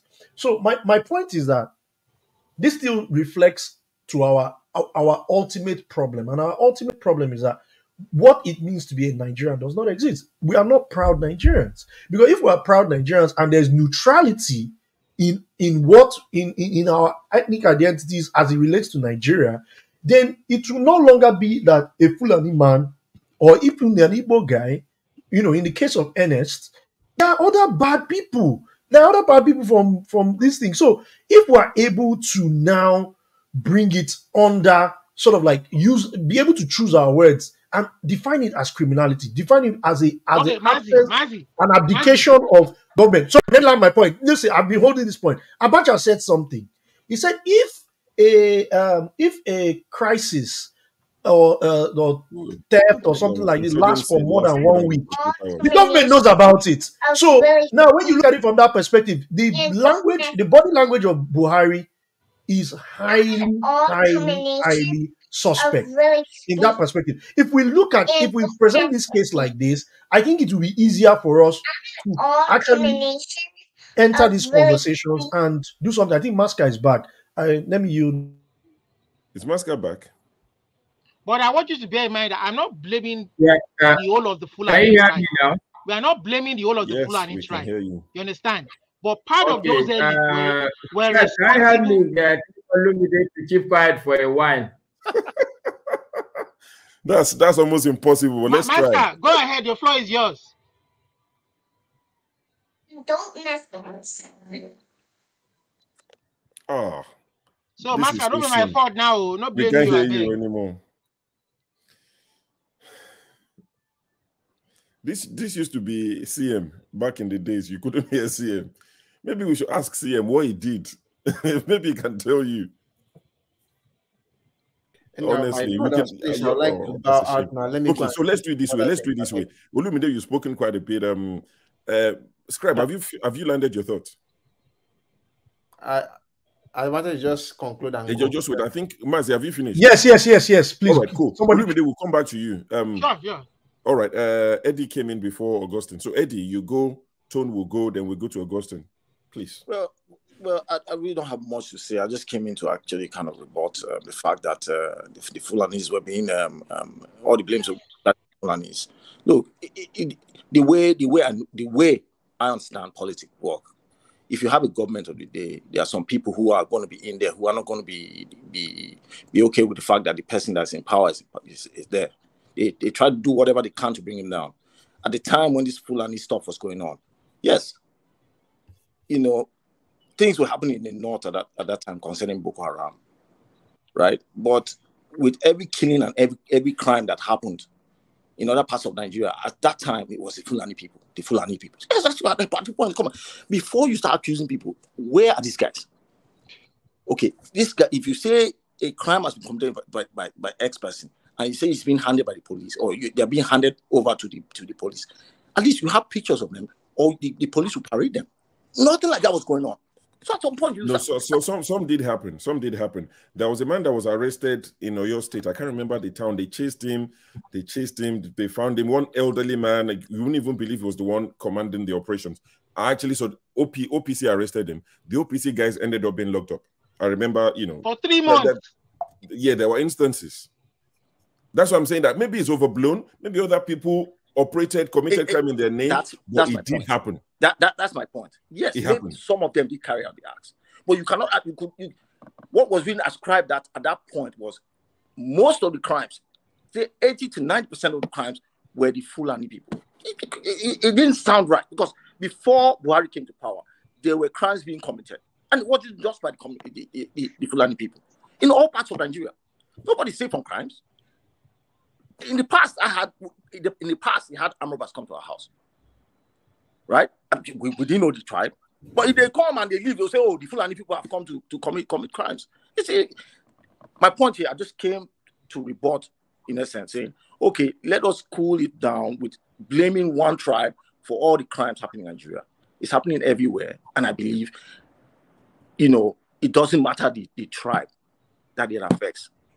It comes from bad actors in Nigeria." That's where I just want to leave it at. That's what I came into to actually say. Thank you, Eddie. Thank you for that. No problem.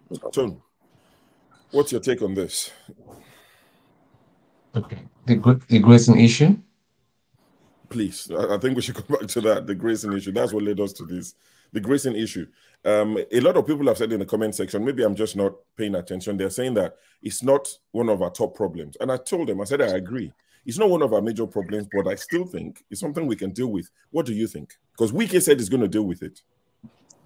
It may not appear as if it's our top problems, but I think little things that you ignore will become big later. So I think whilst it can still be addressed before it gets out of hand, it's better be dealt with, and better be dealt with a lot of wisdom. And yeah, and my issue with them, the basic issue with them, is that I don't understand why they should be allowed to carry guns.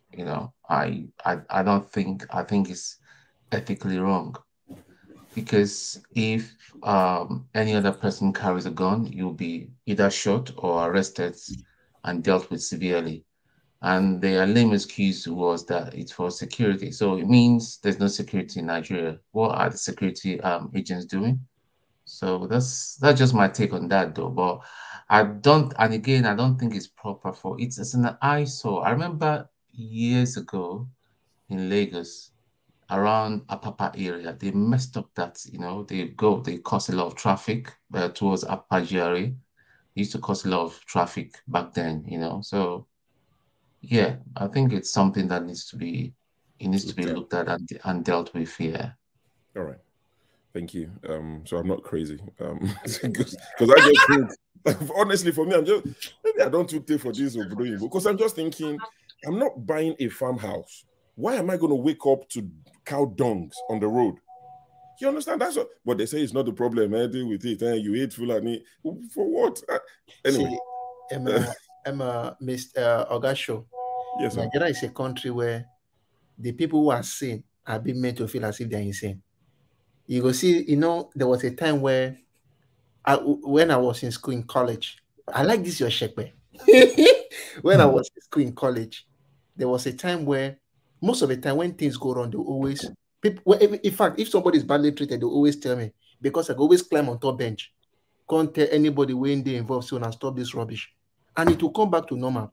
But with time, people instead feel as if somebody told me to my face that I am not a true Nigerian because I don't support evil.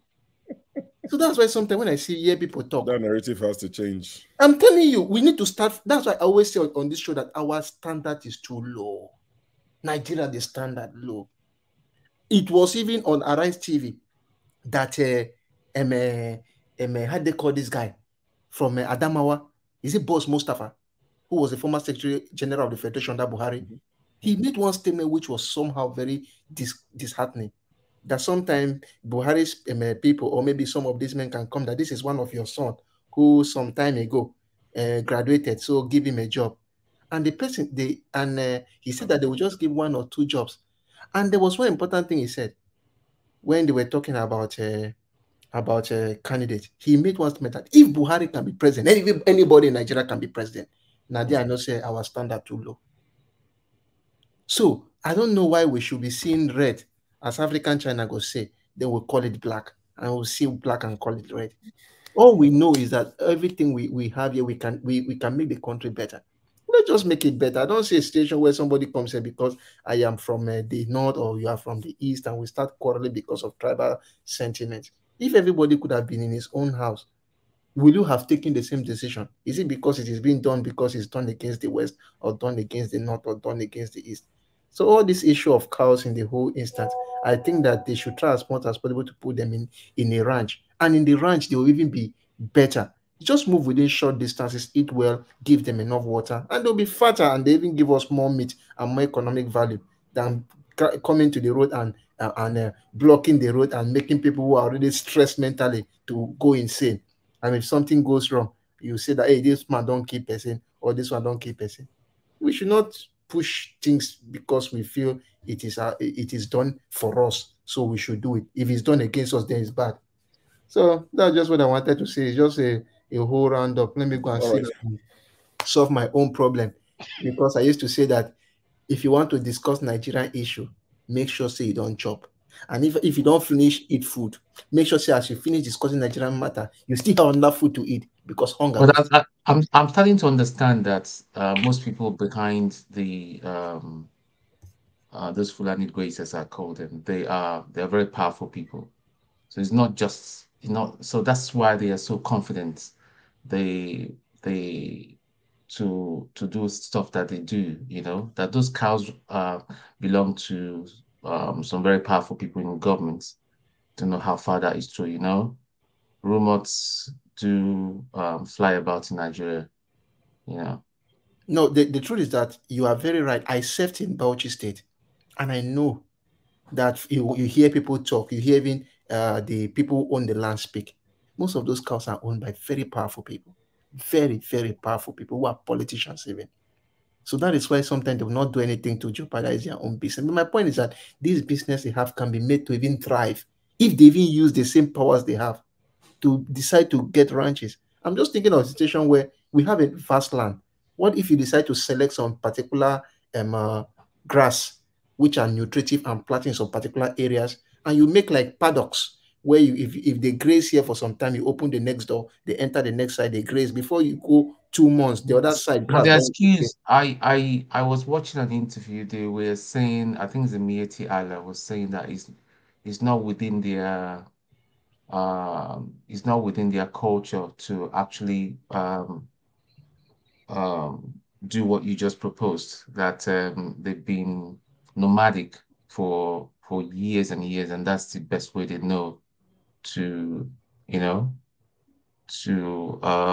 their cows, which I find very strange. It's one of the it's one of those rascality that I call it rascality that Yeah, is allowed in. even that nomadic argument is not it has no basis because Exactly. you are in somebody else's territory, land. Yes. You go You into have to somebody's farm you have to and it obey eats their all your laws. crops. I mean, Even how you the unused forests, the forest reserves, the government is saying we don't want trespassers there. You understand? Don't move your cows, and they are insisting. Sorry. Yes. And they are insisting that they want to move their cows in those reserves. I mean, this is somebody's reserve. This is government reserve. This is government laying down their rule and law. And even because of that, they made Benue a crazy place because the guy made it into law. They made it into law to say we don't want open grazing. And then they made him an enemy and they started killing people. And today, nobody, okay, I'm just going to zero on Benue. Nobody was arrested. Or they will say a farmer said that clash. Farmer said that clash is what they will say to the whole world. But we all know what is playing. Okay, just to answer quickly, Oga, someone in the comment section, Oga, one of our biggest commentators, he said, Shosho, we need to know the comment section monitors. They can be anonymous. So I think Rudolph announced it earlier today that it's Dr. Alexander Gomez. Now, I don't know if he can keep up because I'm sure it's left like 4 or 5 hours ago. So I'm not sure if he can keep up. I keep an eye on the comment section. I would own up. I see some comments that I mute from particular individuals because sometimes you read it and it's not making sense. It's like repetitive. The only time I see such comments is when I'm moderating and I'm in the StreamYard link. If I'm just on YouTube like the rest of you, honestly, I've muted those people. So I don't see their comment. Whatever nonsense they type, I don't see it. Until someone quotes them and say, oh, Augustine, why would you say this? I'm like, oh, that person. I wouldn't have seen what they wrote until somebody mentions their name because I've muted them. So I keep an eye on the comment section most times. When I'm here, I would mute talking about the comment section, let me just put say your mind. I can see they've been bullying you today. But say no, your mind. no, I can't see. Listen, not bullied, but they've picked on you. Okay. Yeah. Okay. Sure. I'm a proper Soludo boy. Yeah. Despite that, I've got some mouth on me, and I just try to when I'm on here because I'm aware of myself that knowing that anybody, a lot of people watch from loads of people watch. So out of responsibility, I think I need to conduct myself in a certain way and carry myself in a certain way. Okay. But what I do not tolerate, you can make fun of me, call me big head, but what I will not tolerate is when it becomes personal and gaslighting. You cross the line with me, and that is why sometimes, and I just tell you can't do that. Like earlier, the situation, I don't want to revisit that. Yeah. I mean, the comment section people are great. They're good people. They make you laugh. Sometimes they say some certain things. Are you sure they are good people? They are good people. They make you laugh. It's a fun. They're crazy. Hey, Oga, let me just explain to you in case you don't understand. You can be British and you can be English. English is the heritage, okay? Just clarifying that. So it's not my fault, okay? So sorry. It's all love. It's all love. We got 12 minutes. I'm so excited. I don't think long go sleep. It's 12 o'clock. I'm tired. We'll run it again tomorrow. I mean, even the government is not even helping matters. When people commit crimes, arrest them and pursue it to a logical conclusion. So we all know that when you transgress the law, there's repercussion.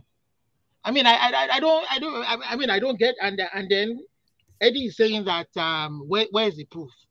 We know that place. That sounds like what Tinubu said when he visited Papa Fashoranti. We know that SO. That nothing works. They don't successfully prosecute anything. I'm sorry to say, look at the case of Mekwere Madu. If it had happened in Nigeria, it would have been the other way around. You know what Eddie said when he said, "Where's the proof?" It reminds me of what Tinubu said when he visited Baba Fashoranti, and they said, it's the Fulani headsman that killed his daughter, and Tinubu said, "Where are the cows?" But it's Nigeria. Like you said, Ekore Madu, if he was in Nigeria, it would be a free man today. And people will say, what did he do wrong? Where's the proof? It's like asking him to prove. Look at that. That's Papa Fashoranti's daughter there, the very important Yoruba elite. What about the people without names? The general guys. In the If Abacha wasn't dead, I didn't know there will be people that will tell you today that he didn't loot. We are finding Abacha's loot because he's dead. So if Abacha took that much money, what did Babangida do? But if you tell some people today, they will say, where's the proof? Go and prove it. If Abacha was alive, nobody will find these monies.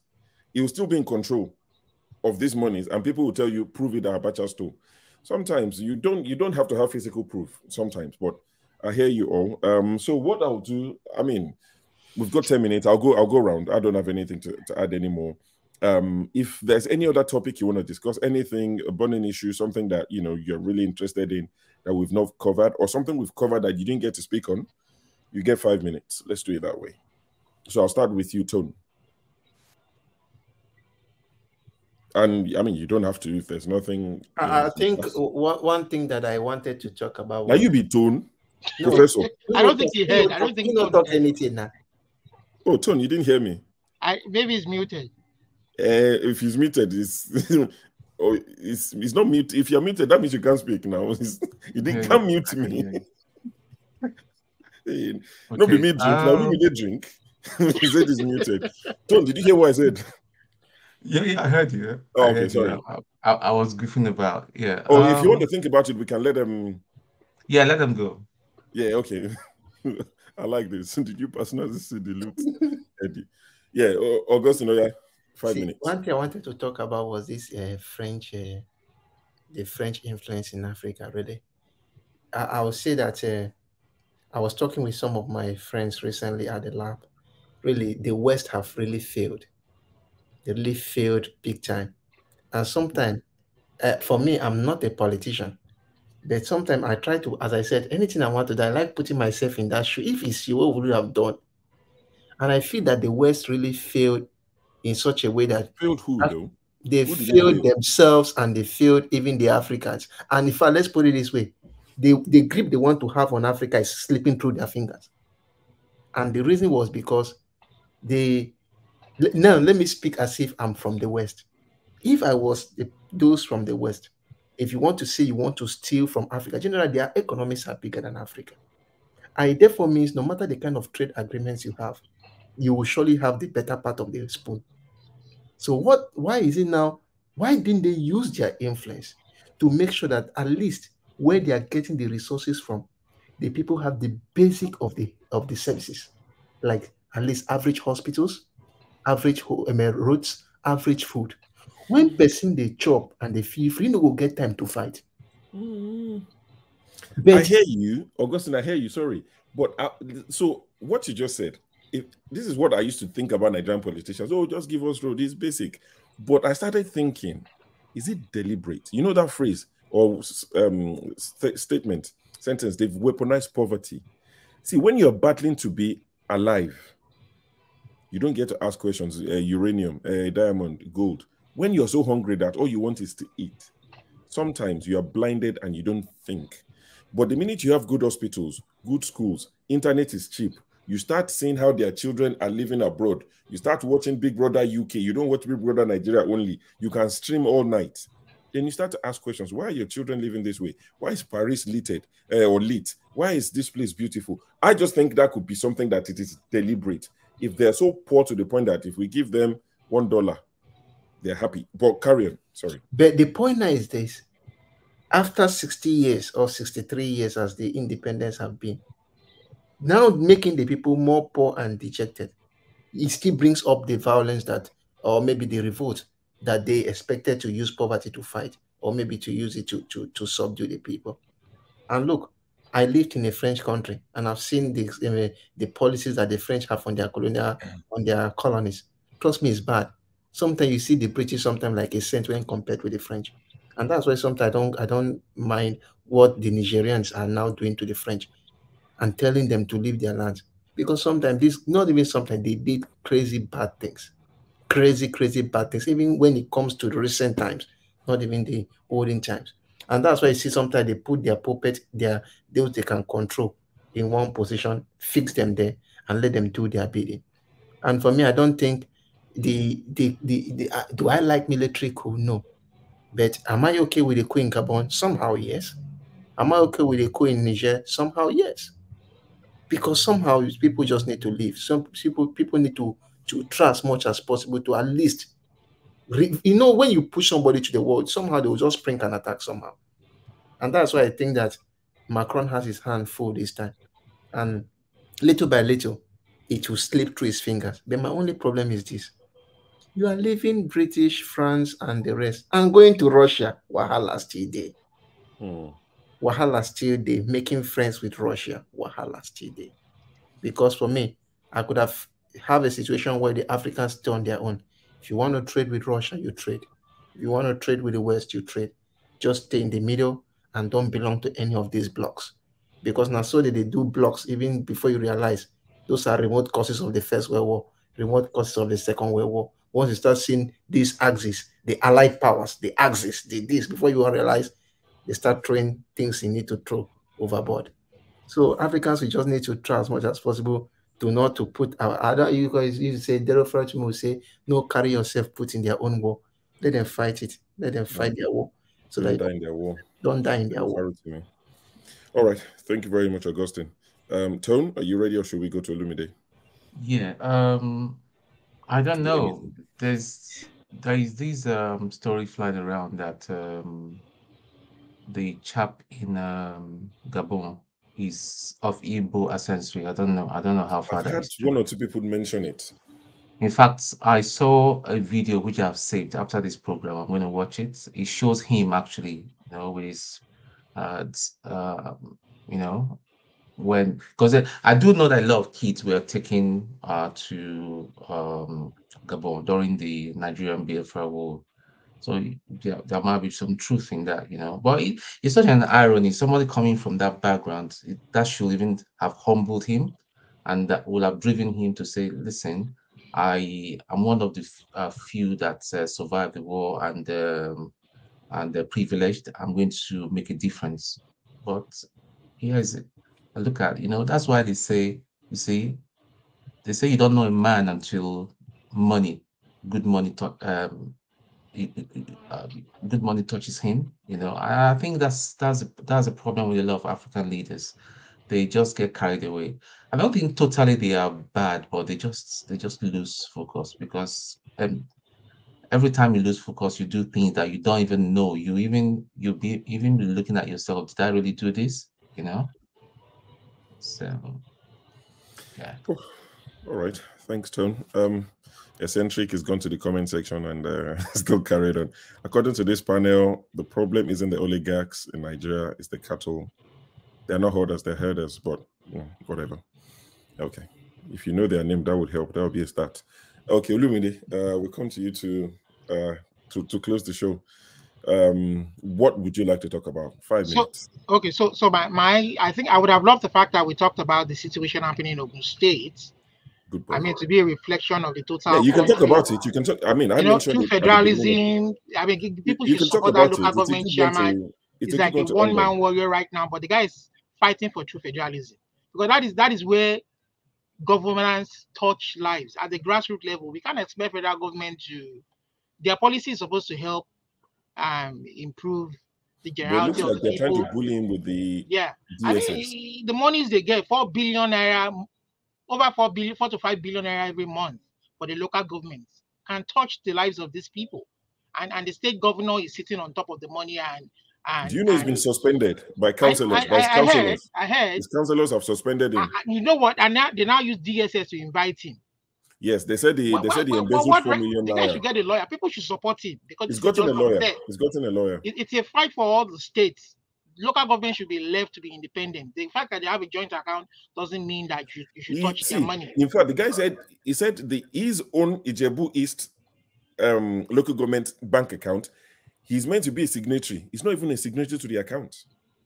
It's the governor. I listened to his interview yesterday. For the past 8, since the governor the guy has been governor since 2019, he has not given them money to do projects. That guy APC that challenged him. Yeah, I don't know which party the guy belongs to. Wale Adedayo. Is it PC? I mean, this is not about. It's about statesmanship now. It's not about party affiliation. Yeah, of course. I think people are trying to. They are beginning to realize that it's not about a certain personality. It's about doing things right the way it should be. You know, it's just so sad. You know that. I give him kudos for what he's done, and Yeah, everybody should back him. Reasonable everybody people stands. Yeah, should back him up. He's a brave man, because what would happen is, if he gets punished and crushed for this will silence anybody who has that intention of speaking up. And then I just quickly want to round up by adding to this thing happening. And I'm taking it with a pinch of salt. The country should be left to handle their own internal crisis themselves. But, for instance, people, even our elite, we ourselves are the problems of that country. We're not following laws. We're not following rules. For instance, 1960. I will go back to the premier region, or whatever they call it, the Western region, or the Western, when they were doing regional government. Yeah, was the British influencing the projects then? Every region was controlling its own resource, the spending and everything. There was no Oyinbo influence. All these things started with the truncation of that democracy, that kind of democracy then. Maybe the regions would have voted to say, okay, let's devolve to states and still remain federal, resource control. And it would have to kind of trickle it down to the common man. But we keep blaming the West, we keep blaming. They're probably fighting for their interests to ward off other countries so that they can have access to resources. But even the little money that they give us, that we make from whatever resources we have from them, if our leaders are not even using it, they are chopping it. So before we even blame them, we should look inwards. I mean, I look back to the regional government. These people were controlling their own resource. There was no Oyinbo influence. They were the ones controlling everything and spending everything. Why are we now blaming British? Why are we blaming? I was going to say something. Oh, I don't think that regional government arrangement will work today. I'm not saying we should go back. Time has evolved. Things have evolved, and going back to it, with the fact that they've broken down into states now, may not even be feasible, because some of those states may not want to go back under that canopy anymore. But we are saying, even with the states, let us practice true federalism, resource control. Let the states control their resources, pay taxes to the federal government, and let them decide how they want their states to be governed, to be. I mean, like they have in true federalism in the US. And if they want to combine socialism with capitalism, fine. But let us have true federal fiscal federalism. Let them control. Don't collect money at the center and then begin to disburse it to states that are not viable, that are not functional. And then some people, they're not even developing these states. They're just chopping the money. Nothing has changed over the years since they've been disbursing billions. Nothing has changed in some of these places. Some of these desert lands should have been Dubai by now, but nothing has changed. And then it's a travesty of justice on the people where the resources come from too. Okay. The oil, they are living in abject poverty. I mean, these people are not benefiting from the oil, and even the little they are feeding on daily, the fishing and all the rest is all polluted. I mean, as we talk of the oil in the south, look at Zamfara, for instance. There's gold in Zamfara. The people should, honestly, we have no, when people say Nigeria is poor, I don't argue anymore. They'll come and tell you the GDP, the something of America. I don't argue anymore. Nigeria might not be as rich as those countries, but we are not as poor as we are made to believe.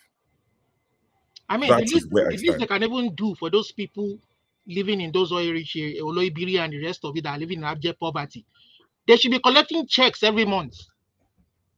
But they are giving contract to one warlord to give him $4.something billion annually, one person, and the rest of the people are living in poverty. Look at the security vote that security vote is no secret. Security vote that they don't have to account for. And this is monthly to 36 states every month. And you say we're poor. We are not as poor as we are made to believe. Some people are just benefiting while the rest of us are suffering and complaining. But it is well. On this note, I'd like to thank you all for joining. The guys in the comment section, the usual suspects, Tima, Jake, Chioma, Klabzal, Oga, Adewale was here earlier. Kulata, of course, regular in the comment section. I'd like to thank you all. And for the super chat, I'd like to thank you guys for your donation. Dr. Alexander Gomez, Team Ajek, Jaja, Team Ajek, Chioma, Kulata, Team Ajek, the usual suspects. Thank you all for your super chat. It's highly appreciated by the channel. On behalf of Rudolph, I'd like to say thank you. And to the guys who joined us on the platform as well, on the panel, thank you all very much. And to, gentlemen who stayed till the end, Olumide, Yoruba Nation, when do we want it? Now. Olumide and Tone, thank you for keeping my company. There are some guys I didn't see today. KJ, maybe he had an event. Most times he's packing, he's running out of a hall to speak to us. We didn't see KJ today. Forefathers was in and out, the usual people. Mama H.O., it's been like 1 billion years. It'd be nice for you to come back to see your children and your grandchildren, but thank you all for joining. We'll see you tomorrow when Rudolph will be hosting our guest. Until then, take care and God bless. Bye-bye. Bye. Good night, guys.